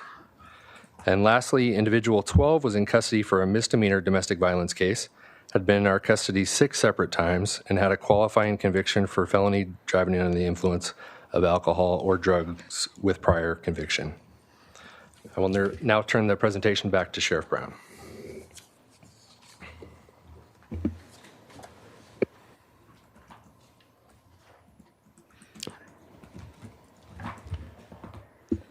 Thank you, Chief. I now want to respond to specific questions that were asked by Supervisor Capps in a letter that she wrote to me, and I'm going to read you the question and then the response to give you some additional information besides what was presented in our mandated reporting. So the first question that was asked was, beyond official transfers, does the Sheriff's Office track how many individuals are released from county jail custody and subsequently detained by ICE while still on Sheriff's Office property? If this information is not currently tracked, could you please explain why and whether implementing such tracking is possible moving forward? We are aware that ICE has arrested some persons who have been released from our custody within the publicly accessible areas within or adjacent to our jails.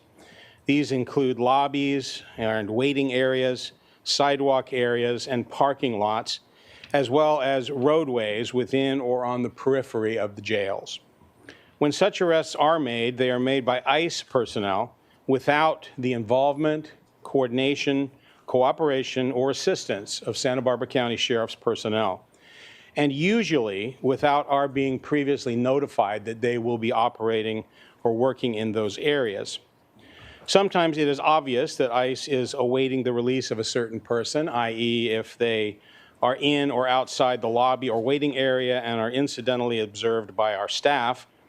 All of these areas are outside of the secure zones of our jails and are open to and accessible by any member of the public. including ICE personnel. ICE has occasionally notified us in advance that they will be operating in our parking lots, but most of the time that we have been aware of such arrests, they have not notified us. Other than having captured some of these incidents on our jail security cameras by chance, we do not document, track, record, or report these arrests in any way. Given our jurisdiction, staffing, and other resources, attempting to do so would be impractical and burdensome. We do not intend to attempt to track or report these peripheral arrests in the future any more than we would monitor and record arrests made by other law enforcement agencies that operate independently in our county, such as the Federal Bureau of Investigation, the Drug Enforcement Administration, or the California Highway Patrol, for example. The second question that was asked, there was a recent incident involving the installation of a scram device in which, as I understand it, a protocol issue arose and changes were proposed afterwards. Could you please provide additional information regarding the updated protocol and the steps being taken to prevent similar incidents in the future? In a slanted and misleading article that was published in the Santa Barbara News Press on April the 2nd of 2026 that was entitled "Investigation, ICE Arrests at County Jail Far More Frequent Than Official Reports Show," the reporter, Lillian Perlmutter, wrote about a person named Gustavo, quote unquote, who was released from our jail and immediately arrested by ICE agents who were waiting in the jail lobby. There were a number of incidents of misleading and inaccurate reporting in this article.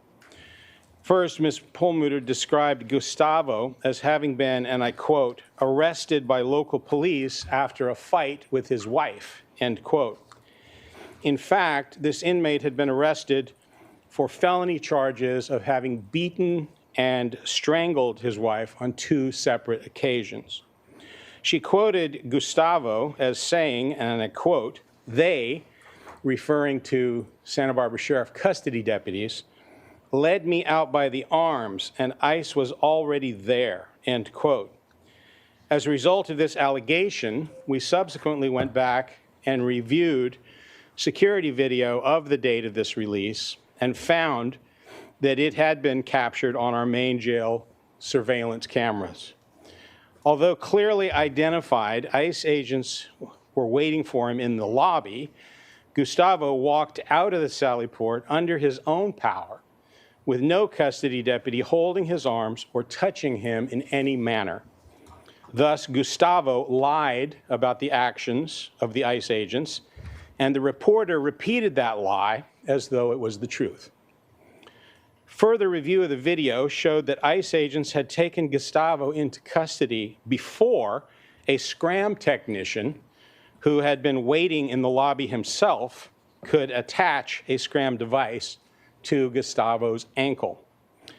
In discussing the Sheriff's Office protocol with the reporter, our Northern Branch Jail commander had given her the Northern Branch Jail protocol for the installation of the devices, which is done in the secure area of the jail before an inmate is released.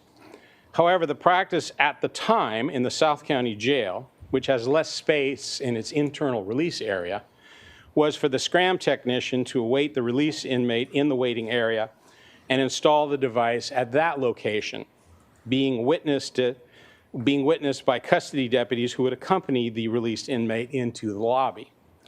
As a result of our review of this situation, the Sheriff's Office has established a uniform practice of inviting the scram technicians inside the jail, and we will install the devices prior to an inmate's actual release from the secure area of the jail. That practice is now uniformly in effect in both the Northern Branch Jail and at the main jail.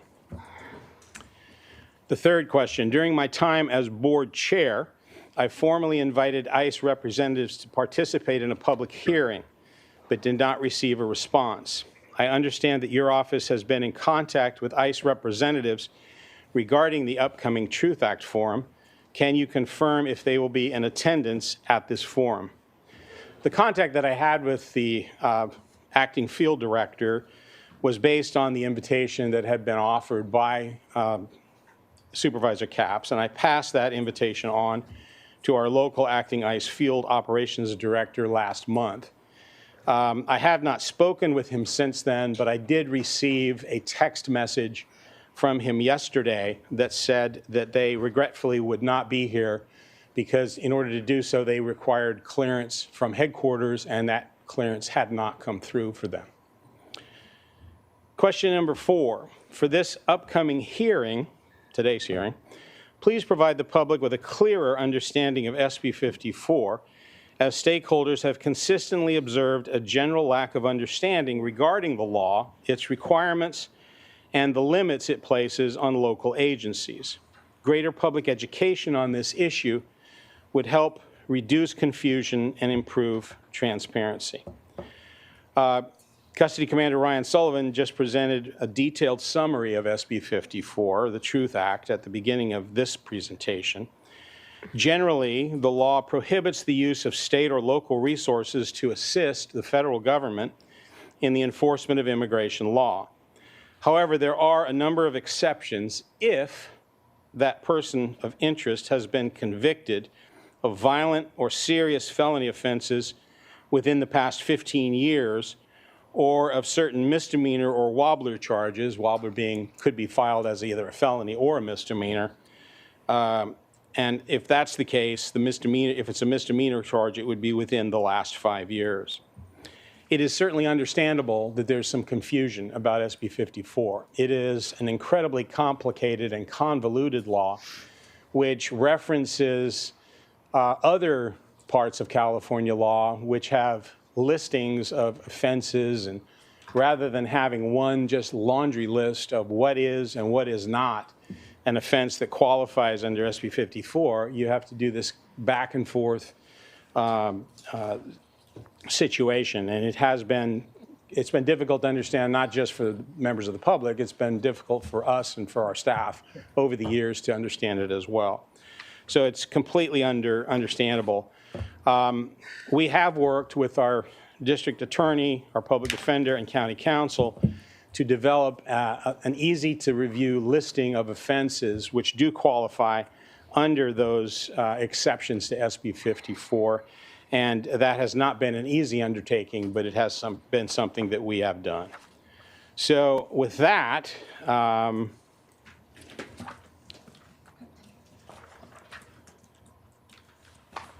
yeah, I think I'm going to leave it there, and I'm happy to answer any questions, or my staff is here available, any questions that you might have. All right, questions from the board? Supervisor Lavanino. Thank you, Mr. Chair. So I think I think you're really hitting on I think that first question by Supervisor Capps really hit the things. I really don't know. There might be folks, but I mean, when you look at the 12 people, I get it. But it seems like the number that, and we don't know what the number is, of how many people are taken into custody by ICE in our own lobby. That's the gray area that everybody's, I think, very concerned about. So we say it's publicly accessible, but it's still on county property. Why aren't those people? Well, first off, why aren't we tracking how many? I mean, to me, it's different than when you say, well, it could be anybody out in public that got arrested. We don't track those. This is in our lobby, on our property. I would think that's something we would want to quantify. And the second part of that is, why isn't ICE, okay, so you're communicating with them on ones that meet certain standards and they're showing up. So how many of those, do they meet the standard that they're not showing up and then they're getting them in the lobby? And how come that's just not, it seems way less safe, way less humane? I just don't understand how that works. Yeah, quite a few questions. I know. It's all coming off the top of the head, so sorry. Let me try to figure that out and roll it back to you. Thank you. So first of all, the 12 that we've reported that ICE did come and pick up, there were also others that we notified them of per SB 54 that did qualify that they did not come and pick up. And that's been the case for the last number of years. There's been a certain number where they just have not showed up, and we have had to release those people into the community rather than release them to ICE. As far as the people who they are coming and arresting in the lobby or on the curtilage of the jail, those people are typically going to not be the people who qualify under SB 54. Those are going to be people who ICE agents, have probable cause to believe are in the country illegally and have committed an offense, but they don't qualify under the California law. We don't notify them of that. The only thing that we do is notify, as we do with all of our jail inmates, the public of a release date when a person is released from jail. ICE has access to fingerprint databases. They have access to an incredible number of resources that they have, and they use those resources as well as taking the date off of our website, no doubt, to determine when somebody is going to be released. And if they want to arrest that person, they typically will come, and we will let them know within the same parameters that we will let a member of the public know when we are going to release somebody. It's usually within a 2-hour window that we'll give them on a particular date and time. And there's reasons for that. Obviously, people come in to arrange rides and pick people up and so forth. But again, it's public information, which goes both ways. As far as the, I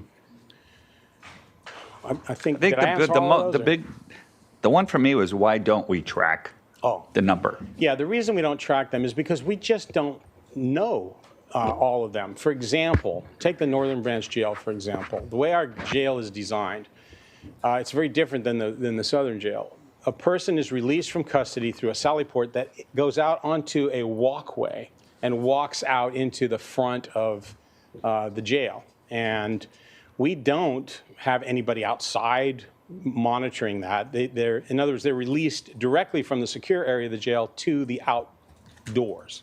And they, although we have security cameras there, those cameras are not monitored unless there's a reason to go back and look at them. The people who are monitoring cameras are monitoring the cameras on the inside of our jail and making sure that staff and inmates are safe in the jail. And although we have huge banks of cameras, we don't have, it's not a 1-for-1 or even 10-for-1 situation where people sit and monitor them. So we don't know, like in that case, I'm sure there are many times where people are released and ICE may be waiting for them and we're not aware of it. No one has come to work and seen them, or no one is, so there's no way for us to, sort of divine that as to if they're there or not. There are other times, as I mentioned, where it's very obvious. At headquarters, sometimes when I pull in the morning, there's usually, if ICE is there, there's usually a group of protesters, many of whom are probably here in the audience today, who are out there as well. And so it does become more obvious if that's the case. But the reality is, like I said, their arrests are their business. They're really not our business. They are a bona fide law enforcement agency, whether people like that or not, they are. And they are authorized under federal law to make arrests, and they do make those arrests all the time. And so they are responsible for reporting those arrests. I think a lot of the confusion comes in, and again, it gets back to this very misleading article that was written that said it was written as though we were hiding something from the public when we said we've released X number of people, and we have had, as mentioned, a surge in arrest warrants that have been signed by federal judges. They didn't used to hardly ever send those. We had 33 of those in 2025. So between 33 and the 12, that's, 45 people. But this reporter said that they got some information, or they got information from another group, mysterious group, they didn't identify who it was, that said ICE had indicated that they had made 99 arrests at, quote unquote, at the Santa Barbara County Jail. Not in the jail, at the jail. And so those numbers that they reported allegedly were numbers that ICE provided to them and included, apparently, all of the arrests that were made in proximity to the jail in any of those areas that I'd mentioned before. Some of which we were aware of, most of which we were not. And as far as tracking it, again, unless there is something that occurs, we did have one, for example. We had one where a guy took off from ICE who was attempting to arrest him, and there was a pursuit, and he doubled back, and he climbed a fence, and he jumped into the secure area of our jail and injured himself in so doing. But we did take a report, obviously, on that because he was illegally entering our jail, a secure area of our jail as well. So other than that, it just is something that I'm not aware of any other sheriff's office or law enforcement agency that tracks and reports arrests made by another law enforcement agency. And I think there's probably room there to ask ICE, and frankly, we don't want to do it. We want to be seen as far removed from ICE as possible because ICE is, we are not working with ICE. We don't coordinate with them. We don't give them information. And we don't want to be seen as engaged in anything that's not required communication with them. But I don't think there'd be anything preventing the board or Supervisor Capps or anybody from making a regular request of ICE if this information is indeed public information that they have given out, which really the reporter did not identify in the article as to where that information came from, other than it was from some academic group that I think in a subsequent article may have been further identified. But again, it's not anything that we know of that we could verify. And so I don't know if those numbers are accurate. I don't know if those numbers have any meaning whatsoever.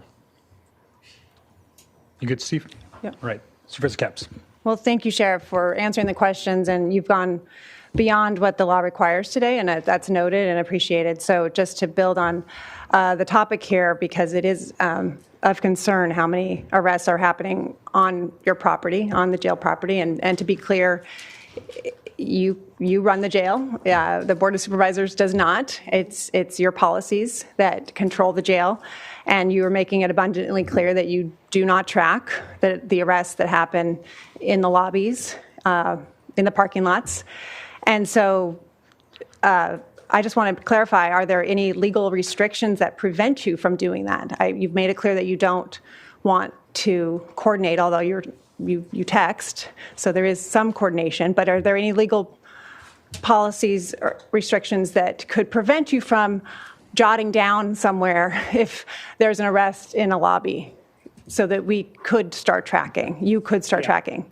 Supervisor Capps, through the chair, I don't believe there's anything legally that would prohibit us from reporting anecdotally those types of arrests. The problem that I would have is there would be no way for us to gauge the accuracy of any kind of number that we came up with in terms of those arrests. No way to confirm if it was a truthful number or not. And again, it's really not our jurisdiction and not our responsibility. It's the responsibility of ICE who are making those arrests. And they are accountable to the public, and they are, and apparently, this reporter or the source that she had for some of this information was able to obtain that information. I don't know what the breakdown was, but I'd be reluctant to do that just because it's going to, by its very nature, not be a very accurate report. And again, we're going to be accused of underreporting or not reporting or what have you. And as I said, we want to keep the trust within the immigrant community. We want to make sure that we are not seen as somebody who is working with ICE, and we don't. And you can snicker and say whatever you want, but the reality is we do not, and we abide by the law. Well, I appreciate that, but I think it gives a false impression, and I was just at the Northern Jail this morning just to double check, and was at the main jail not too long ago.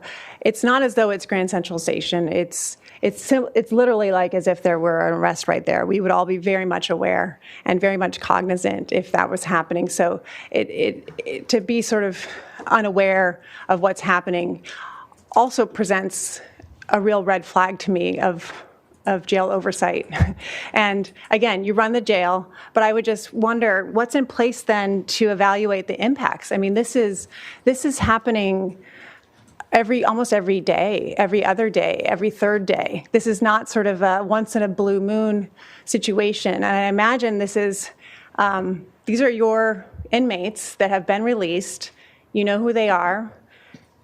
And then there's a disturbance. Oftentimes there's protesters. So this is not some sort of quiet in the night situation. And when I was at the jail with some members of your team, there was nothing else happening. So it would have been very obvious. And so I'm just, again, we can't have a policy that you would start tracking, but I just want to put up the numbers to demonstrate what an anomaly our county is for the number of arrests that happen on jail property. So this is coming from ICE. This is the data deportation center numbers from UC Berkeley, and they're getting this information from the federal government that we've had, this is last year, 99 arrests on your property, Sheriff.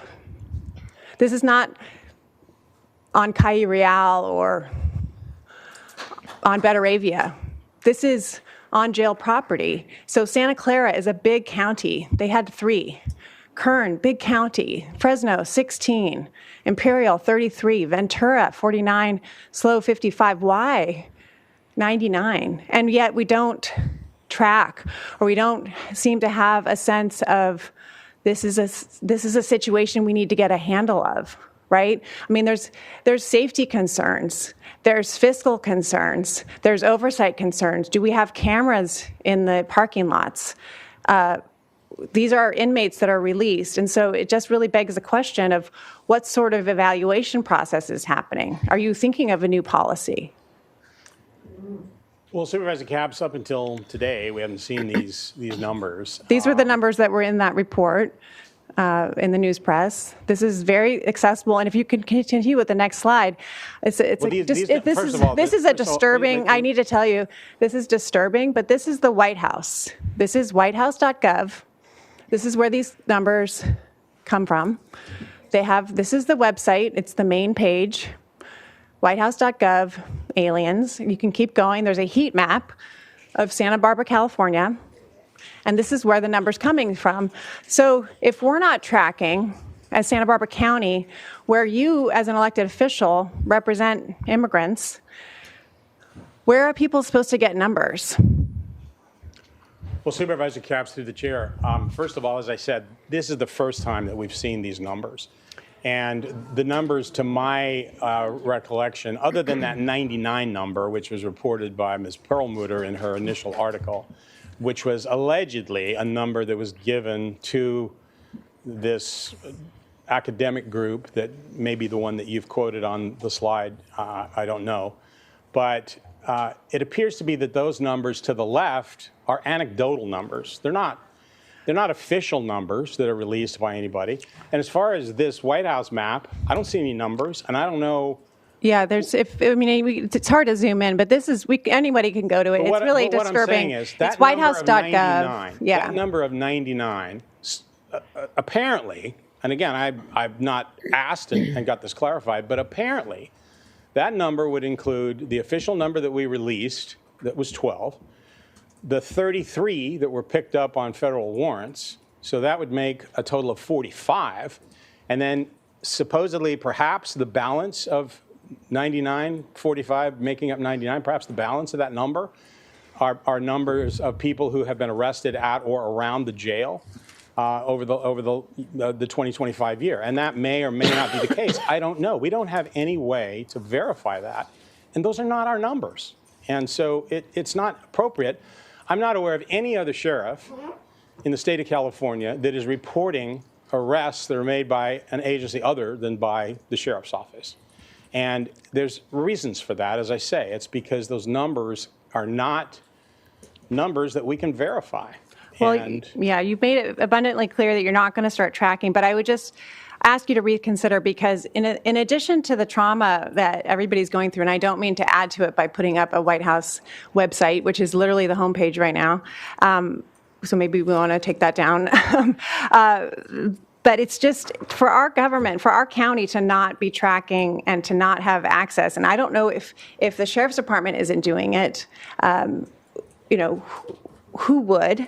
And also, too, because of the activity that's happening on jail property, at what point does it trigger you all to have, rethink a policy where maybe you intervene, maybe you start tracking, maybe you start evaluating what are the safety concerns that's happening? This is getting out of hand. I mean, this is not necessarily a situation that is going to go away anytime soon. We look at, what the White House is doing, what kind of rhetoric that they are having. And I'm just asking, at what point will you be reconsidering a policy of sort of head in the sand? And I just point to Ventura County has a data dashboard, which is, again, I don't know what their policies are like. I'm sure a lot of our advocacies do, but in terms of reporting, their data dashboard is much more clear. And so I just wanted to provide it as an example. Well, Supervisor Capps, let me say this. I've said, and you've heard me say this many times, we've talked about it privately and publicly. Sure.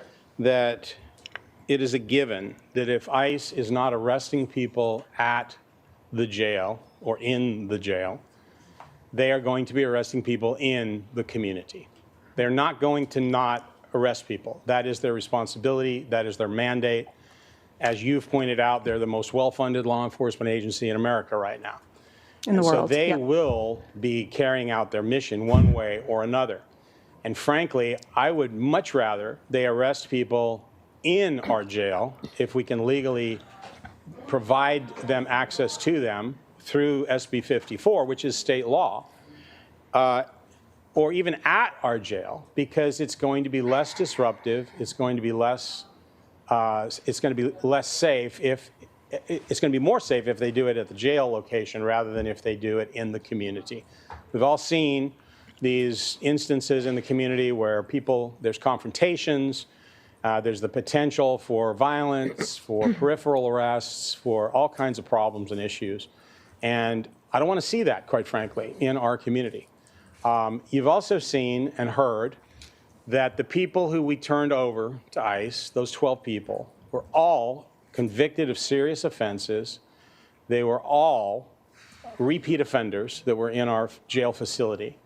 And the opportunity to have those people removed from our community to where they will no longer be committing those crimes against our community, many of which are crimes that are disproportionately made against the immigrant community, is something that I think we need to take advantage of. We need to work within the confines of the law. We need to be very forthright about it and transparent about it. But again, I understand what you're saying, and I understand your concerns and passion about this, but it would be like having a concern with a neighboring police department or another agency that we were somehow expected to report out on them and intervene somehow or what have you. We have to operate strictly within the confines of the law. Our ability to communicate with ICE is regulated by SB 54. And as I said, I don't want there to be any misinterpretation about that. On the same token, I want to make sure that our community is safe. And if there's an opportunity for people who have committed serious crimes in the past to be transferred to ICE custody, I think it's the appropriate thing to do. I'd like to ask Chief, I just want to clear up a misconception, I think, about, even though you're correct, the area is in fairly close physical proximity with our lobbies, waiting areas, and so forth. But I'd like to have him explain how, with the amount of staffing and with the structure of our jails, both of them, how it could be very easy for somebody to not notice that somebody is out there making an arrest. Yeah, thank you, Sheriff. It does seem like something happening on our property we should always be aware of. But what you don't maybe think about all the time is, as people that have worked in the jail, such as myself, for 20 plus years, we're not concerned about what's happening in the parking lot or in the community typically. We're concerned about the individuals that we are sworn to keep track of and supervise and make sure that they're safe and have their needs met. As the sheriff mentioned, there's certainly instances in which we are aware of ICE activity or ICE being in the lobby, things of that nature, but we are not aware of every single one of those. And the challenge we have is we don't want to come in here reporting some data set that says that there were 50 arrests by ICE on our property, and ICE has data to say they have 75. So it'd be very difficult for us to be 100% accurate in reporting somebody else's statistics. And then I think that's our challenge of saying, yeah, we're going to do that or we want to do that, because it's not something that we can accurately track every single day and make sure that we account for every single instance. Thank you. I have other questions, unless you want to just stay on this. You can continue, and then we'll go to Supervisor Okay. Hartman. I have questions as well. Yeah, I mean, thank you. You talked about the folks, it's better for ICE to take those who are in the jail. What struck me with these number of requests, 221 ICE requests, that 28 individuals qualified for a transfer, yet only 12 are transferred. So what goes through the criteria that you all look at? Because clearly it's not just the offenses or the crimes or the time that the previous deportation. I mean, do you look at the fact that they've rehabilitated or their mental health evaluation? I mean, you're really, because I just do need to say, we're seeing increasing reports in detention centers across the country, which are popping up everywhere with this extreme budget of $191 billion. We're seeing tons of deaths, I think 33 recently. So you're really making these big decisions of what might happen to individuals' lives. Meanwhile, they've already served time. They've already served their time for the crimes that they've done here in this country. So what's the discrepancy between those numbers? And what is the evaluation process? I understand that it takes quite a bit of time to deal with the requests and decide which ones you're going to turn over to ICE, which ones you're going to transfer. Supervisor Capps, through the chair. What the process is essentially reconciling federal law with state law. So ICE sends us notices that they want to get information on release dates or get a person held for them to come and pick them up upon their release.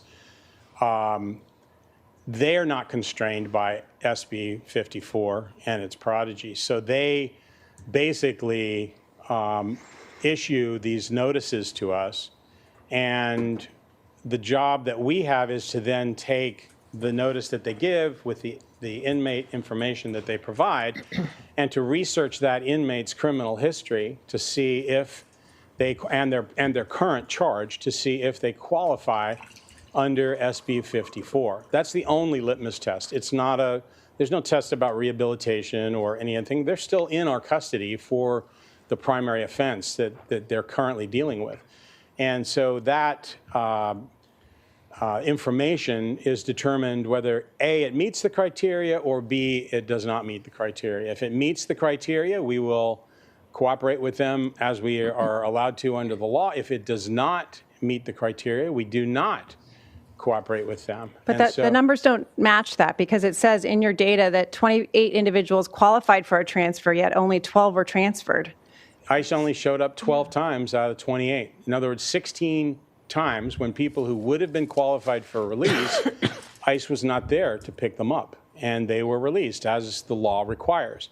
And I can give you some speculation on that. That was in 2025. That was when they had lots of people deployed to Los Angeles. They had lots of people deployed to Minnesota. They probably didn't have the staff themselves to come up and do that. But those, we notified them of those, and we would have released all 28 of them if they had showed up. Okay. And then, so 33, I noticed for the first time in this report, you've identified the 33 federal judicial warrants. Correct. Tell me about that. Is that relates to Operation Guardian Angel? Is that something that came, or is that, why are you identifying those? And can you tell me about those individuals at all?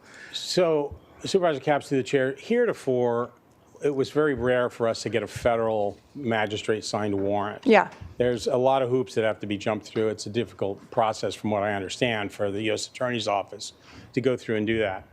But last year, they started a policy of looking for people, and it generally only, to my knowledge, it applies primarily to people who have been deported and have returned to the United States. So they're repeat offenders. They're not just the first time. They've been deported and they've come back into the country illegally.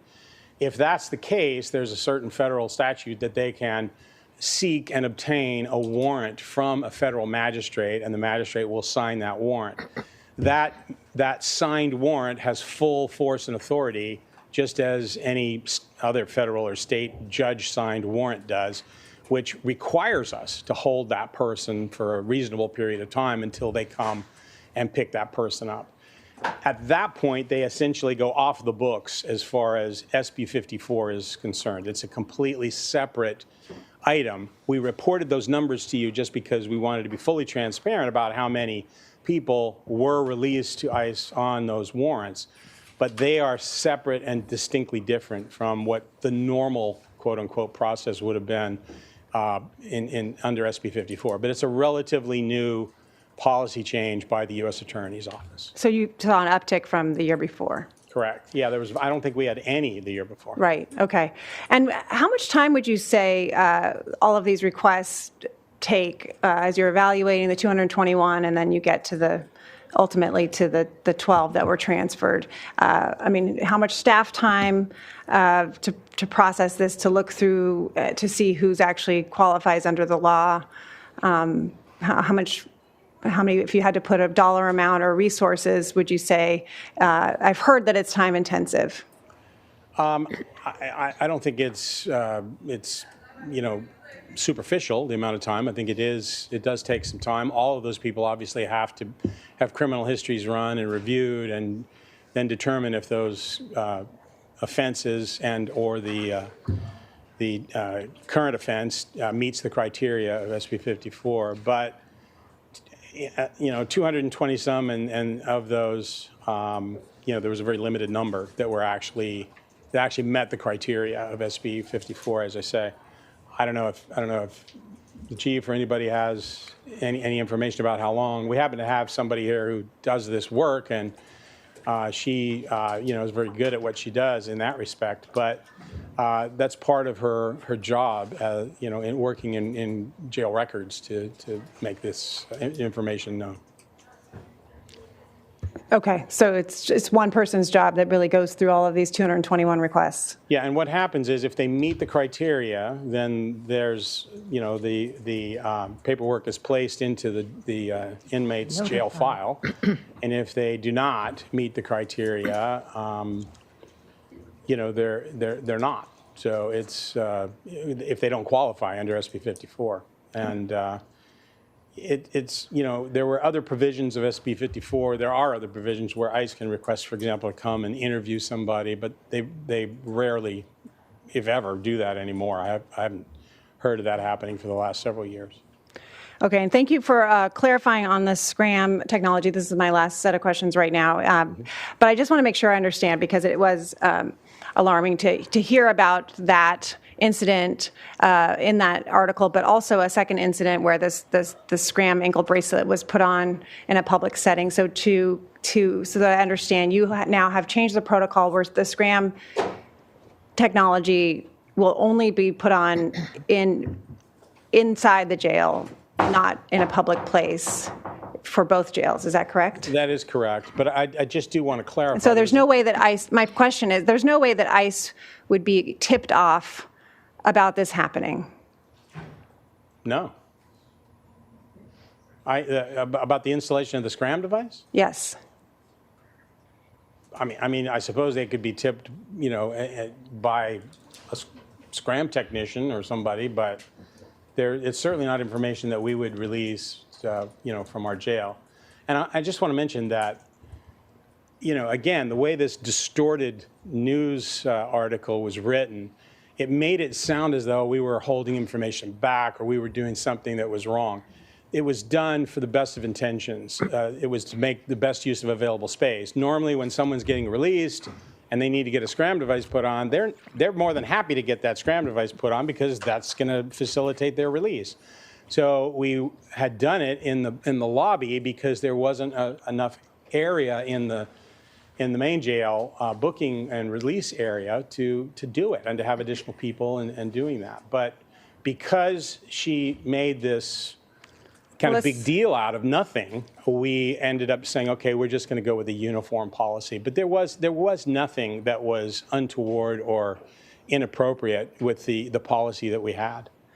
Well, I mean, there was a second incident where the SCRAM technology was put on and ICE was present near probation. So we just want to make sure that there isn't some sort of way in which you can see how there's alarm bells if a judge has ordered a rehabilitation of somebody, and then as that technology is being put on, ICE has an opportunity, as they're literally bound, to come in, and rather than going with what our local judge has determined is the best course of action for this person's future and their life in a humane way, and the federal government comes in an inhumane way and takes them.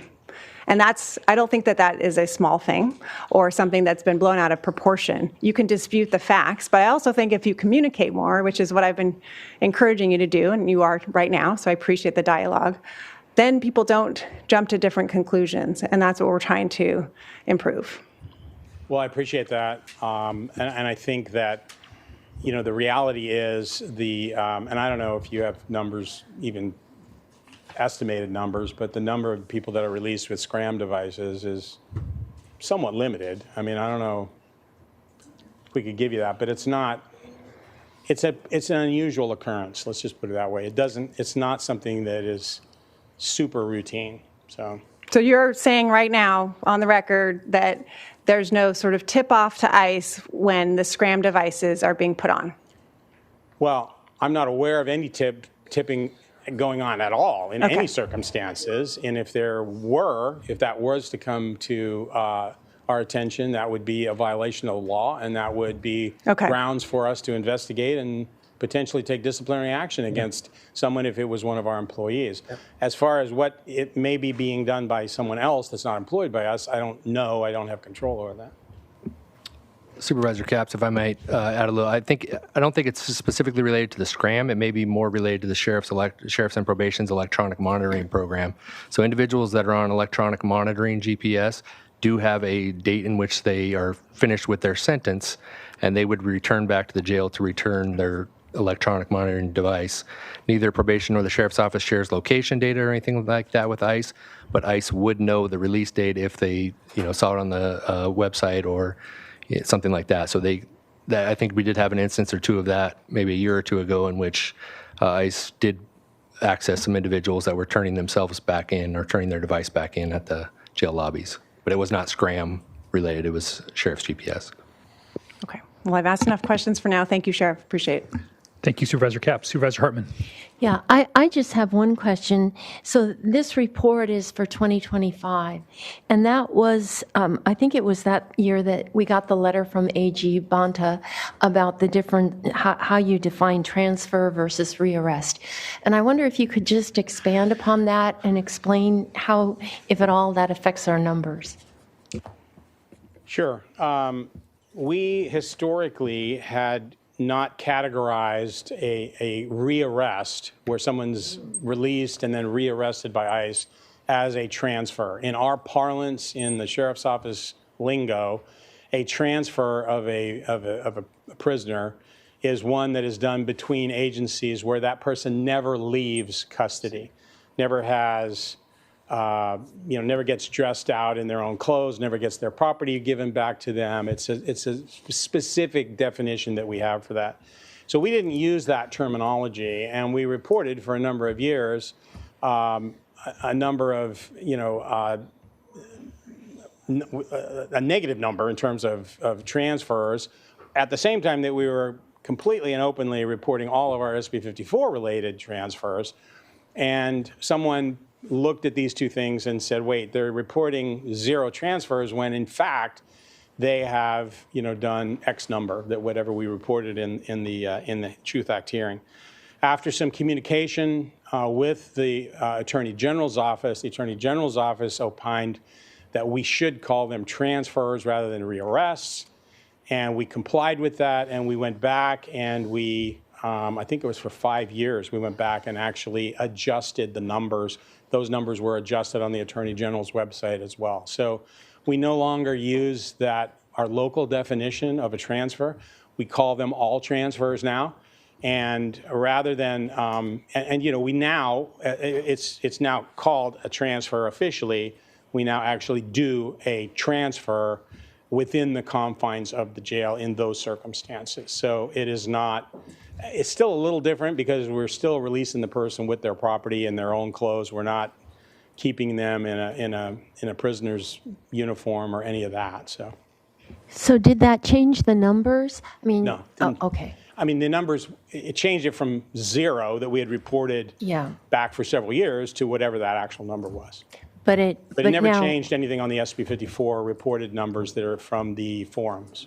Okay. So the transfer is just those that ICE has requested, and ICE shows up and actually takes custody and of the meet people. the criteria for Yeah. under SB 54. Yeah, not the people in the lobby or elsewhere. Correct. Got it.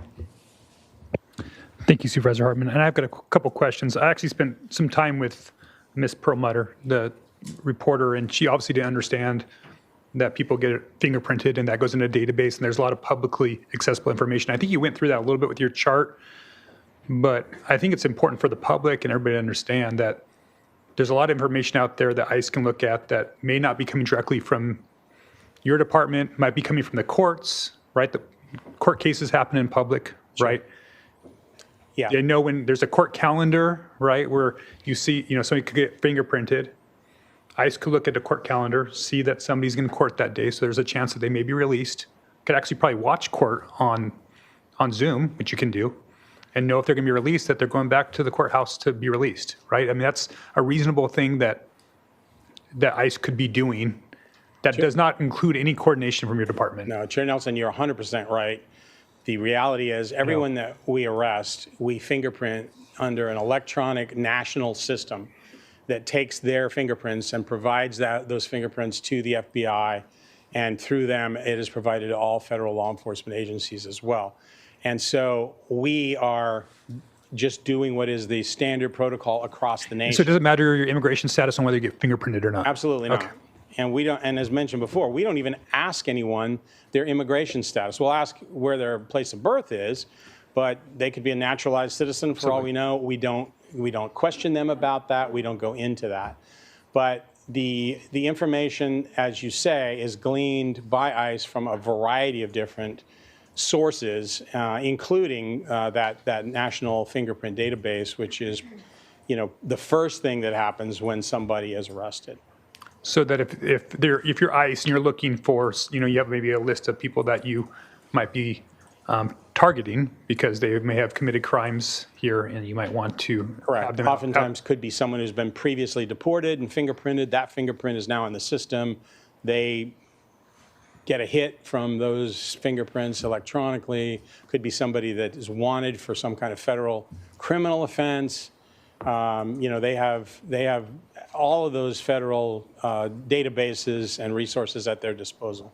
And our local ICE office here predominantly, right, is to actually deal with the federal prison, right? Isn't a big portion of their work actually just waiting for people who have gone through the due process, have been punished by going to federal court, and then the removal of them from the United States at that point? That is my understanding, that's the primary responsibility of the local office here in Santa Maria. The ICE agents that typically come to the jail and that make arrests in our community are typically based out of the Los Angeles office. Right, so it's kind of or the Camarillo office. Right, so it's kind of an ancillary thing here, and that might be a reason why only 12 of them, 12 arrests happened or transfers happened. Yep. Because it's kind of more of a secondary issue to what our local office might be doing, or an out-of-area office is doing. Correct. So I want to make sure I understand. I know that there's some confusion on how it all works. Yep.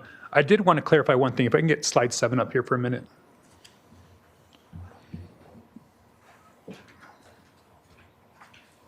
I'm sorry. Under Sheriff Welsh. Oh.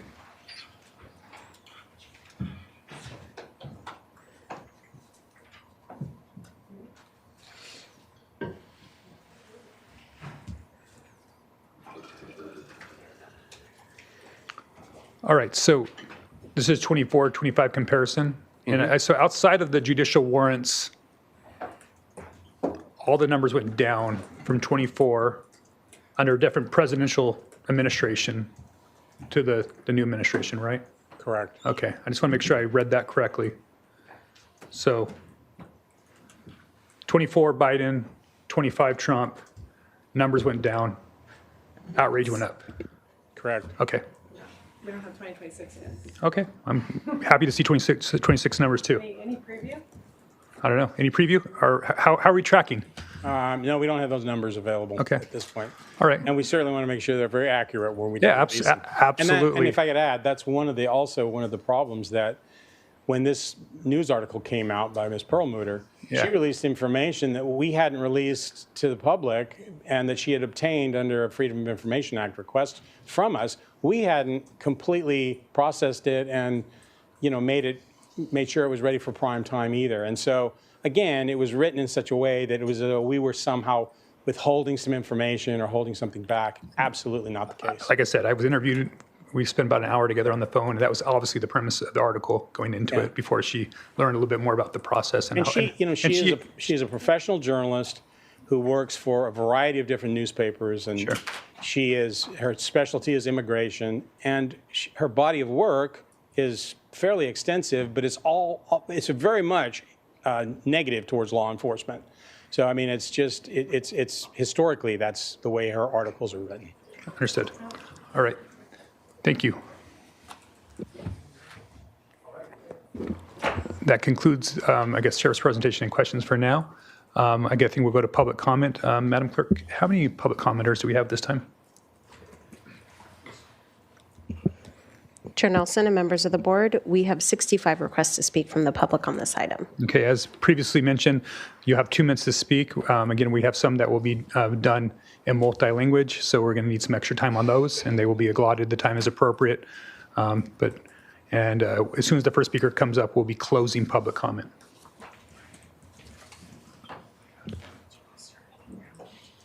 No, your call. Dealer's choice.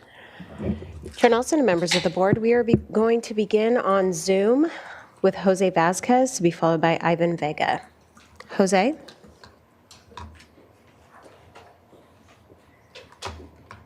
Hello. Can you hear me? Please proceed. Yes, we can. Please proceed. Good evening, Board of Supervisors. My name is Josue Vasquez, a project coordinator for the Mixteco Indígena Community Organizing Project's Immigration Legal Assistance Program. I am here on behalf of MyCOP and as a member of the 805 Immigrant Coalition. Today, I would like to speak on the behalf of the indigenous migrant community members who continue to experience a heavy fear and anxiety that they too may be separated from their families, like the almost accounted for 375 families of Santa Barbara County to this date. Community members fear leaving their homes and experiencing the same traumatic experience. This fear has come about because those who have been detained by ICE were either on their way to work, to the grocery store, or to a friend's home, all regular activities that everyone in this room, I'm sure, has participated in. The continued actions by law enforcement agencies have continued to prove why there has been a historic sentiment of distrust from our community. Our county government and sheriff's office should respect and uphold everyone's humanity and human rights, regardless of their immigration status.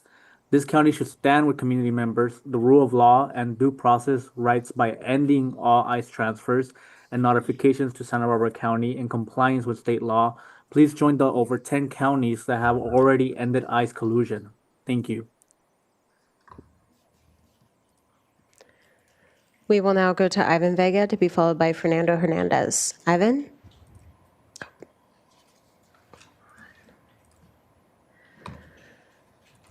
And for those members of the public on Zoom, if you can please refrain from raising your hand, we will call you in order that your speaker slip was received. Thank you. We will now go to Ivan, to be followed by Fernando Hernandez. Ivan? Good afternoon, Supervisors. My name is Ivan Vega. I'm the Leadership Development Director with Future Leaders for America.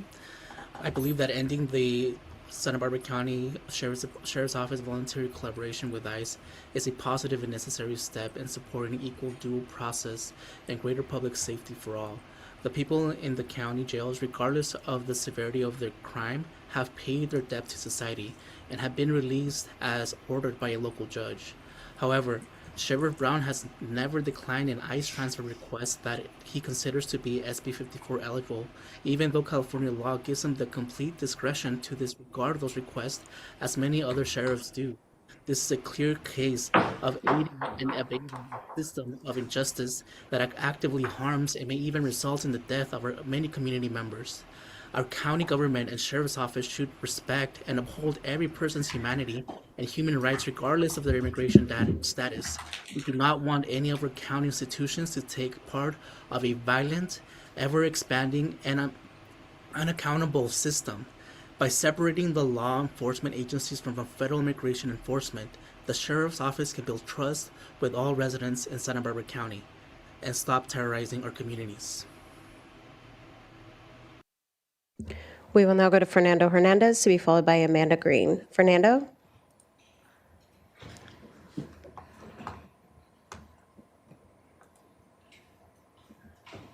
Fernando, we have unmuted you on our end. If you can please unmute and provide your comments. Yes. Can you hear me? Yes, we can. Please proceed. Good afternoon, supervisors. My name is Fernando Hernandez. I am a DOJ accredited legal representative with MyCop, Mixtec Wendycana Community Organizing Project. It's really part of my work is to meet with family community members every week. I'm located here in Ventura County. We also have another office in Santa Barbara County. Most of the week, we usually meet with the community members, and we have heard concerns about the community members not being able to reach out to the police because of the same thing of them, like police sharing information with ICE. And this is a huge concern for us, and more because the community members are like more vulnerable because they don't speak English, which eliminates which brings the language barrier. It's also really surprising to me that we spent a lot of time kind of like reminding the sheriff that it's like that he doesn't have the numbers of people that have been detained by ICE, saying that it's better not to give an accurate number, but I think we should at least know a specific amount of number instead of having zero. Because SB 54 is supposed to share about transparency, but in this case, the way that we are seeing it is that the sheriff is not sharing any numbers. So this is really like a big concern for me and also for other committee members. So I call on the Santa Barbara Sheriff's Office to protect our community well-being and safety, respect the rule of law and due process by ending all non-legal required ICE transfer, and to also please at least try to have for next time, try to have a better number or at least a number close to it. Doesn't need to be inaccurate, but it would be better than having nothing. Thank you. We will now go to Amanda Green to be followed by Brooke Lutz. Amanda?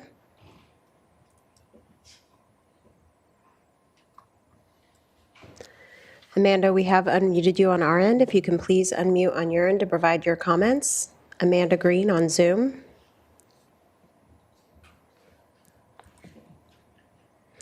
Alrighty, we are moving on to Brooke Lutz to be followed by Chelsea Lancaster. Brooke?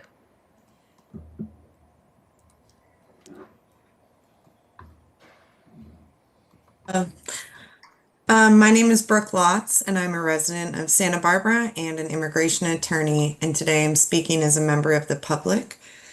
Today, the Sheriff's Office stood before our community and repeatedly said that they do not cooperate with ICE, then confirmed again and again that they do cooperate with ICE, but only as permitted under SB 54. As noted by a few of these previous commentators and Supervisor Capps, the Sheriff's Office has the discretion to cooperate under SB 54 on convictions that are exceptions, but it is not required. The Sheriff has the discretion to choose whether or not to cooperate on any and all of those exceptions. His continued voluntary decision to cooperate with ICE blurs the lines between federal immigration enforcement and local law enforcement. For community members who are afraid and living their lives in the shadows and terrified of being arrested, detained, and separated from their families, this distinction must be crystal clear particularly when we think about those same communities working with law enforcement as witnesses, if they are victims, and if they think that their families are also at risk for being detained for lawful cooperation with law enforcement. We ask that you end voluntary cooperation with ICE under SB 54 and let federal immigration do its own job on its own time and its own money. Thank you. We will now go to Chelsea Lancaster to be followed by Anna Arce. Chelsea?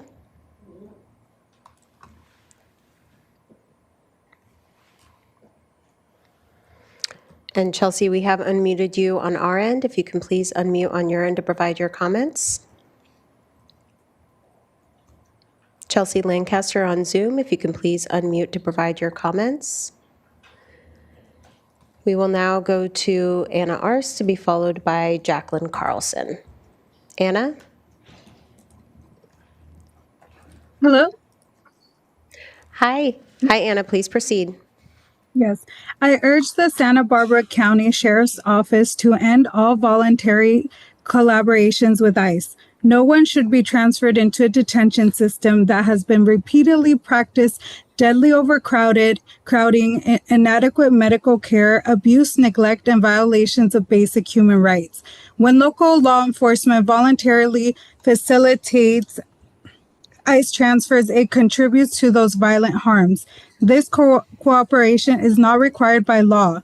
California gives local sheriffs discretion, and many counties have already chosen to limit or end ICE collaboration. Santa Barbara County declared racism as a public health crisis and committed itself to equity and inclusion.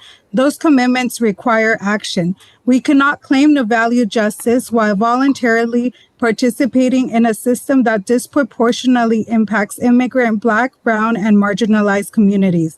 I urge the Sheriff's Office to end all non-legally required ICE transfers, release notifications, and assistance with ICE arrest. Thank you. We will now go to Jacqueline Carlson to be followed by Anna Garcia. Jacqueline?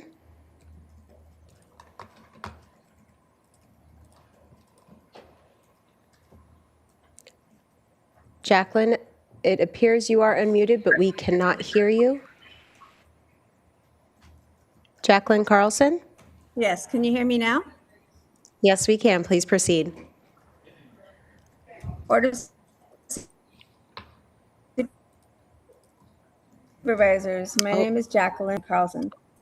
I'm here representing the Restorative Justice Education Center at La Casa de la Raza. We serve over 1,371 families impacted by customs enforcement. 32 of those families in hiding right now. 72 of those families receiving aid for mental wellness. It is time for us to act as a county on policy. You may not be able to do much with the Sheriff's Department, but you as owners of the property do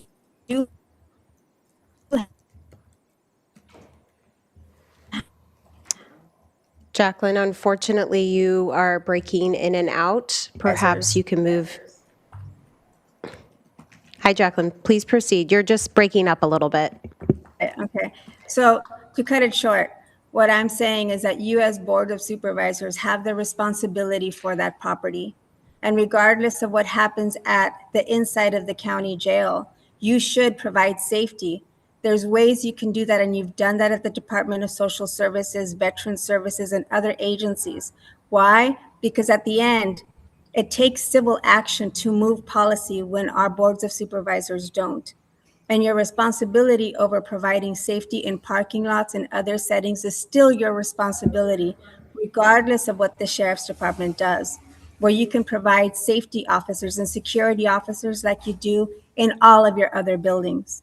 That would give you the stats that you're talking about so that then we could respond as a community.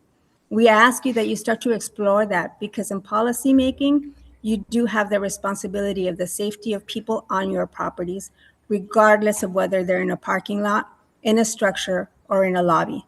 Thank you. We will now go to Anna Garcia to be followed by Dio Day. Anna?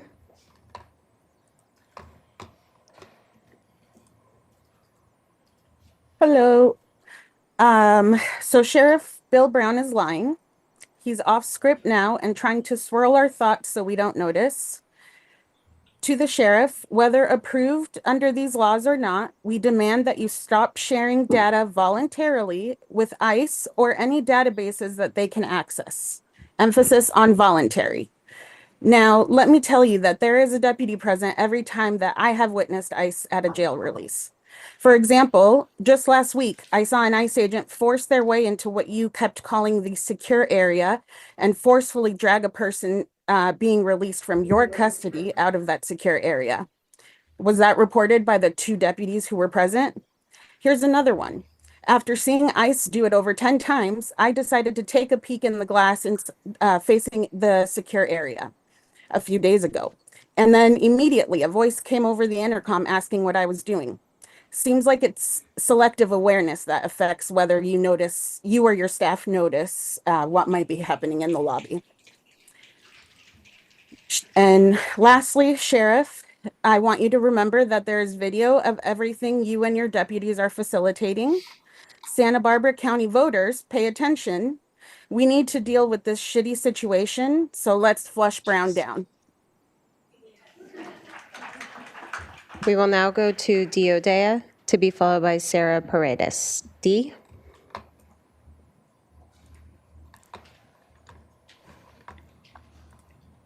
Hi there, can you hear me? Yes, we can. Please proceed. Thank you. Good afternoon, board members. My name is Dee. I'm an organizer with the local nonprofit Buen Vecino. Like many here, I'm gravely concerned with the impacts of ICE collusion on our community, the fear that every encounter with authorities could lead to the disappearance of a loved one, and the grave injustice done when those who have paid their debt to society are transferred to abuse-ridden centers. I'm also concerned that the Sheriff's Office and ICE collusion operates without financial transparency. I ask that the board require accountability for the costs of collusion, especially given the Sheriff's Office recent misreporting of ICE transfers to the Attorney General and the alleged overtime fraud reported by the Santa Barbara Independent. Our tax dollars, into which undocumented immigrants contribute an estimated $892 million, should be spent for the benefit of all, on housing, healthcare, jobs, and education. Instead, our resources are being needlessly expended, tearing families apart, creating widespread distress in our institutions and justice system, and sending community members into concentration camps. Taxpayers, which again include undocumented residents, have the right to know where our hard-earned dollars are being spent, and the right to request that the Sheriff's Office stop squandering our resources on inhumane and destructive activities. Please end all voluntary cooperation with ICE. Stop responding to detainer requests, stop sharing data, and stop transferring community members. Board members, please require greater accountability from Sheriff Brown and implement a system so that the public can more closely monitor collusion. Thank you. We will now go to Sarah Paredes, to be followed by Lisa Danakos. Sarah?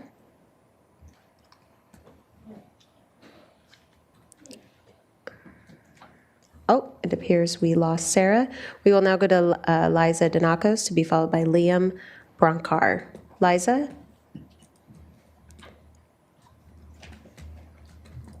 Good afternoon, supervisors. I am the manager of MyCop's Immigration Legal Assistance Program. Our program assists many persons in your county, as well as San Luis Obispo and Ventura counties, with their immigration matters. And I'm asking for the Santa Barbara County Sheriff to end all voluntary cooperation with ICE. Because among the disastrous history of ICE is the fact that it poorly trains its agents. Nor does ICE work within the confines of law, a practice which Sheriff Brown today told us is vital. SBCSO must end enabling an agency that calls itself an agency that makes frequent mistakes. It arrests people who are citizens. It physically harms people or property without impunity. The Trump administration has funded the expansion of ICE detention facilities, so when SBCSO cooperates to share inmate release information with ICE, and the person's taken to an ICE detention facility, SBCSO is knowingly placing a person into the custody of a facility where guards are poorly trained. California ICE detention facilities have countless abuse reports, sexual and physical, and since January 6 deaths. Sheriff Brown, you can do better. I ask for you to end all voluntary cooperation with ICE. Thank you.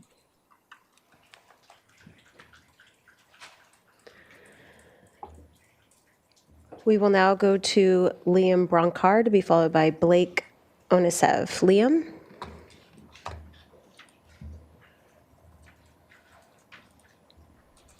Hello, I am a volunteer with 805 UndocuFund. I regularly am at the jail property in North Santa Barbara County, and the claim that the sheriff is keeping the community safe, he can't even keep the public space there safe because volunteers have been threatened with mace. Catholic workers were forced out of the alcove, which is right by the release door. And, you know, this claim that this is a public space and you don't care what's going on, it's clear that you don't care. You don't care what's happening to our community. You don't care what's happening to the people who are showing up trying to help the victims of these kidnappings right out of the release door where people are supposed to have their freedom walk. And they're being hauled off to concentration camps where the conditions are awful. And this is the reality we're facing. We should start acting like that is the reality we're facing. That's all I have to say.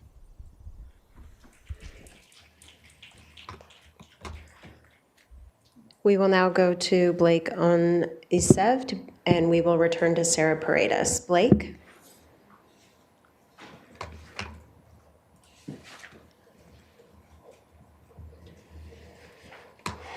Good afternoon, Board. During his comments today, the sheriff stated that he performs certain practices in order to protect individuals who work and are held in county jails. This is an important point because the sheriff clearly understands that safety lies in his hands, whether for his general respect of human life or because of liability to the county and its taxpayers. However, it also seems that concern for human life is dependent on the individual and their documentation status.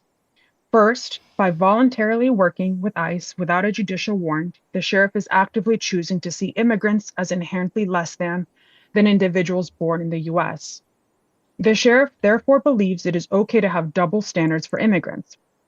He believes it is okay for immigrants to be deported to a country they fled from in the first place, whether because of violence, poverty, or additional harrowing circumstances that very well may have contributed to them ending up in the jail system in the first place.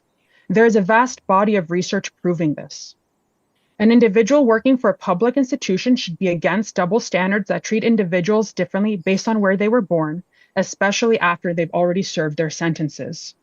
The bottom line is this. ICE custody is not a safe place, and the sheriff should not want to harm any individuals. 2025 was the deadliest year in ICE detention in decades. Accepting death as a possible punishment for immigrants is the highest form of complicity and disregard for their lives and human rights. Board, today your community members are here before you demanding and begging you to end all voluntary transfers. It is within your power to do so. Many counties already have. Do not let us down.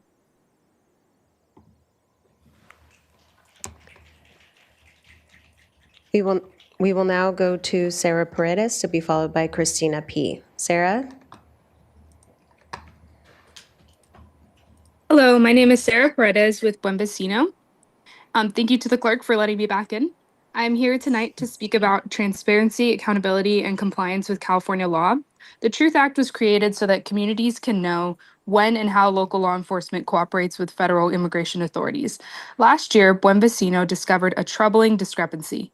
For years, the Santa Barbara County Sheriff's Office reported at Truth Act forums that ICE was conducting what it called rearrests or pickups from the county jail. Yet during those same years, the Sheriff's Office reported 0 transfers to the California Department of Justice. In its August 4th, 2025 letter, the Attorney General wrote that the Sheriff's practice of notifying ICE releasing individuals into a secured area where ICE was waiting constituted transfers under SB 34. The Attorney General stated, and I quote, "These rearrests are transfers that must be annually reported to the DOJ." The Attorney General also found, quote, "At no time since the enactment of SB 34 has the Sheriff's Office reported to the DOJ any transfers to immigration authorities," end quote. As a result, the Attorney General requested that the Sheriff's Office review its previously filed annual reports and submit corrected reports reflecting transfers made to the federal immigration officials, and requested that this be done within 30 days. Now I am here to ask, has the Sheriff's Office complied with the Attorney General's request? Have the corrected reports been submitted?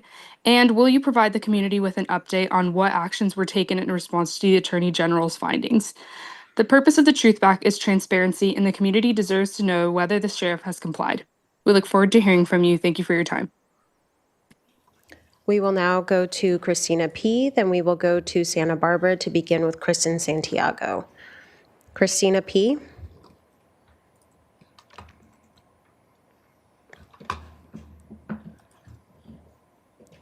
Christina, we have unmuted you on our end. If you can please, there you go. We can hear you. Please proceed. Thank you. Good afternoon, Santa Barbara Board of Supervisors. My name is Christina Pizarro, and I just wanted to make a couple comments. I was troubled to hear Sheriff Brown dismiss the news press reporting as distorted when the reporter's work was based on public records obtained from government agencies. If there are factual errors in the reporting, then identify them specifically. Tell the public exactly what was wrong, but simply labeling investigation distorted without addressing the underlying records raises more questions than it answers. The issue here is not whether the annual Truth Act report from 2025 showed 12 formal transfers to ICE. The issue is that journalists obtained records showing additional ICE arrests connected to the county jail releases, including activity in 2026. Those records were not invented by a reporter. They came from public agencies and were obtained through the public records process. When a reporter files a records request, receives document, analyzes data, and reports the findings, that is journalism doing exactly what it's supposed to do. The appropriate response from a public official is not to attack the messenger. The appropriate response is to explain the records, provide additional context, or release more information. Many community members are asking a simple question.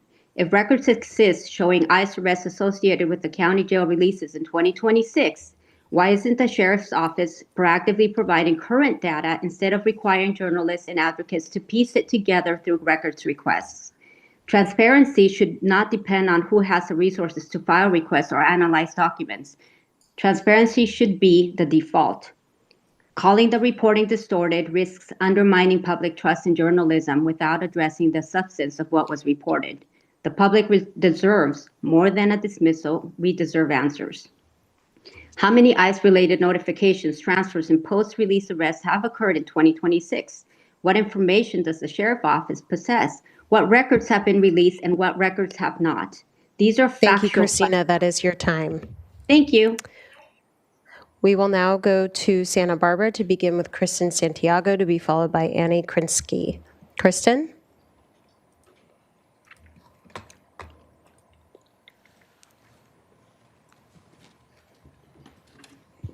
Hi, I'm Kristen Santiago, Santa Barbara resident. Whether the number is 99 or 12, I want the Sheriff's Department to not collaborate with a terrorist organization, which is ICE currently.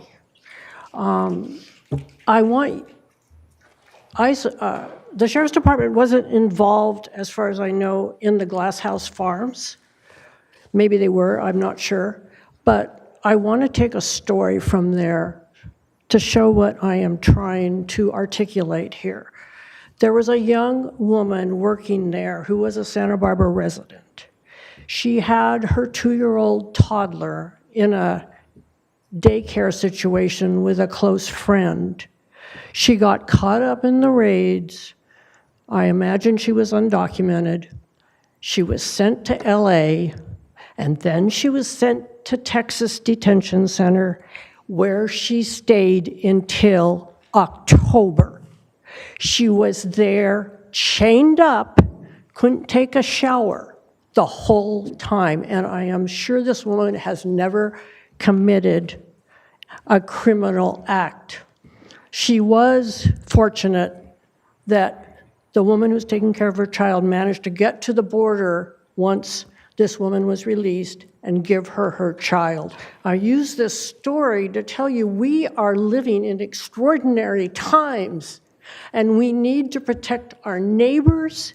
We need to cut down on any actions with ICE, and I would hope that Sheriff Brown can hear me, because we need to be a better county. We need to have a better sheriff's department. Thank you. We will now go to Annie Krinsky to be followed by Teresa Cardenas. Annie? Yes, hello, my name's Annie Krinsky. I'm a resident of Santa Barbara. I'm also a member of Indivisible Santa Barbara. You cannot deny that the Trump administration has dramatically expanded the budget, staffing, and enforcement authority of ICE. You can't deny the savage arrest of immigrants that are happening everywhere. You can't deny that the government has erected these horrendous concentration camps where people are forced to exist in cruel and inhumane conditions. For our local government to assist ICE in any way in these barbaric activities is totally unacceptable. Our residents deserve to know that their city will protect them to the greatest extent possible. The sheriff should not be voluntarily collaborating with ICE in any way, and the sheriff should not participate in a heinous system that destroys lives. Thank you. We will now go to Teresa Cardenas to be followed by Robert Crisco. Teresa? Yes, hello, my name is Teresa Cardenas. I'm here to ask and to plead Sheriff Brown to please do not cooperate with the cruelty that ICE and the Trump administration is inflicting in human beings. Doesn't matter where they are from. The sheriff's voluntary collaboration with ICE has to stop. No one should be held on concentration camp conditions with inadequate medical care and spoiled food, where they are subject to physical and sexual abuse. It is inhumane to be separating lives, to be separating families. We are talking about human beings that deserve humane conditions. Please, Sheriff Brown, stop this cooperation. Thank you. We will now go to Robert Crisco to be followed by Larry Barrett. Robert? Hello, everyone. I am a citizen of Santa Barbara, resident of Santa Barbara. In this historical time, we see the rule of law, the national rule of law, eroding much like it has in other times in the past hundreds of years, even thousands of years. The political machinery directing ICE actions continue to ignore the norms of law that sustain our democracy. Denial of due process, for one. Enabling ICE by doing them favors is like collaborating with those who pardoned or would fund the January 6th insurrection Confederates who attacked, injured, and caused deaths of law enforcement officers. Sheriff Brown, you have the ability to change your mind, change your choices, make decisions. You can do that. Democracies can and have died, and authoritarians have been defeated in elections so that democracies can live.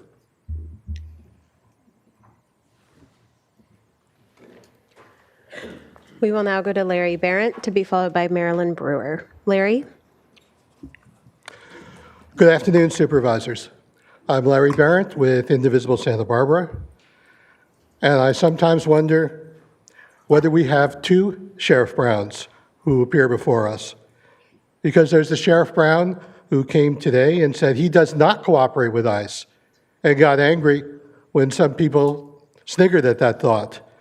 But we have a second person who showed up looking a lot like Sheriff Brown, who said he wants to make it as easy as possible for ICE to detain people formerly in his custody. and that he's grateful for ICE's removal of persons from our community. That's the definition of cooperation. That's what cooperation looks like. I remember months ago, a Sheriff Brown who was a friend of programs of jail diversion and treatment, who expressed compassion for folks in his custody who had a bad break, who were fighting mental illness or drug abuse. But the sheriff before us today has never met a prisoner he would not turn over to ICE for further punishment.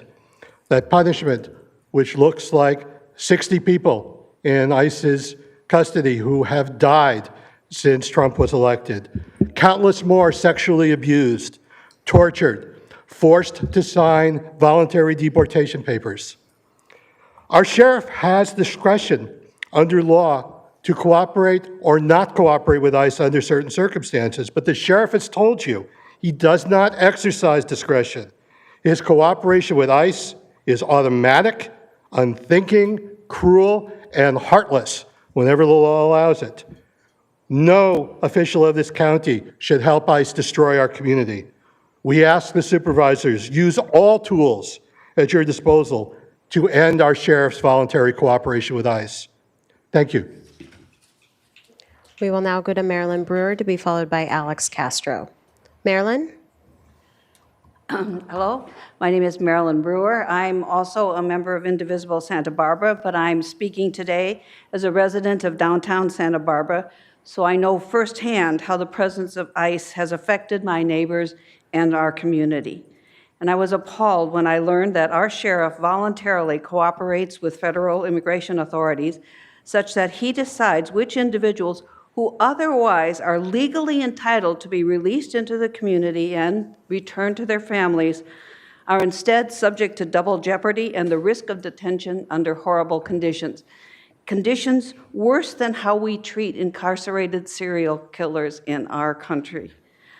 I am calling on our Board of Supervisors to join other counties in Santa Barbara to enact policies to prohibit the Sheriff's Department from any discretionary cooperation with ICE or other federal immigration authorities.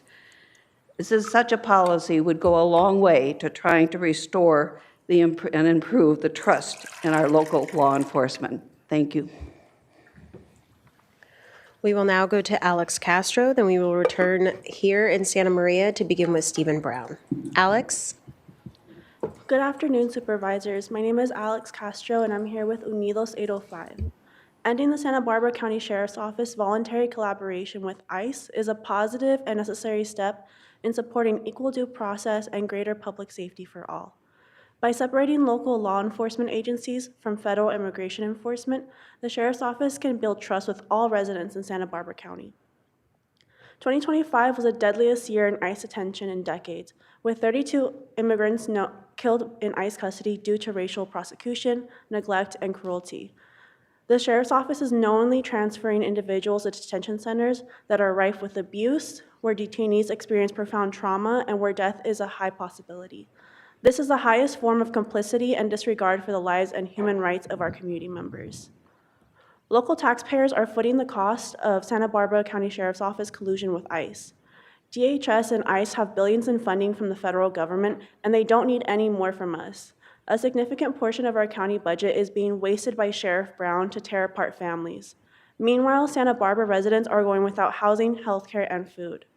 Sheriff Brown has never declined an ICE transfer request that he considers to be SB 54 eligible, even though California law gives him complete discretion and to disregard those requests, as many other sheriffs do. This is a clear case of aiding and abetting a system and institution that actively harms and may even result in the death of community members. Unidos 805 calls on Santa Barbara County Sheriff's Office to stop handing over our neighbors to ICE and end all voluntary collaboration with immigration enforcement. Stop transfers and notifications to ICE without a judicial warrant. Stop sharing information, data, and resources with DHS and ICE without a judicial warrant. And stop all forms of enabling and assisting ICE in arresting and brutalizing people at county jails and in the community. Please join the 10+ counties that have already ended ICE collusion. Thank you. We will now return here in Santa Maria to begin with Stephen Brown, to be followed by Mary Ellen Reyes. Stephen? Do I have 3 minutes or two? Tubes. Okay. Good afternoon, Chair Nelson, board members, ladies and gentlemen here on Zoom. And thank you guys for your service, for being here and listening to us. A few years ago, I had my DNA analyzed by Ancestry.com to reveal my lineage, the folks who came before. What I found, no surprise, is that almost all of us, like almost all of us, I stand in the shadow of immigrants, a crowd of men, women, and children scattered across time, this world, circumstance, and my family tree. In my case, on every branch. For me, that reality informs who I am, what I value, who I stand with. So in this moment, in this historical moment, I stand with all immigrants, particularly those being abducted, imprisoned, and deported by ICE, without due process, treated cruelly, stripped of their civil rights, their human rights, and sometimes their life. So in this moment, I believe we're in a fight not about policy, but about power and who wields it. Will it be we the people, or armed, unaccountable, masked agents of ICE? I know who I choose. Do you? Do all of us? Thank you. We will now go to Mary Ellen Reyes to be followed by Lisa Casillas-Simpson. Mary Ellen?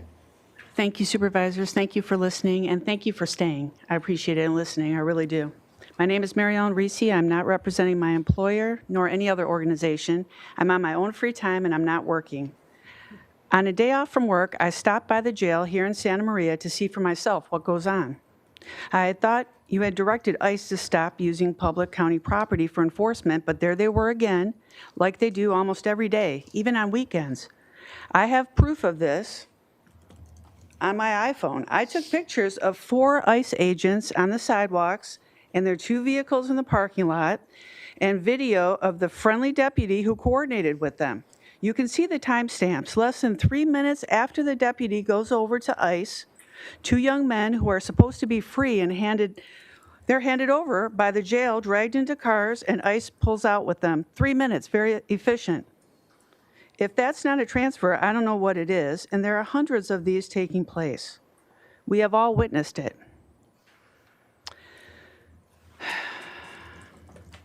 I'd be happy to provide the proof to my representative supervisor and testify under oath, including how they nearly assaulted me in the process. I took very detailed notes of all this. I came here to say I really wish that you would protect us. And when I say us, I mean all of us, every human being that lives here. I'm a person with great privilege, and even I do not feel safe. They nearly assaulted me last month. ICE continues to take away our neighbors without judicial warrants. They're escalating the violence against citizens who peacefully observe. And if you cannot or will not protect us, will you please at least stop cooperating with them? Please stop cooperating. We will now go to Lisa Casillas-Simpson to be followed by Rochelle Carr. Lisa? Yes, hello. My name is Lisa Casillas-Simpson. I'm a proud military family here from Vandenberg, so thank you. Here today, I'm going to implore you, each and every one of you, to please somehow vote or direct or somehow to not become complicit in funneling our county taxes to aid and abet the domestic terrorism that I believe is happening in our community. Do not enable fascism. Do not undermine the rule of law. Arrests without judicial warrants are kidnappings. Thank you. We will now go to Rochelle Carr to be followed by Donna Poling. Rochelle? Hello, my name is Rochelle. I'm a nurse and a volunteer with 805 and DocuFund. I'm here to advocate for Sheriff Brown to stop the ICE kidnappings on jail property. They're targeting our immigrant community, often for their first DUI. Here's an example of someone who fits that criteria. He is a strawberry farm worker who was dropped off at the U.S.-Mexico border alone at age 14. He was able to get a job, worked, and bought his parents a home. Since he left the jail, he proactively completed the steps to address his DUI, installed the breathalyzer in his car, took classes, and paid the fine by his court date. He vows not to drink and drive again. Everyone should have the same chance to redeem themselves through our justice system, not to be pummeled, tased, and kidnapped without warning. At the Santa Barbara County North Branch Jail, I have seen dozens of kidnappings. On April 2nd, I saw a young man around 18 years old cuffed at the release door and taken to ICE headquarters, and then 30 minutes later, he was unconscious and being loaded into an ambulance. In my volunteer work, I have also delivered Christmas presents to their children, the children of the fathers who have been kidnapped. And so I know there is a boy on every street corner on the north side of town in Santa Maria living without their father because of our sheriff's collaboration with ICE. How does this prevent crime? Taking the resources from children. Allowing this to continue is cooperation and collaboration with ICE, and it is harming our community and its future. We will now go to Donna Pulling, to be followed by Maria Seguera. Donna? Thank you, Supervisors. I'm here representing the Santa Barbara Green Party and the California Green Party, who not only does not want the continued collaboration of our resources in the county to go to Sheriff Brown's policies, but we want to abolish ICE altogether. That is our stand. I am so proud to be here today with all of these people. I have not yet heard one person speak in support of Sheriff Brown's policy. You have your mandate, Supervisors. Please do the right thing. Thank you.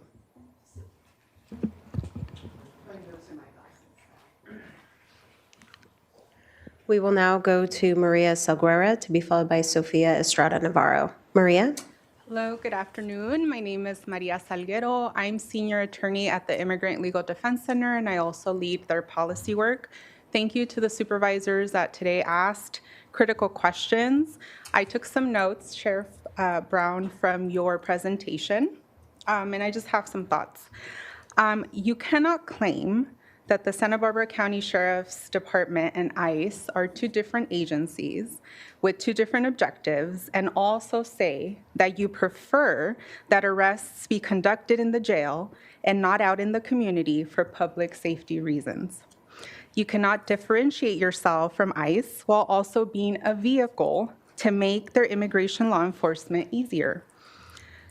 You also cannot emphasize that it is costly and burdensome to track ICE arrests happening in your jail lobby, while choosing to spend taxpayer money in voluntarily engaging in SB 54 transfers that also are burdensome and cost taxpayer money. And you also can't quantify how much that money is costing. And lastly, you cannot emphasize that your department's priority is public safety when the public is here today telling you we don't feel safe, that ICE enforcement in our community makes us statistically unsafer, and that as an immigration attorney, I can tell you this agency is out of control and acting violently in our community. Thank you all. We will now go to Sofia Estrada Navarro, to be followed by Fernando Martinez. Sofia?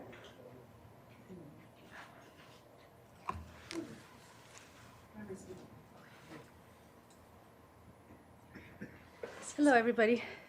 Is he speaking as well? He's not. He's just next to me. Thank you.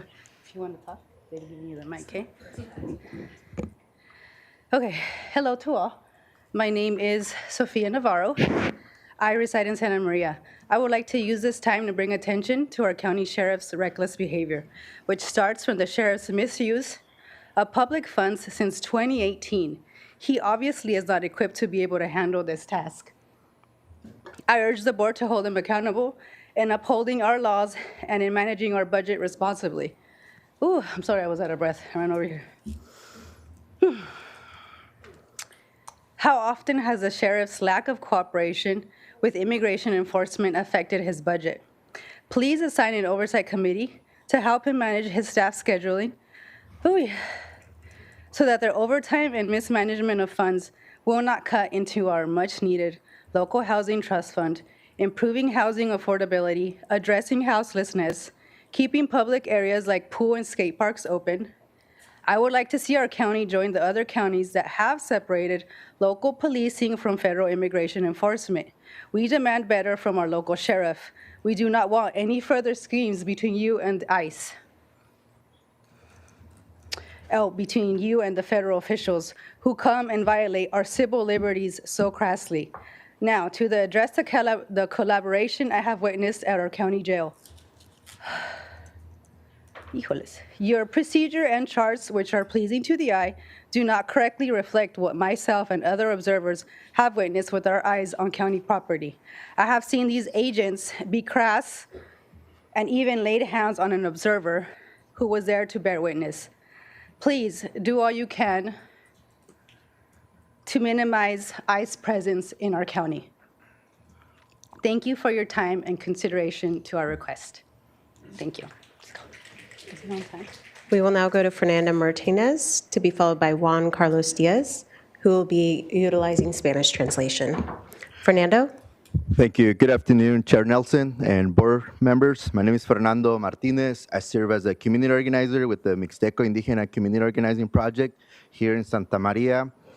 I'm here to speak in support of ending the Santa Barbara County Sheriff's Office voluntary collaboration with ICE. Is a necessary and positive step towards ensuring equal due process and improving public safety for all residents.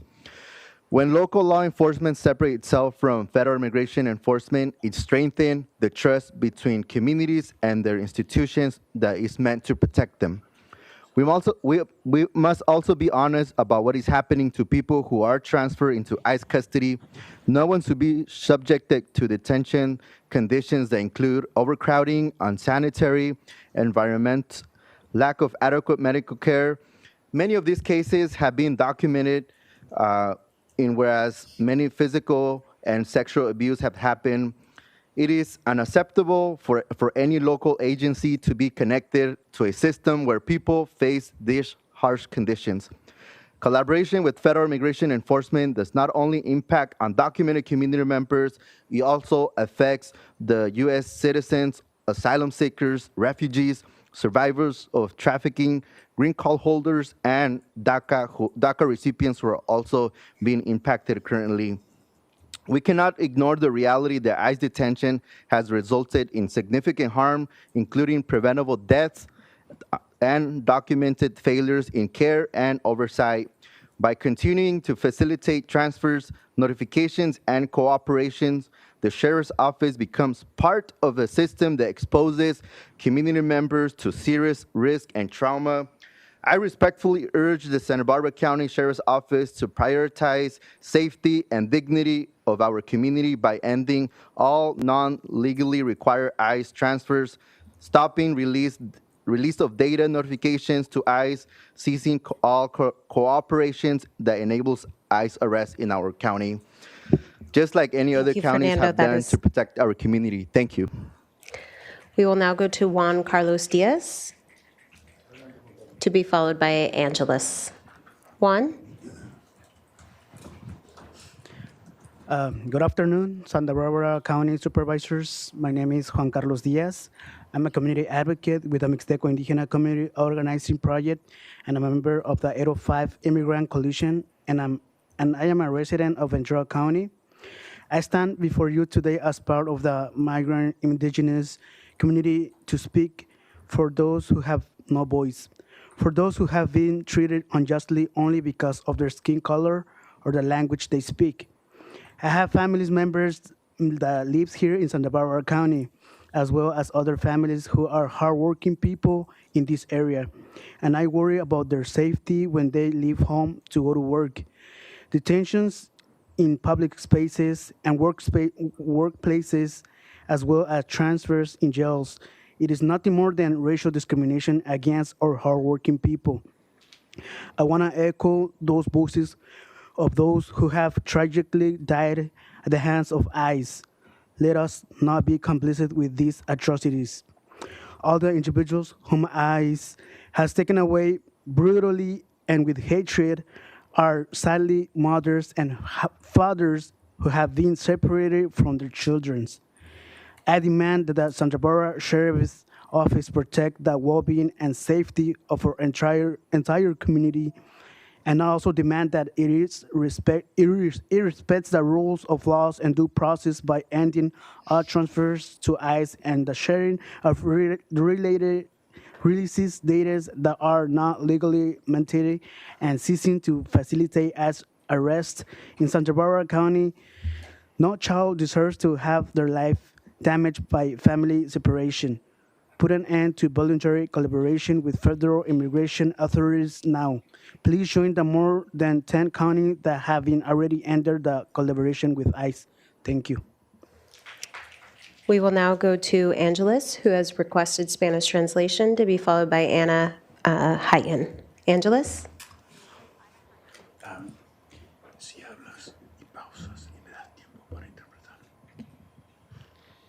Buenas tardes, Good afternoon, supervisores del condado de Santa Bárbara. supervisors of the County of Santa Barbara. Mi nombre es Ángeles. My name is Angeles. Soy miembro y líder comunitaria del proyecto Mixteco Indígena. I am a military participant on the community of the Mixteco indigenous locally. Poner fin a la colaboración voluntaria To put an end for the voluntary collaboration del sheriff del condado de Santa Bárbara of the sheriff from the County of Santa Barbara, con ICE es un paso positivo. that collaboration, against that collaboration with ICE will be a positive step. Y me gustaría compartir el porqué. And I would like to share with you why. En mi familia llevaron a mi cuñado. My family, my brother-in-law was taken away. Y después de esto, pues tenemos una familia rota. And now we have a broken family. Mi sobrina con su futuro también truncado. My niece with her husband were also cut off. Ya que ella, pues tenía el sueño de ser una maestra. She had the dream of becoming a teacher, Servir a la comunidad. serving the community. Pero pues ahora tiene que dejar sus estudios But now she has to leave her studies para apoyar a mi hermana to be able to support my sister. con el cuidado de mi sobrino, que ya que tiene síndrome de Down. Now have to take care of my little nephew, which is underage. Y pues mi hermana tuvo que tomar la decisión de trabajar. Now my sister had to take the decision of having to go out to work. Y pues mi sobrina cuida de mi sobrino. And now I have a niece taking care of my nephew. Y ya pues no tenemos el apoyo de mi cuñado para que mi sobrina siga su sueño. We no longer have the support of my brother-in-law so that my niece could continue with her dreams. Así es que ahora tenemos una familia partida We have a broken family. y mi sobrina pues su vida y su sueño de servir a esta nación rota. And my niece's dreams of helping and fulfilling this nation's needs now is broken. Y pues al alguacil Brown le exigimos que deje de transferir los inmigrantes detenidos We demand that Sheriff Brown stop transferring the immigrants to ICE en sus cárceles a la migra from the jails to immigration.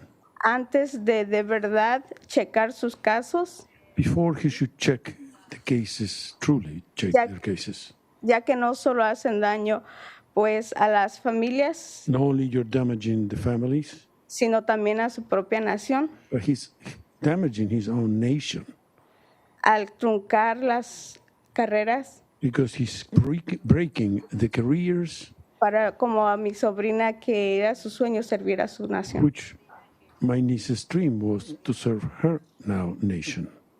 Muchas gracias. Thank you very much. We will now go to Anna Hyten. Apologies for mispronouncing that, to be followed by Teresa Suarez. Anna? Thank you. Not sure if it was captured. Wanted to make sure that there's a child with Down syndrome in that family that was just shared. I didn't hear it correctly, so I wanted to make sure that that was captured. Good afternoon, supervisors. My name is Anna Nguyen. I am a resident in the city of Santa Maria, and I am MyCops Program Director for Santa Barbara County.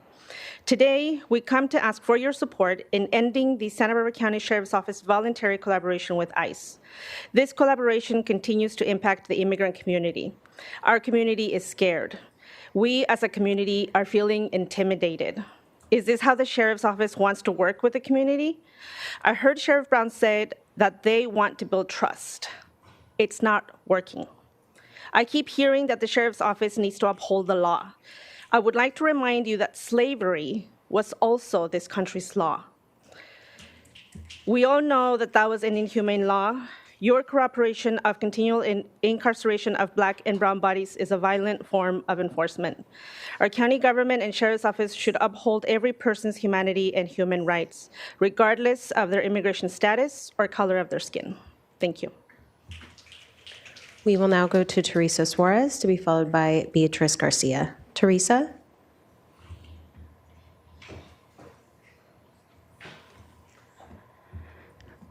Good afternoon, supervisors. My name is Teresa Suarez, a Santa Maria resident in District 4 and a youth program manager at MyCup. Ending the Santa Barbara County Sheriff's Office voluntary collaboration with ICE is a positive and necessary step in supporting equal due process and greater public safety for all. I'm here to respectfully ask that we do not normalize the injustices taking place under this administration.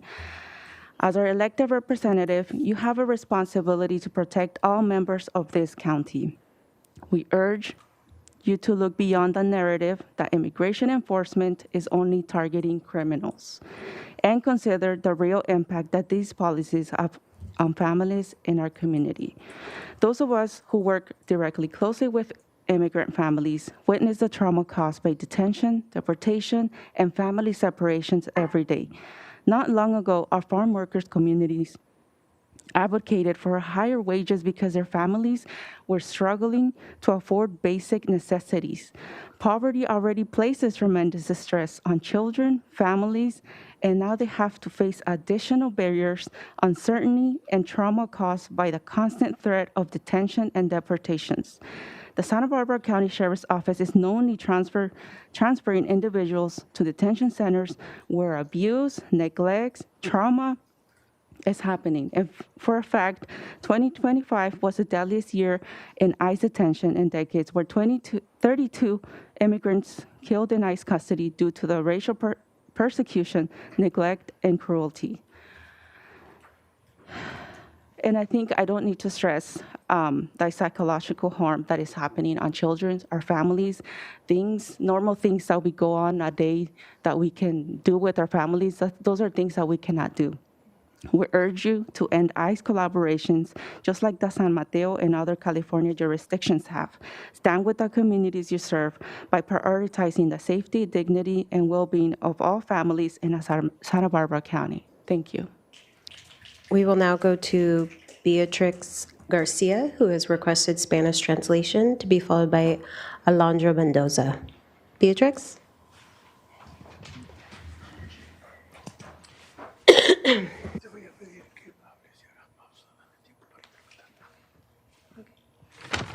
Buenas tardes, supervisores. Mi nombre es Beatriz García Good afternoon, supervisors. My name is Beatriz Garcia.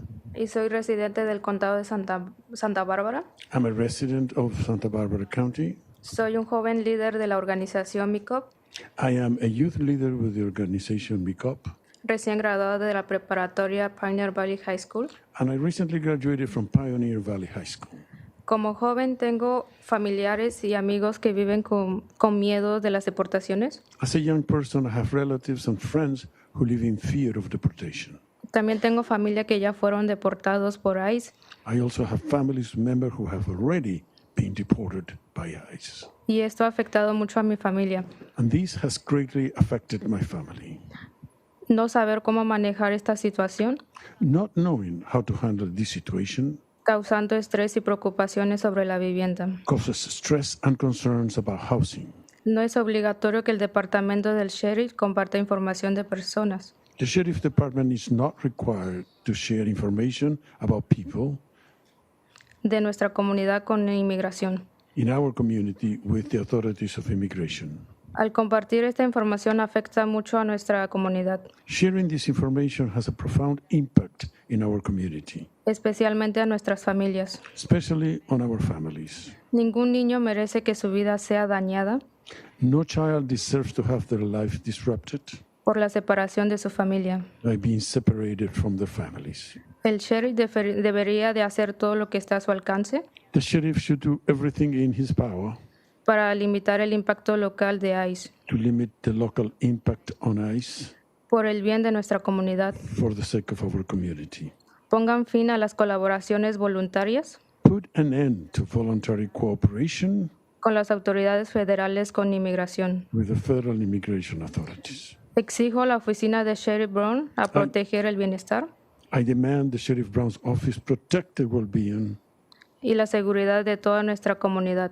and the safety of the entire community. Y también le exijo respetar el Estado de Derecho And I also demand that he respects the rule of law y el debido proceso al poner fin a todos los traslados and the due process by ending all transfers to ICE a ICE y a las notificaciones de fechas de liberación and all release the notifications que no sean legalmente obligatorios y dejando de facilitar and that are not legally required, and by ceasing to facilitate los arrestos de ICE en el condado de Santa Bárbara. ICE arrest in the Santa Barbara County.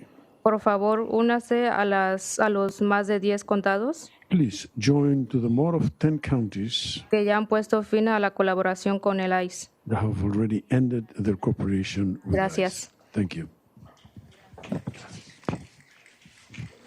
We will now go to Alondra Mendoza, to be followed by Lindsay Rodriguez. Alondra?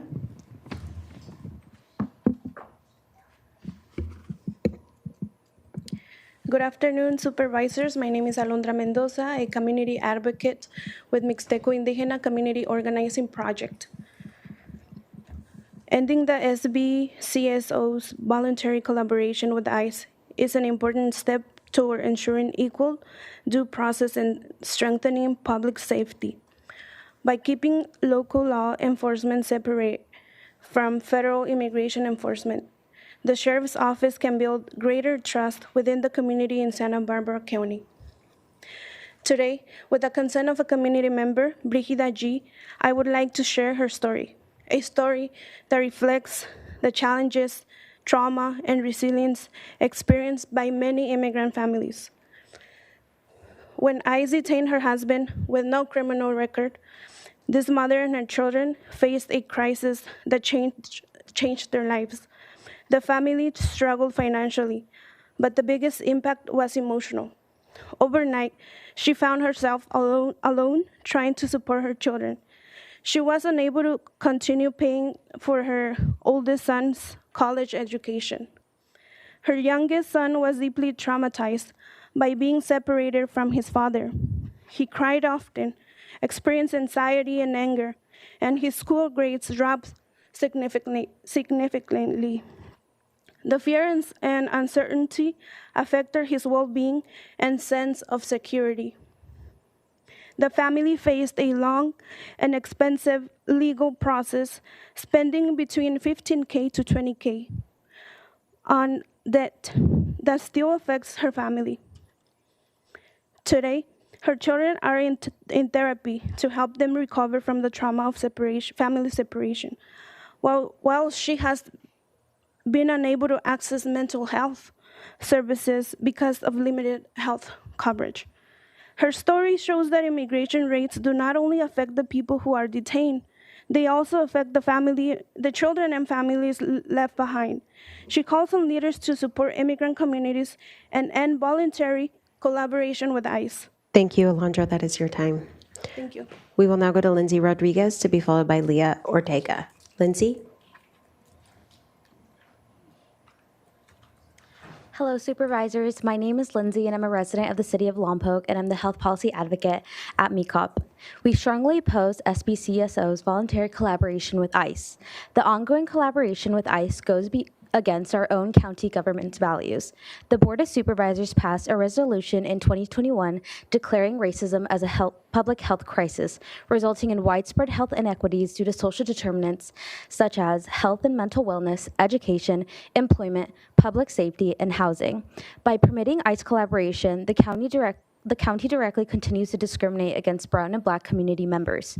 When ICE is lingering in our neighborhoods, school days, working shifts, and medical appointments are missed. When ICE is placing our community members in detention centers, they become exposed to cramped and unsanitary conditions, inadequate medical care, spoiled food, where they are then subjected to physical and sexual abuse. When ICE is in the county, it negatively impacts food production, caregiving, healthcare, and housing. Across every sector, our neighbors' health is being compromised at the hands of our county government. Allowing ICE collaboration to ensue is the highest form of complicity and disregard for the lives of your constituents. I strongly call on the Santa Barbara Sheriff's Office to protect our community's well-being by ending all voluntary ICE transfers, release state notifications, and ICE arrests in the county. Several other California jurisdictions dissolve their collaboration with federal immigration enforcement. We know this can be done, and we're calling upon Sheriff Brown to follow his code of ethics to serve mankind and to safeguard lives. Santa Barbara County must divest from ICE. Thank you. We will now go to Leo Ortega, to be followed by Yaharo Arroyo. Leo?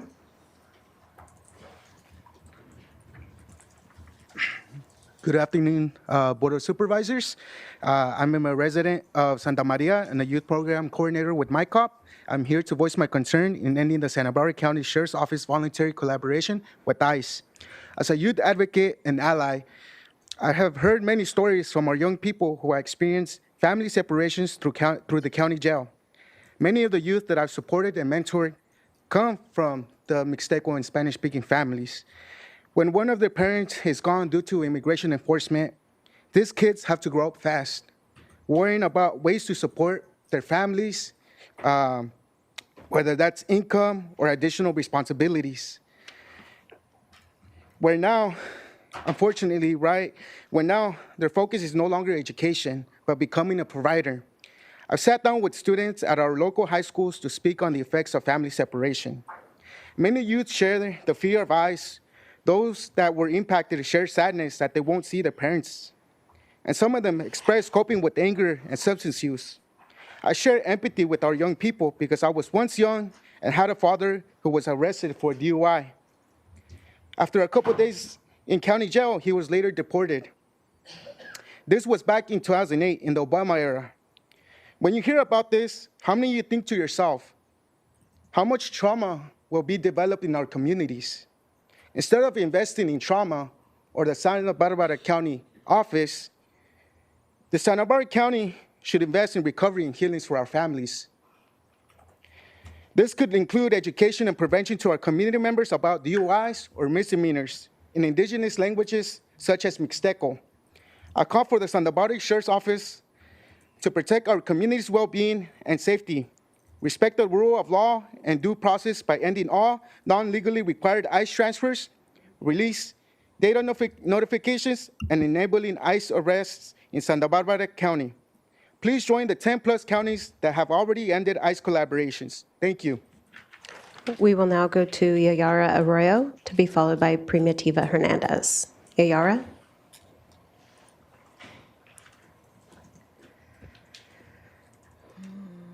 Good afternoon, Chair Nelson and Board of Supervisors. My name is Yahaira Arroyo, and I am the Civic Engagement Coordinator with the Mixteco Indígena Community Organizing Project. I am here today to urge the Santa Barbara County Sheriff's Office to end all voluntary cooperation with immigration enforcement. We are living in a time when immigration enforcement actions are creating widespread fear and uncertainty in our communities. Too often, people are targeted based on their appearance, the language they speak, their accent, or the type of work they do. These practices disproportionately affect immigrant and indigenous community members who contribute immensely to the well-being of Santa Barbara County.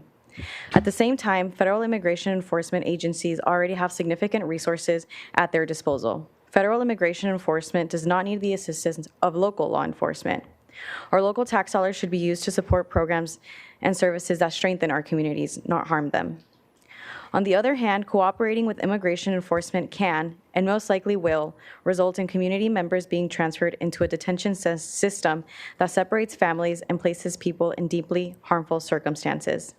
Many detainees are transferred to the Adelanto Detention Center, where advocates, attorneys, and former detainees have documented concerns about inhumane living conditions and inadequate treatment.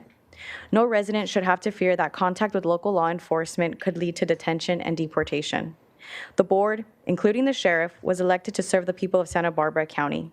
Today, many community members are asking you to take action by ending all voluntary cooperation with ICE and reaffirming your commitment to protecting the trust between local government and the community it serves. Thank you for your time and consideration. We will now go to Primitiva Hernandez, to be followed by Cliff Solomon. Primitiva? Good afternoon, Board Chair Nelson and the rest of the board. My name is Primitiva Hernandez, and I'm the Executive Director with the 805 Undocu Fund. First of all, I want to thank all the people that came here today and are still at this very moment listening through these public comments. I also want to thank Supervisor Nelson for moving or whoever it was from the 9 to 2 p.m. I wish it would have been after 5 p.m. so that we would have had participation from community members who are unable to be here today and share their stories, what they have gone through. But I'm hoping that we can engage in a meaningful conversation about how we can make improvements for the next Truth Act Forum. And I also want to make sure that we are able to offer spaces where the community can provide the data that is missing here today. Because if you were to come and talk to the Rapid Response Network, where many volunteers are here today and have video evidence of what has been happening outside of the jails, we would be able to come forward with that data, that video data, with those numbers, with that testimony from families who have been experiencing this family separation happening inside of the jail and outside of the jail. So we have the information. We asked for a community presentation. I personally sent an email to Supervisor and Chair Nelson, and it went unanswered. I really do encourage that we're able to have a more transparent review, and that the community is provided an opportunity to bring forth that data that is very valid, even if it's coming from their testimony. Otherwise, ignoring it, it's ignoring what they're going through and not validating their pain. Thank you. We will now go to Cliff Solomon, to be followed by Pam Gates. Cliff?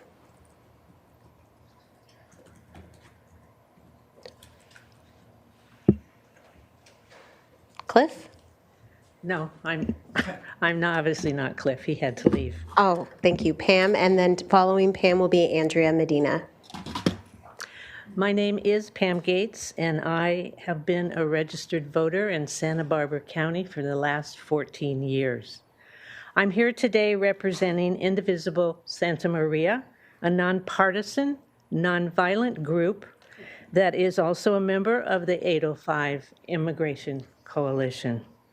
For the past year and a half, Indivisible Santa Maria and all Indivisibles have been fighting and organizing to preserve our democracy and protect our constitutional rights.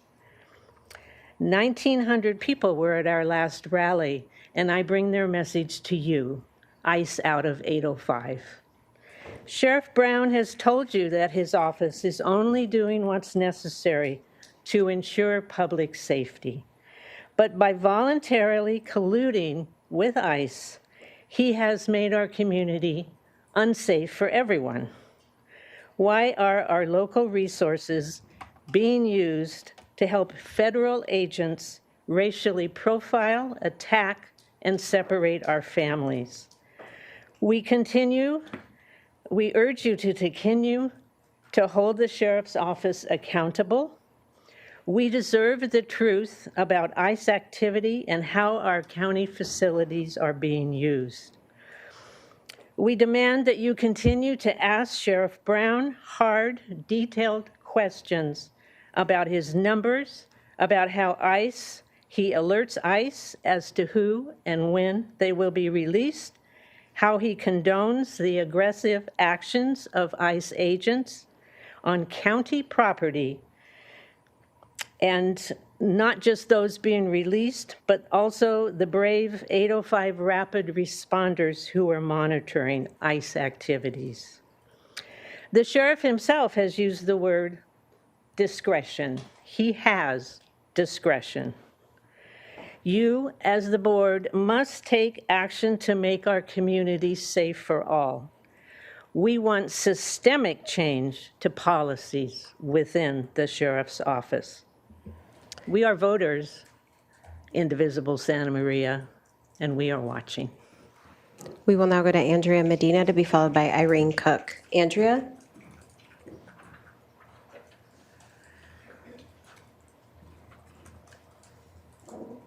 Good afternoon, Chair, Supervisors, Sheriff Brown. Thank you, Supervisor Capps, for the critical concerns that you raised. And thank you for staying. I hope you listen to what we're saying. We are your community. I'm Andrea Medina, Associate Director with Buen Vecino and faculty at UCSB.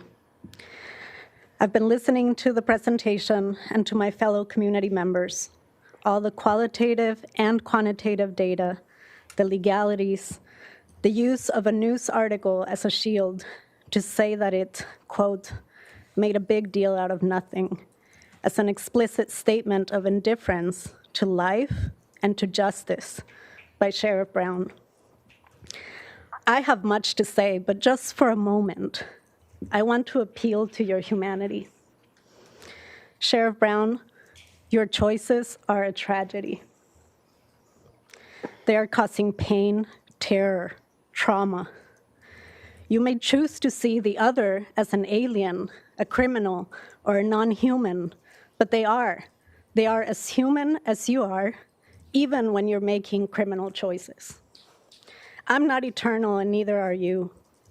And from this one commonality that we share today, I ask that you reconsider your choices.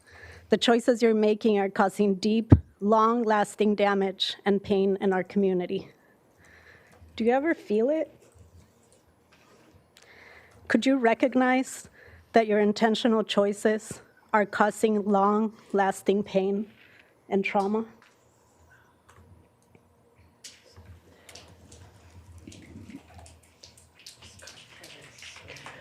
We will now go to Irene Cook to be followed by Carol Miller. Irene?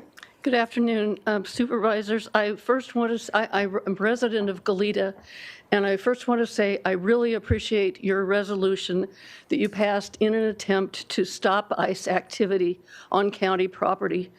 But I'm here today in person to look Sheriff Brown in the eye with my distress. As a law enforcement professional, you are expected to know our laws and Constitution. So it was shocking to hear your statement that it's probably best to let ICE take criminals out of our county. Shocking. It is infuriating to sit through a presentation trying to justify your actions with slick charts. People in power doing bad acts typically hide behind regulations. Your report failed to note that your collaboration with ICE is discretionary. You are making the choice to assist ICE against the wishes of our community and against a resolution passed by our Board of Supervisors.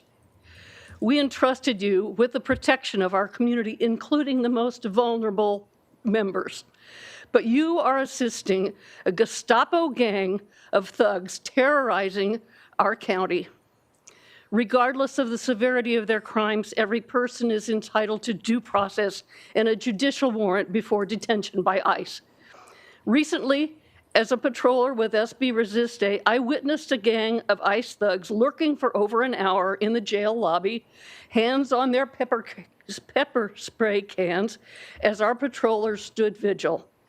When a small, fragile-looking old man came through the door, 5 burly, masked agents surrounded him, and they spoke directly with the jail officer before they whisked the detainee to a car with blacked-out windows.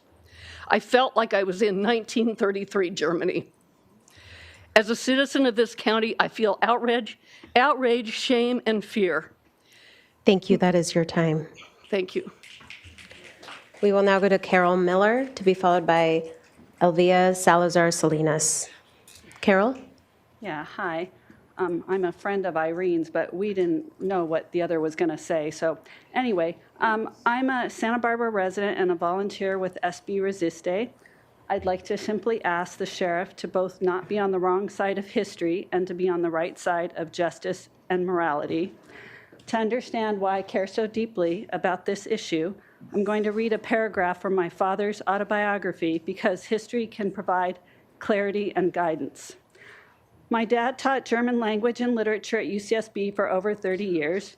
He was born in northern Germany in 1913. So here it goes. For a while, the courts were fair even to undesirables.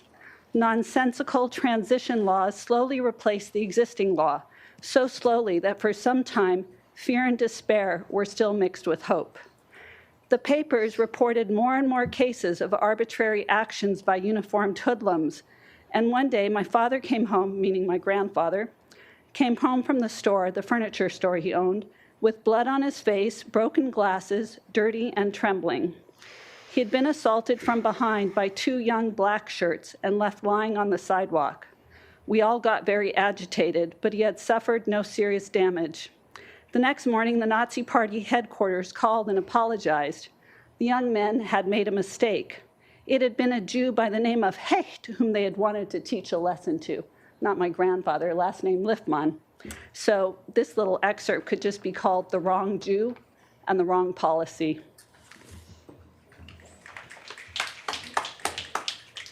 We will now go to Elvia Salazar Salinas, who has requested Spanish translation, to be followed by Anastasia Senesky. Buenas tardes, miembros de la Junta de Supervisores. Good afternoon, members of the Board of Supervisors. Mi nombre es Elvia Salazar Salinas, My name is Elvia Salazar Salinas. organizadora de Padres en Futuros Líderes de América. I'm an organizer of Parents and the Future Leaders of America. He vivido los últimos años I have lived the last years la impotencia feeling impotence, de no poder ayudar a mi comunidad. the impotence of not being able to help my community.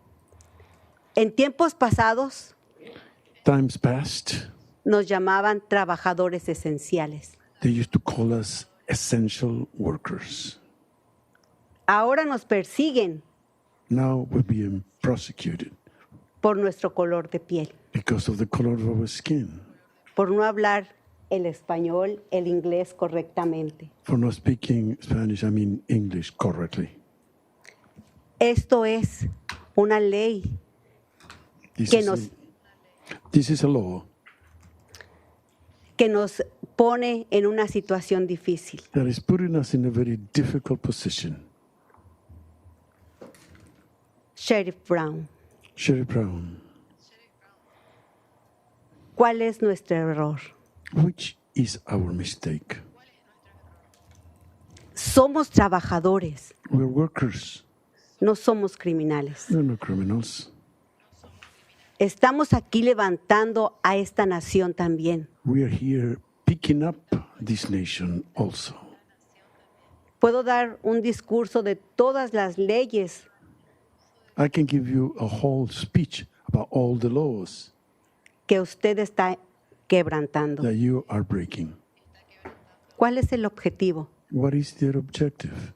Usted más que nadie lo sabe. You, more than anybody else, know the objective. No es algo que esté fuera de su control. This is something that is not out of your control. Por favor, Please, hoy les pedimos we ask you today, que paren stop la colaboración con ICE voluntaria que tiene el Sheriff The Brown. voluntary collaboration that Sheriff Brown has with immigration. Esto es una nación libre. This is a free nation. Esto es una nación con oportunidades. This is a nation with opportunities. ¿Qué oportunidad les están dando a nuestra juventud? What opportunities are you giving our youth?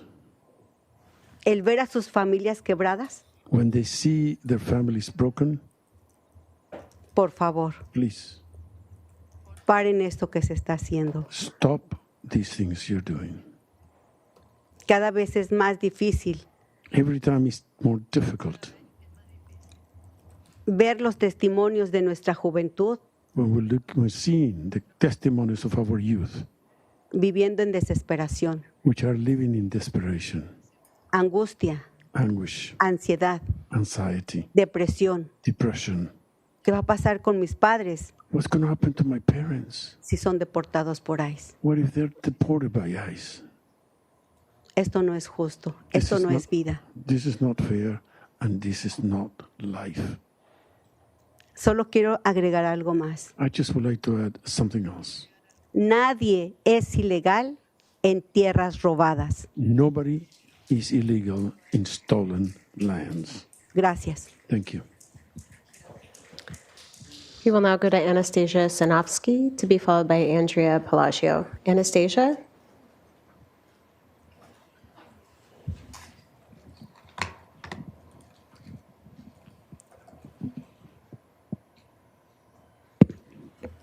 Hello, my name is Anastasia Sanofsky, and I'm here on behalf of Planned Parenthood Central Coast Action Fund today. I would like to say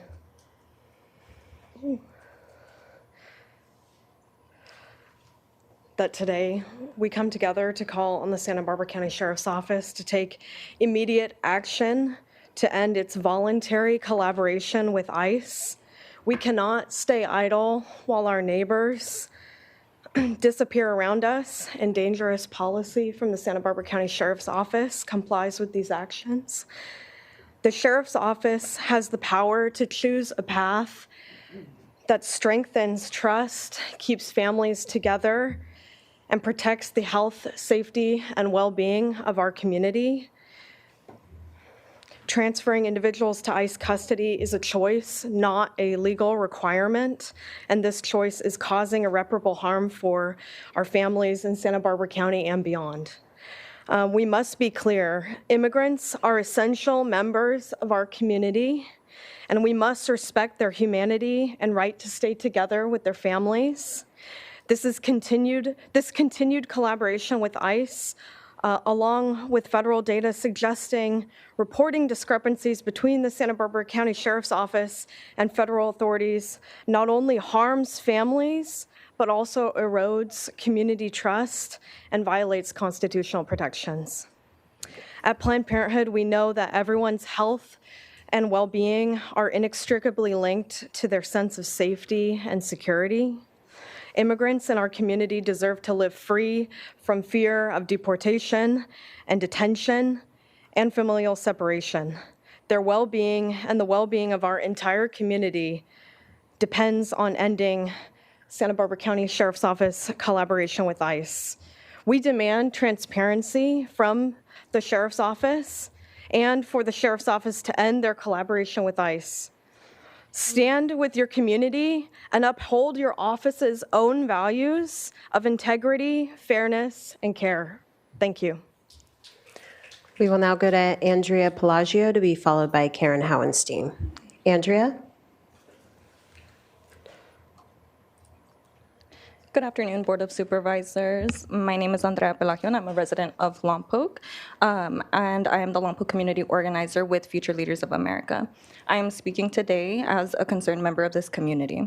Since the start of 2025 and to this day, I see social media posts and news reports of community members, our neighbors, being detained, treated horribly, and placed into the hands of federal agents.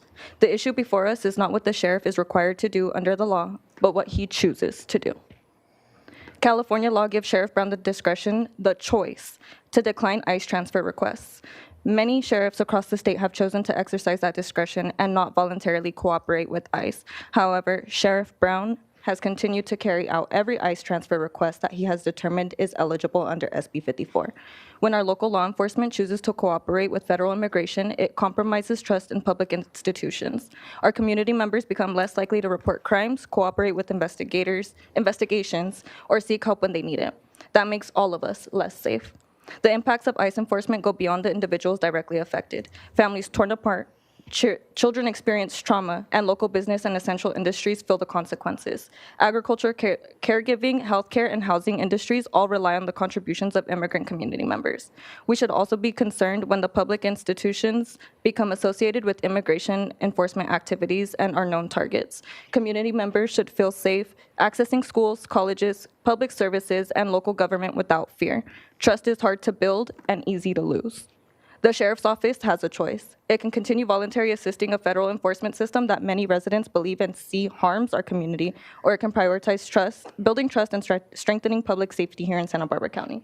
I respectfully ask the board and the Sheriff's Office to end this voluntary cooperation with federal immigration enforcement and take meaningful steps to rebuild trust with the communities they serve. Thank you. We will now go to Karen Howenstein to be followed by Terry Riesinger. Karen? Karen Howenstein, lifelong resident of Lompoc.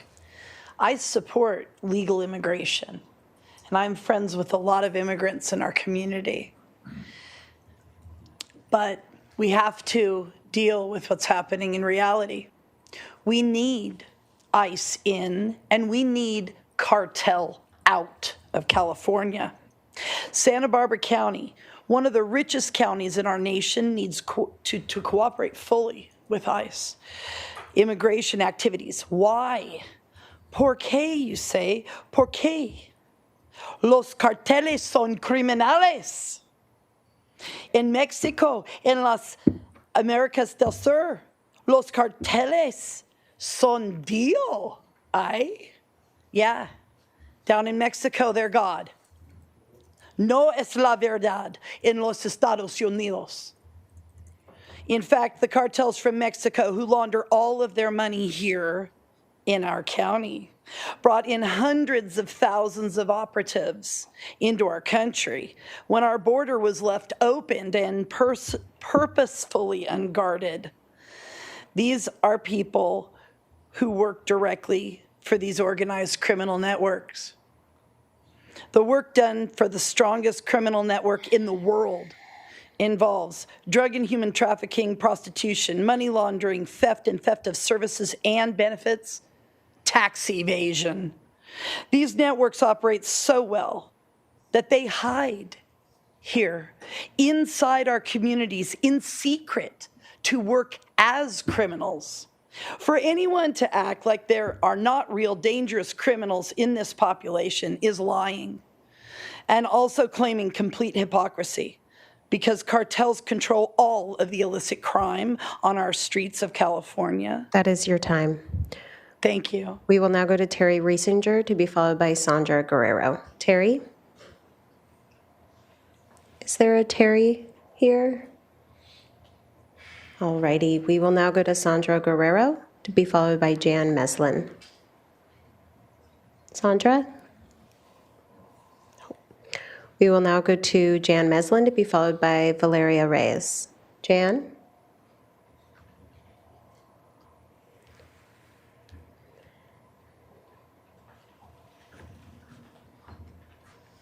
Well, Jan had to step out, so I, Lenisa Hernandez, will be speaking on behalf of Jan. I am here with 805 UndocuFund and Freedom for Immigrants. We demand the sheriff stop cooperating with ICE and stop saying he is just following the law, which is something Nazis also said. The law doesn't require that he cooperate with ICE, yet he chooses to do so. The sheriff is not making our community members feel safe and secure, despite what the last person had to say.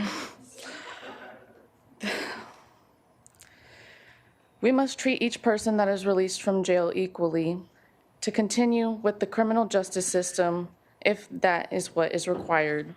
And I took AJ 101, I know that the justice system is struggling with how to proceed, but regenerative or restorative justice is something that is starting to be introduced and followed and is showing progress for our communities. All residents have a right to due process. ICE is out of control, they act with impunity, and they have more funding than all other law enforcement agencies combined. I urge the sheriff to follow the lead of 10 other California counties that have built community trust and safety by ending all transfers to ICE. Stop the transfers before we are inundated with more ICE agents, as we are certainly to be. And also, the Trump administration is pretty guilty as they're listed in the Epstein files, and we haven't seen any convictions from that. So I think if we're talking about criminals, we should focus a little more in-house.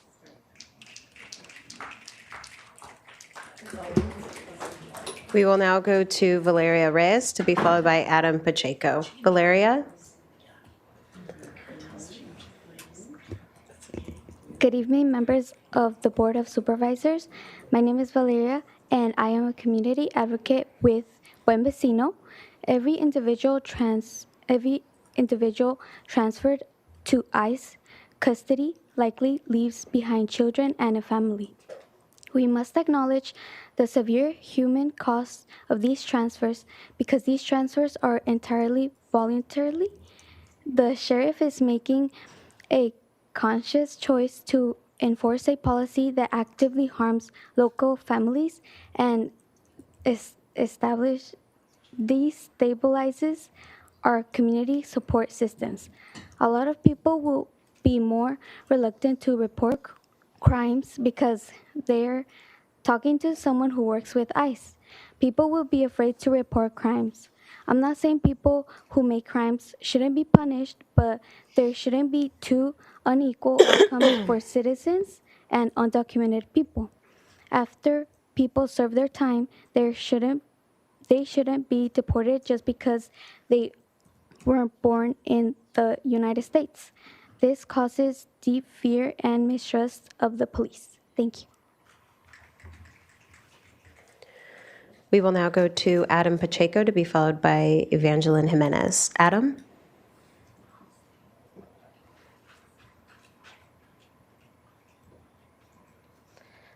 Hello, my name is Adam Pacheco. I'm a youth advocate in Santa Maria.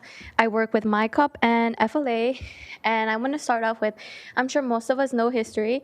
So we know history, how gay people were blamed for AIDS and then treated horribly. We know how Jewish were blamed for the bad economy and then treated badly. And we know how Japanese Americans were blamed for Pearl Harbor, so they were treated horribly. And now we see that with immigrants. Yet we want to act ignorant and act like certain sheriff or station isn't working with them. And that is not okay because more than 49% of our residents in Santa Barbara County are Hispanic and Latinos. And not only that, but there's people from different ages and races here. And if they're saying that they don't like that the sheriff is working with ICE, I don't know why they are. It doesn't really make any sense. Especially, too, since we all know that these facilities or camps, whatever you want to call them, are really inhumane. They have dirty water for baby formula. They are being sexually abused and medically neglected. So for the sheriff, who's supposed to protect us, to be working with such horrible organization is not okay, and no one wants it. Once again, like I mentioned, I believe they need to stop, even if they claim they're not, even though literally every other evidence is saying otherwise. Instead of handing out our parents and neighbors like they are dogs and not humans, and acting like the father of working 3 jobs that will break a person as fragile as most of us is a criminal just because of his status or because of his skin color. Thank you. We will now go to Evangeline Jimenez to be followed by Brandon Vasquez. Evangeline? Is Evangeline here? Alrighty, we will now go to Brandon Vasquez to be followed by Michelle Ambrose. Brandon?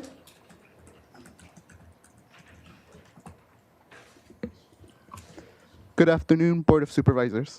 My name is Brandon Vasquez, and I'm a proud resident of Santa Maria and an organizer with Future Leaders of America. I come before you to ask for the Santa Barbara County Sheriff to end all voluntary collaboration with ICE. This step would reinforce transparency and trust with the residents of Santa Barbara County. It is no secret nor deniable that our Latino community is scared, making 49% of Santa Barbara County, making it even more detrimental that Sheriff Brown has never declined an ICE transfer request that he considered to be SB 54 eligible, even though California law completely allows him to complete discretion to disregard those requests. Throughout the past year, I have known many parents and youth of Santa Maria. I haven't met a single one who hasn't been affected by ICE, whether it was a parent or a family member or even a friend. The weight of these attacks have been felt throughout the community. It wouldn't be conducive to maintain a voluntary relationship. In the former words of former President Lyndon B. Johnson, the American people want their government to be not only strong, but compassionate.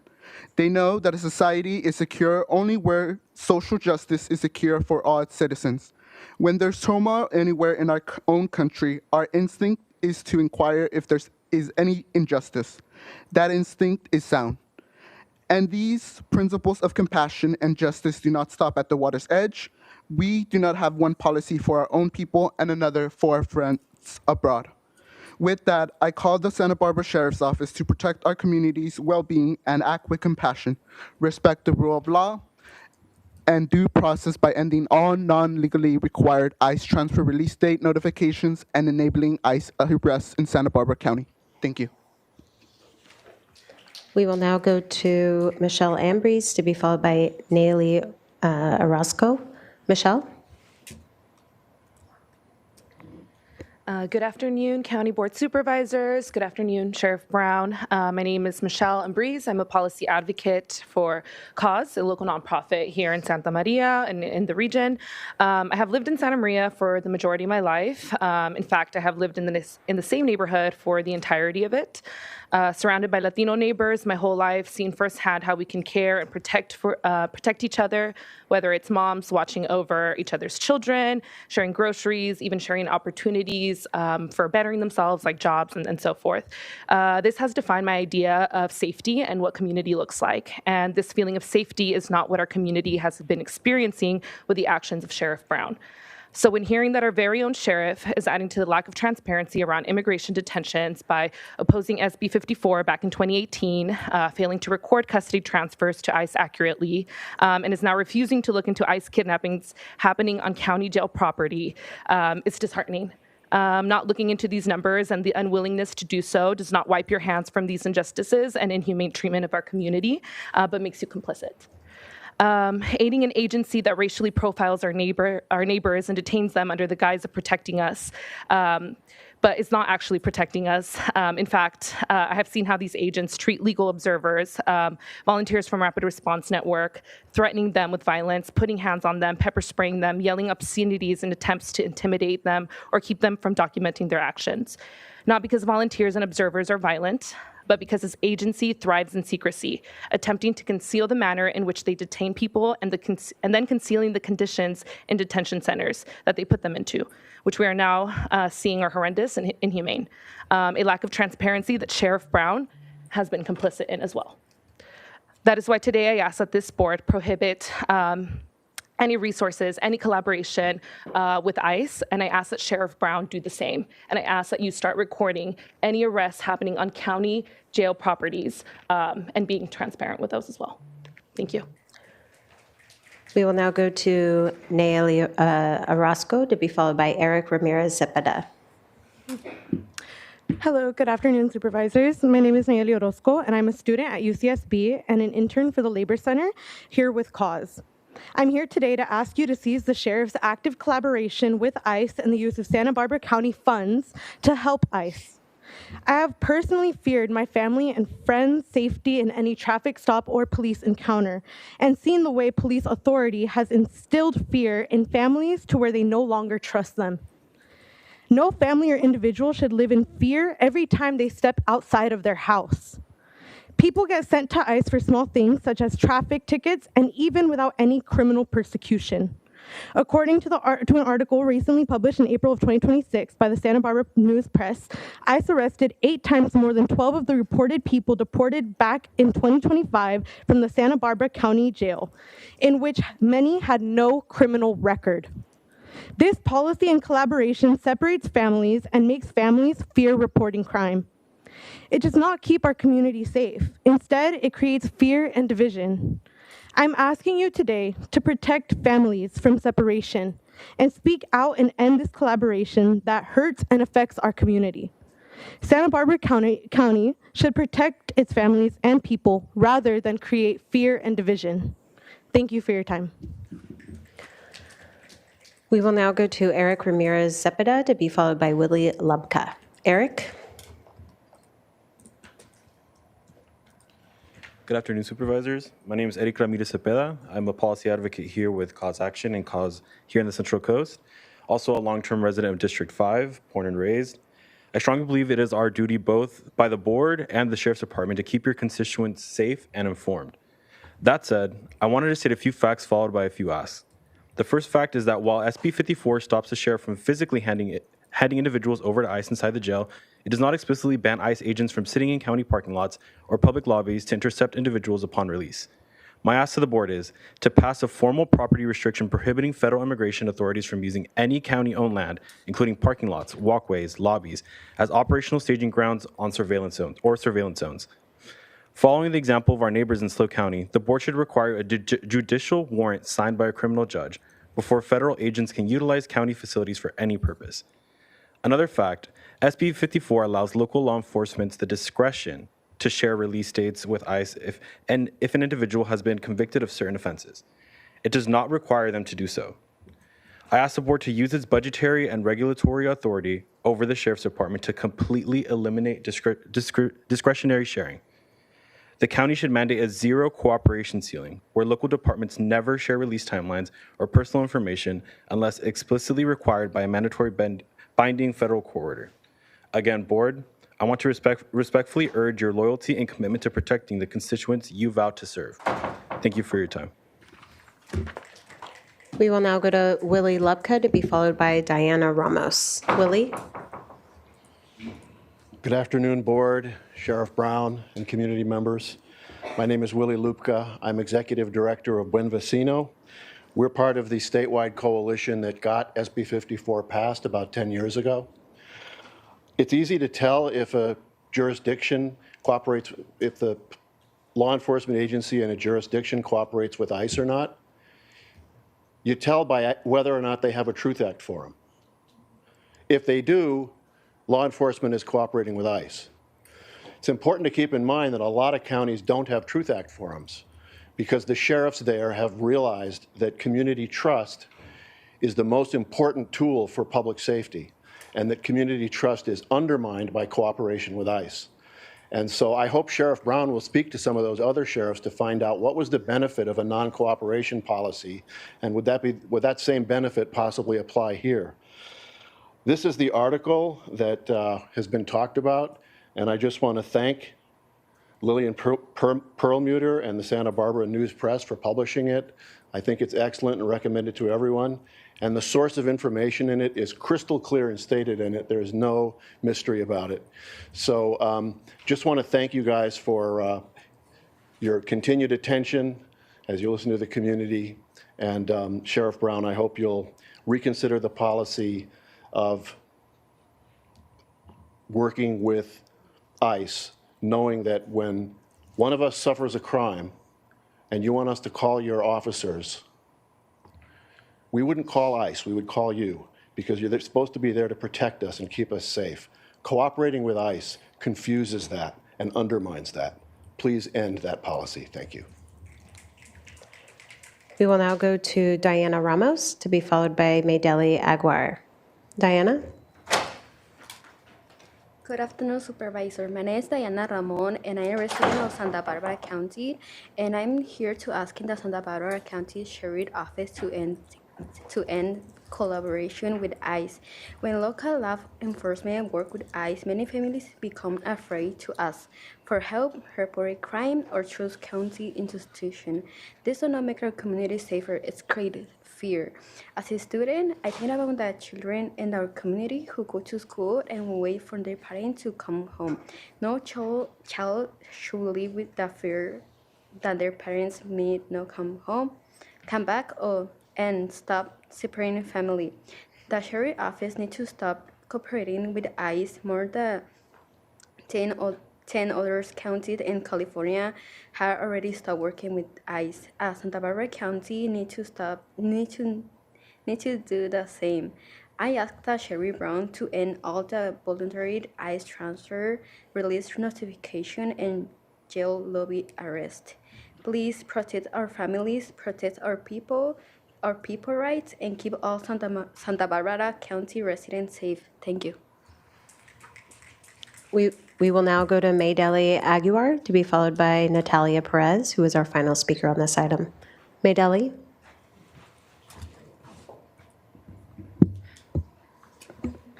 Good afternoon, supervisors. My name is Maydeli Aguirre, and I am a young person who cares deeply about the future of our community.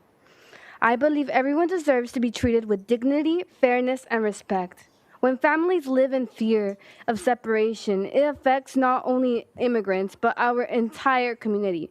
It impacts students, workers, friends, neighbors, and families. Trust between residents and local institutions is more important for public safety. People should feel safe reporting crimes, seeking help, and participating in community's life without fear. I urge the Santa Barbara County's Sheriff Officer to end voluntary collaborations with ICE that is not legally required to prioritize the well-being due to process, rights, and safety for all community members. I, as a student, have to take my ID everywhere I go because of the discriminations and because of the fear of being detained by ICE, because of the color of my skin, the language I speak, and the people I'm surrounded with. Now, I'm not the only one that's be taking their IDs. Many of my friends are obligated by their parents to take them as a sort of identification. And Santa Barbara County is strong. That's why I urge you guys, Santa Barbara County Sheriff, to please stop. Santa Barbara County is the strongest when everyone feels welcome, respected, and able to participate fully in our community. Thank you for your time and consideration. We will now go to Natalia Perez, who is our final speaker on this item. Natalia. Thank you. Good evening, Chair and Board of Supervisors. My name is Natalia Perez, and I am a Santa Barbara County resident. I am also the Civic Engagement Coordinator here with FLA. I am here today to urge the Santa Barbara County Sheriff's Office to stop voluntarily collaborating with ICE. This means ending transfers, notifications, information sharing, and any assistance provided to immigration enforcement without a judicial warrant. As a Hispanic military police veteran, I have proudly served this country and believe deeply in the values of justice, fairness, and equal treatment under the law. Yet, despite my service, I know what it feels like to live with fear and uncertainty being targeted for my cultural looks or when members of my community are targeted because of their immigration status. I also know what it's like to serve and protect those around me, and it looks nothing like this. No family should have to worry that a routine interaction with local law enforcement could lead to detention or separation from their loved ones. I believe in having integrity, especially when it comes to my community. When local law enforcement is seen as an extension of federal immigration enforcement, trust is broken. Families become afraid to report crimes, seek help, or cooperate with investigations. That makes all of us unsafe. Our Sheriff's Office should focus on protecting and serving the entire community, not facilitating deportations. Ending voluntary collaborations with ICE is a necessary step forward, ensuring due process, strengthening public safety, and building trust with all residents of Santa Barbara County. I respectfully ask that you support policies that stop transfers, notifications, information sharing with ICE without that judicial warrant. Thank you for your time and consideration. And that concludes public comment on this item. All right, thank you. We've been going for a little over 3 hours now, and we're going to take just a quick little break before we come back for deliberations. I know it's our last item here, but we've been going for some time. We want to get our translators a break and then a quick restroom break for those that need it, and then we'll be back in 5 minutes. Thank you.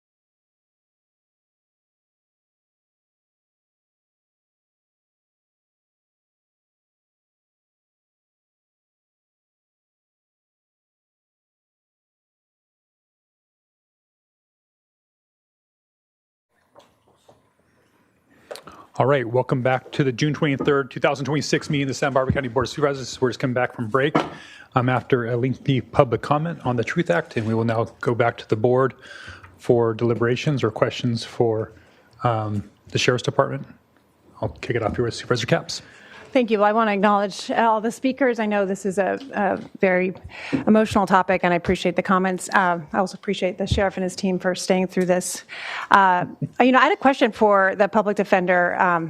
Matt Spiridelozzi is here, and I just wanted to talk to you because with this opportunity, I know most of the folks who are taken from ICE are often your clients, and so how can coordination be improved with simple changes? Could you just please discuss? Yeah, thank you for the question. Thank you, Board, Supervisor Nelson.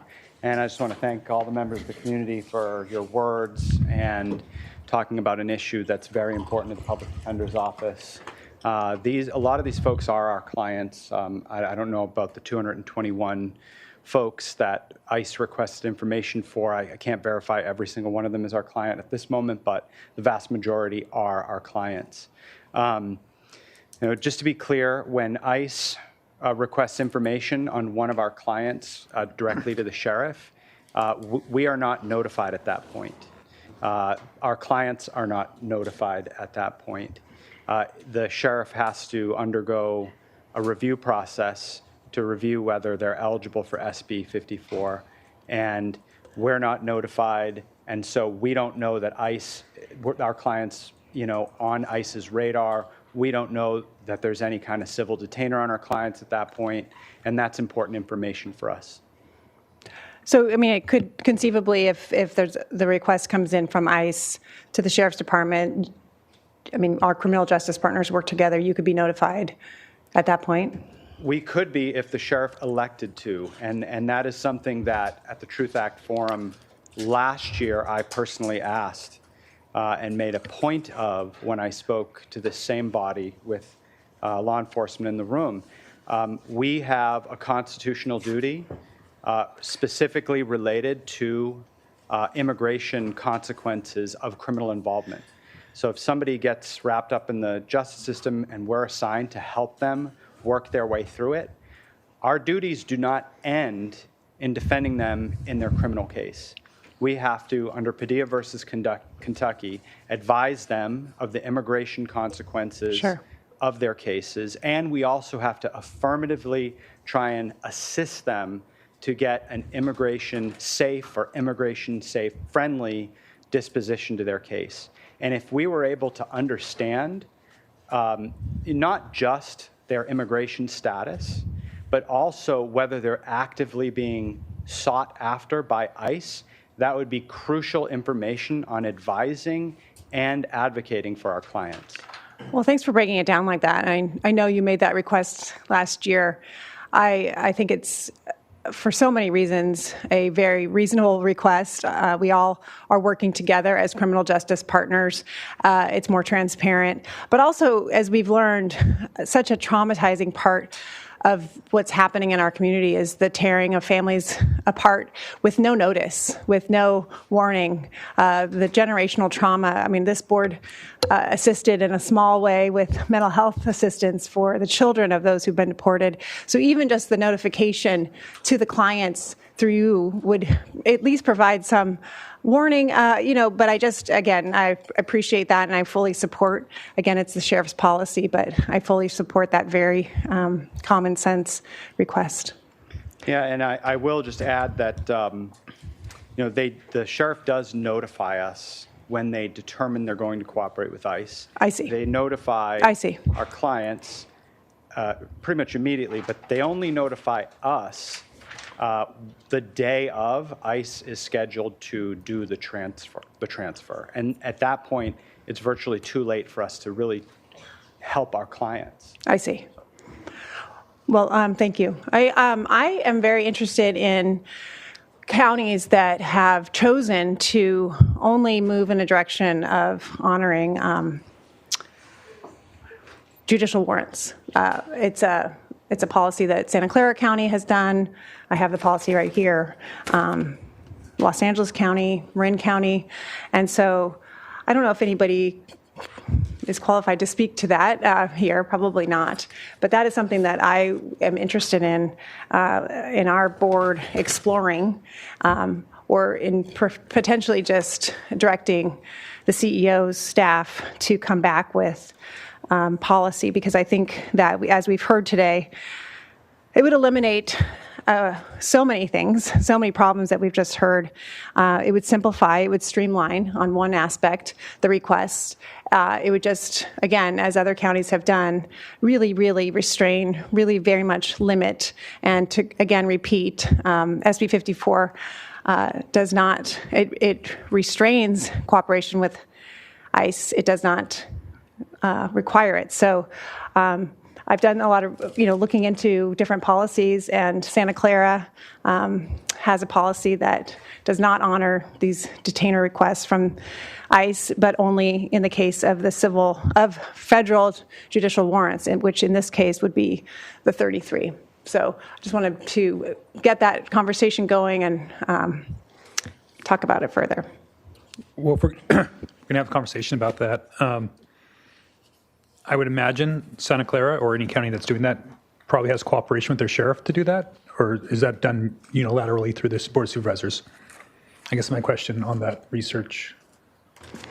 Again, I'm not the expert, and so I think that any kind of motion I would make would be to have the CEO's office do some digging and come back with other ways in which we, as a Board of Supervisors, understanding that the sheriff is independently elected and our role is severely limited when it comes to setting policy. I mean, entirely limited when it comes to setting policy to his operation, but really exploring what levers, as we've been implored to do, what levers do we have? And this is the one that I can find, would be to limit any cooperation with ICE to judicial warrants. It seems to me that's the most rational way to approach this conundrum we're in, because clearly things are out of control. We have things, this is not operational. We have 99 as opposed to 3 in a huge county like Santa Clara County. It's just not what the direction we need to keep going for the rest of this administration. So I'm just asking for an exploration. I think it's been made clear. And I do agree with you that probably a very key component is cooperation by the sheriff. I know that's the case in LA, where it actually was, my understanding was it was initiated by the sheriff in Los Angeles. I'm not sure about in other counties in Santa Clara and Marin, sort of how that cooperation works. But anyway, that's more of a deliberation if there's other questions. Yeah, sure. Supervisor Lee. Yeah, I do support exploring that idea for supervisor caps. I think it's a great idea. Let's see what the CEO office can come back with. So I'm supportive. Supervisor Hartman. Yeah, at last year, I did ask that the public defender get notice as soon as the sheriff's office gets notice that that ICE is interested in a person, and I think it's within the sheriff's discretion, and it wasn't acted upon. I do believe that while I'm supportive of your initiative, I believe it also takes sheriff cooperation. I think that's what's happened in other areas. So I'm not sure, without a change from the sheriff, whether we just want to renew this hearing again. So that's my concern. Listening to this testimony has been extremely difficult. I think we all feel under siege by this government. I had to leave to take a phone call with our Senate Pro Tem, trying to figure out how we're going to get medical care for undocumented people. And we're going to have thousands upon thousands of children who aren't going to have coverage. So it's really an assault at the federal level on our undocumented neighbors, and it's coming from all fronts, and I'm trying to figure where can I focus, where can I do the most, because this is an effort really to, as they say, flood the zone, and it's our heads are spinning, and it's tearing our communities apart across this country, and I think I'm struggling for where, what, how our county, with limited resources and the Board of Supervisors, somewhat limited authorities, can really make a difference here. But I do want to say that we want to be supportive of everyone who spoke today and the people you represent. And this is all new territory for us. And we're again being assaulted on all levels. So I guess that's sort of what I'm feeling. Okay. I understand the position of Supervisor Capps on this, but I would disagree. I think I'm concerned about moving forward with things that I know why they're being done to send a signal to the community, but just like our ban on unofficial ICE activity on county property, I mean, everything that ICE does is official by their standards. So we're not the ones to enforce that. And we had people here today that were concerned why we weren't enforcing that. And that was my problem with that in the first place, was that we were going to adopt something that gave people a false sense that we are making a difference by adopting that. And I also am concerned about this, when I think ultimately decision on whether SB 54 is complied with is the sheriff's decision. I don't think that there's anything the board can do to restrict that from what I understand in the law.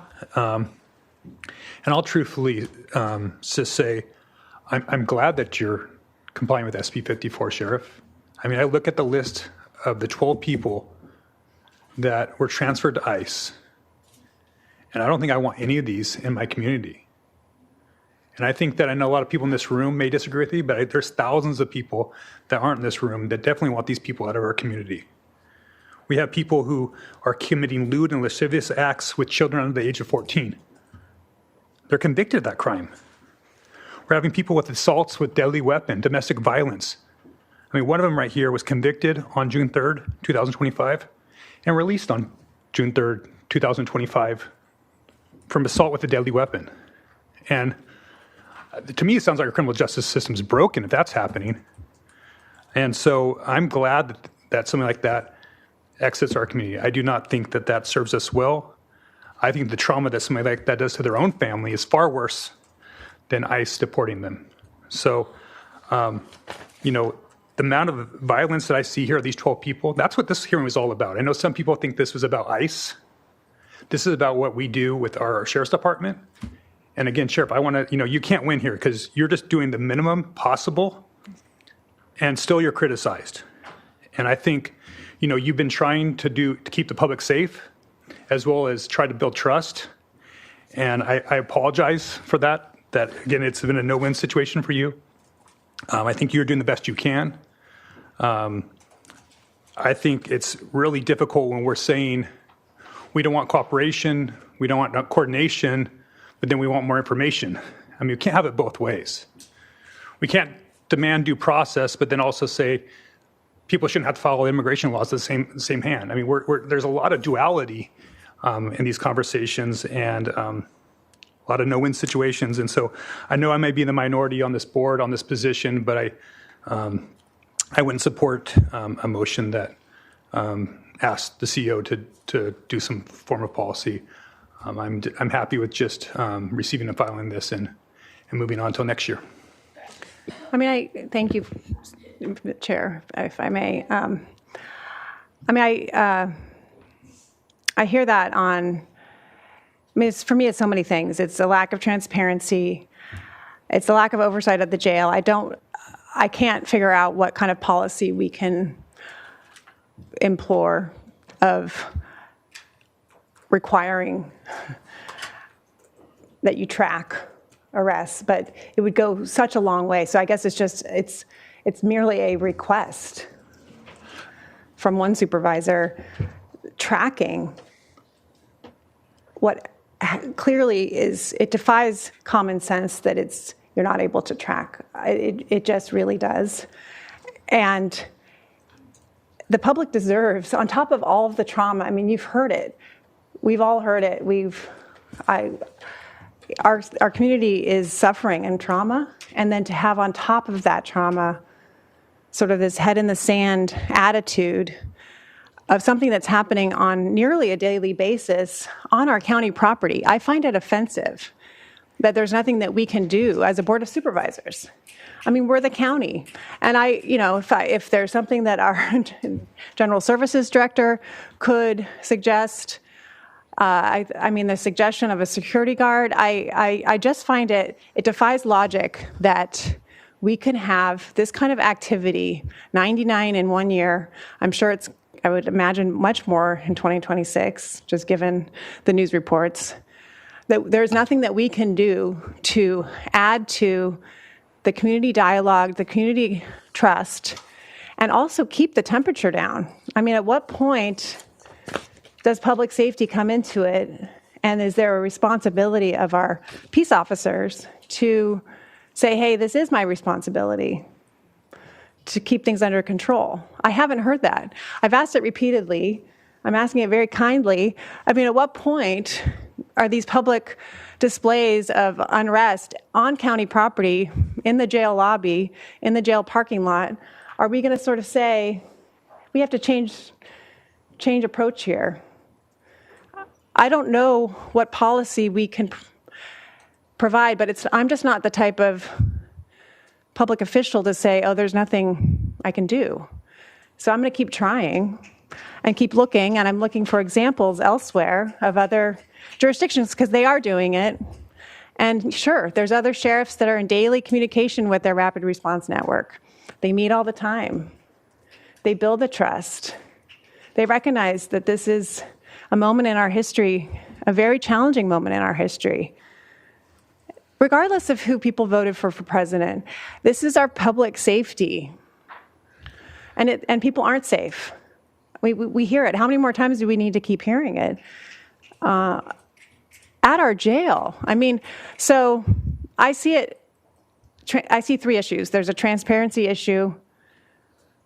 There's a safety issue at our jail. And for me, there's too much cooperation. There shouldn't be any cooperation with ICE. And one simple way to do that is to do what other jurisdictions have done, very rational jurisdictions, by simply limiting the sheriff's cooperation with ICE to judicial warrants, which a judge has to sign. I'm interested in exploring it. What makes judicial warrants different then? I mean, if it's bad to arrest somebody that's in our country illegally, that's committed a crime, why stop there? I mean, why is a judicial warrant different if none of these people should ever be arrested and deported? Because there's due process. But if we're going to have the rule of law, these people here illegally, right? So but that's not a crime. So in most of these cases, for many of them, it is. They've already served. It's not all, but we don't have that information. They served their time for the crime. We don't know if they. My understanding was it's again. If we want to turn this into a debate on ICE, no, I don't want to do that, or on immigration. I mean, that is above our pay grade. But I think that there's a lot here that we could discuss and go further. But again, I think 12 transfers. I mean, this is the minimum dose. I mean, it's not the 99. That has nothing to do with the Sheriff Brown. Why are they? Why are they here then? Because why are they here on an almost daily basis? Because what kind of signal is being sent? I mean, it's this kind of stuff that sends a signal. The reason why we're getting a disproportionate activity in Santa Barbara County is partly because of the activity of our board. I mean, we've seen it in Minnesota. You're seeing it here, and so and it's politics, and I get that, and I'm not condoning it. But that's what happens here with these often is that when the temperature rises, guess what? This president reacts. Okay, and so I think part of the reason why you're seeing probably a disproportionate use here is probably because of some of the activity that's happening in the community. And so sometimes this, where some people think that the rapid response network is lowering the temperature, in many ways it actually increases the temperature. Okay, we looked at the numbers. The numbers last year were higher, but the intensity, the outrage is more this year, even though the numbers are lower. And again, that's what I'm saying. I think we have a responsibility on the temperature as well, because I think we've done a lot to potentially raise it. And I think what the sheriff is doing and what you see here is the numbers have gone down. He's doing the minimum dose possible. I don't know who on this list we'd want to stay in our country. It doesn't make any sense to me. And I'm sure there's some of those 87 that we don't know because we're not sitting there tracking that, probably have some of the also offenses there that we wouldn't want in our community as well. And, I think that does call it a safer community. Some of these people here, 13 times in custody, 12 times in custody, 7 times in custody, 19 times in custody. Our due process and our rehabilitation really isn't working with these people, and they're continuing to commit crimes in our community that victimize all types of people. And yes, it stinks when it impacts people that are innocent, like their families. I have a lot of compassion for that. But ultimately, whether somebody's an immigrant, an illegal immigrant, or somebody that is a citizen commits crime, they are separated from their family. There is consequences for their actions. And we have laws, and I know some of them that we don't control, like the immigration laws, are in place, and we have minimal contact here. And I think the sheriff is doing the best he can. And again, I think we're going in the wrong direction on this. Supervisor Capps. Yeah, I don't think the solution is silence. That's un-American. We have to speak our conscience. And, fair. I appreciate this, we do see things completely differently. Yep. And the question is, does this move the sheriff at all? And only he knows. And my question is simply, is there anything that this board can do beyond what we've done? Supervisor Lee and I put forward a policy that garnered a lot of support here on the board. That was after a lot of research of what other jurisdictions were doing. And so again, there is a solution here potentially to cut down the cooperation with ICE by limiting the sheriff's interaction to judicial warrants. And you are correct. It takes cooperation with the sheriff. So I have to be really clear to everybody out there that is a reality. Even Santa Clara's policy is not legally binding because it takes cooperation with the sheriff. So I just thought a good, productive outcome of this hearing would be to direct the CEO's office to explore options. If there is an appetite for that, I hear you, but that is my intention, and I'll keep working on things. Right. As we deliberate here, the sheriff is here. It'd be good to hear from him about some of the discussion that we're having here. I think it would be important to, because that might educate how we proceed as far as giving direction. Sheriff Brown. Thank you, Chair Nelson and members of the board. Just a couple of things I'd like to say after hearing some of the discussion. Thank you. First of all, I just want to clarify that the issue with the public defender, I think, had and has to some degree still some concerns about the fact that the public defender does not represent everybody who is the focus of, does not necessarily represent everybody that's the focus of an ICE inquiry. And so we have to balance, when do we make that notification? And what we've been doing is providing that when ICE is notified and shows up to do that. Now, I understand in hearing your concerns that doesn't allow you to do much in terms of that, but we can look at that. We can see if there's some middle ground that we can maybe strike for that. The other thing is, I just want to say I'm very familiar with, the sheriff in Los Angeles, the sheriff in Santa Clara. They're both good friends of mine. And we talk about this kind of stuff all the time. And I can tell you in Santa Clara, for example, and one thing I want to make very clear, whether a county sheriff's office has a policy of cooperating to the extent is allowed by SB 54 or not, has no bearing on arrests made by ICE at the jails. Because I'm telling you right now, at the Santa Clara jail, Los Angeles jail, all of these places where they have a policy of not cooperating, quote unquote, with ICE, they're making all kinds of arrests in their jails. And as a matter of fact, there was a statement that was released from, and I'll just read it to you, it's brief, but it's a statement that was released from Santa Clara that I think it's worth everybody hearing. And it says the following here, if I can find it.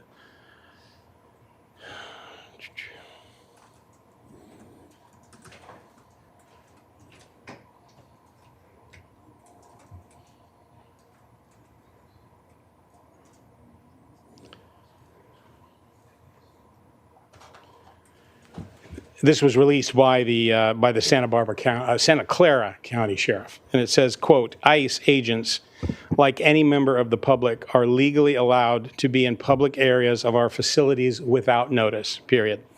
The Sheriff's Office cannot prevent or interfere with the actions of another law enforcement agency operating within the law, period. Attempting to do so would be in violation of our sworn responsibility to uphold both the U.S. and the California constitutions. So that's coming from one of the counties that you're referencing. But if I can interrupt you, they had 3 arrests at Santa Clara jail, outside the jail. No, they had far more than that. I've talked to the sheriff personally. He told me that they're out there all the time making arrests. So those numbers, wherever you got those, are spurious numbers. So I'm telling you, that's from the U.S. those government. are not accurate. Okay. Secondly, I'll just echo what you said, Supervisor Nelson, that let's talk about what we're really talking about here. We're talking about 12 people that we notified ICE on that they came and picked up out of 221 requests that were made. That's less than 0.5% of the requests that were made. And the 99 number continues to keep getting distorted, in my view. The 99 number is what supposedly or allegedly ICE released under a Freedom of Information Act that said they had made 99 arrests in 2025 at, quote unquote, at Santa Barbara jails. Not in the Santa Barbara jails, at the Santa Barbara jails. That number includes, I presume, the 12 that we notified them on and that they came and picked up, so that drops the number down to 87, and it includes the 33 judicial warrants that they came and picked up people, so that knocks the number down to 54. So basically, 54, the average of that is what? 4 or 5, 10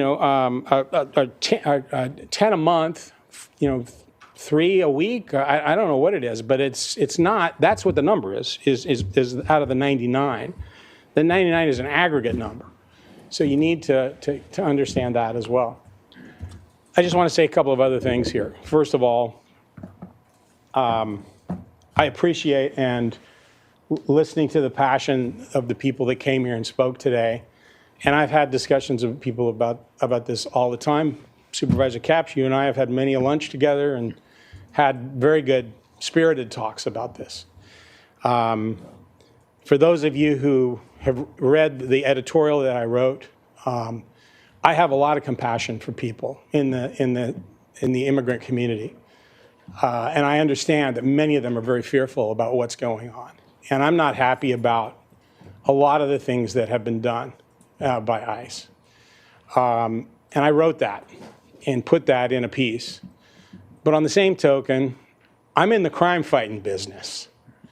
And I want to make sure that people like these 12 felons who are repeat offenders, who, if we have the opportunity to legally get those people turned over and they would be deported from our country, that is a gain, as far as I'm concerned, for our community, for those 12 people. And again, we're talking about a tiny percentage of the total number of people who are arrested and booked into the Santa Barbara County Jail. And you're right. We try to do this in such a way that those numbers are really very slim and very small, but yet we get criticized for, doing it as well. And then lastly, I just want to say I would encourage all of you to remember, you heard a lot of people talk today. There's a lot of people who didn't talk today that are in our community and who are our constituents. And I hear a lot from those people as well. And those people, Supervisor Capps, you have very strong feelings about this issue, and I respect that, as I said. But please understand that there are very different viewpoints among other constituents on how persons who've entered this country illegally and have then committed crimes against our residents should be held accountable. And those views run along a spectrum with extreme viewpoints at each end. And you heard earlier today in public comment some of those extreme opposite viewpoints that you have as well. So they're out there. But I believe that most people are in the middle on this issue. And they believe that repeat offenders convicted of violent or serious crimes should be legally turned over to federal authorities if the law allows that. And the members of the Sheriff's Office and I are attempting to achieve a pragmatic and a balanced approach on what federal transfer requests are fairly honored under the provision of state law. And this, by the way, is the same approach that's adopted by our neighboring counties of Ventura and San Luis Obispo, and even Kern County. I was very suspect of those numbers that showed up with 3 on Kern County, and I spoke to this Kern County sheriff this afternoon. I said, how many people did you transfer over to ICE in 2025? The number was 31. Now, they're about 1 million population. So you do the math roughly, loosely. It's probably about the same percentage that we turned over to ICE as well. So it's not, that number can be very deceptive. I don't quite know what that number represented.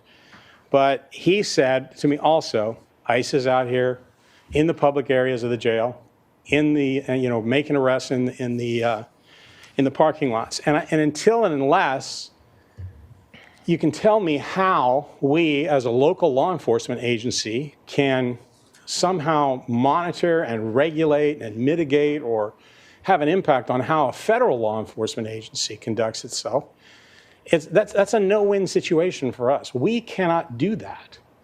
As I've said before, they are, like it or not, ICE are a bona fide law enforcement agency, and they are statutorily required to go and enforce immigration law and to remove people from the country who are here illegally. And again, although I have a lot of sympathy for people, and I said that a lot, and I think there should be changes in the law. I think there should be changes in the federal law that I have promoted and said. People who are here and have been otherwise lawful for a long period of time, I believe that they should be given an opportunity to obtain legal residency. I have incredible sympathy for the dreamers who were brought here as children and grew up as Americans, essentially, but are not documented. Those are problems that have to be fixed. They're not going to be fixed until and unless both parties stop using immigration as a wedge issue, and unfortunately, that's what's happening. But again, I know this is a very emotive issue on both sides, on all sides, and what have you. And I'm always happy to listen. You know that you can always contact me, and I'll always get back to you and sit down with you and talk about things. And we will be as reasonable as possible, given the fact that our primary duty is to protect the people who live in this community. And I am concerned about an erosion of trust as a result of the actions of law enforcement agencies that we have nothing to do with. They're not the sheriff's office. They're a separate federal agency. But we have to do a better job then of educating people in the community about who we are, what we have control over, and what we do. But also, I think, to recognize that and respect the opinions that people have, no matter where they come down on this issue. Thank you, Sheriff. Thank you. All right, let's try to wrap it up, I guess. So Supervisor Capps or Supervisor Hartman, and then we'll go. Yeah. I just wanted to say, you know, in the discussion of the Truth Act and people who've been arrested who are undocumented, I think we kind of play into a narrative that somehow people who are undocumented are more likely to commit crime. And I think it's very, very important to make it clear that that is not the case, and that U.S. citizens are 2 times more likely to commit violent crimes than undocumented immigrants. So I just think that context is important. When the sheriff was up here, I heard, yes, I will explore working with the public defender. And I think that that's a big win, because I think that if we can have people getting earlier representation to see if, you know, they really fit within the criteria to be turned over or not, it's that kind of analysis that gives them a better chance. So I'm hopeful that next year we'll have a change there, and I'm really gratified to hear that you're willing to consider it. Thank you, Supervisor Hartman. Supervisor Capps, then Supervisor Lee. Well, just thank you. If anyone is, there's been a lot of dismissing of the data that I put up. It's from the deportationdata.org, which is a project out of UC Berkeley and UCLA that pulls from ICE. They do public records requests since it's been challenging. And I would just argue if we dismiss the data, let's just do our own. Let's track our own and provide it so that people aren't confused. But anybody can look at the data that I pulled. It's right there. So again, I don't hear a lot of movement or interest in changing policy. I'm interested. I'll keep going. Supervisor Lavanino is not here, so we don't have the benefit of his opinion. But that's where my heart is, and that's where my interest is. And maybe I'll bring it up at another time. Does that sound like something you'd like to do? Okay. But again, I just appreciate the advocates' passion, and I hope that something from this will change, because the status quo is not sustainable. This is not how we can live for another 2.5 years. It's a nightmare, and we cannot be contributing to it here in Santa Barbara County. We have to be a different place for the people that we represent, and we cannot be complacent. Thank you.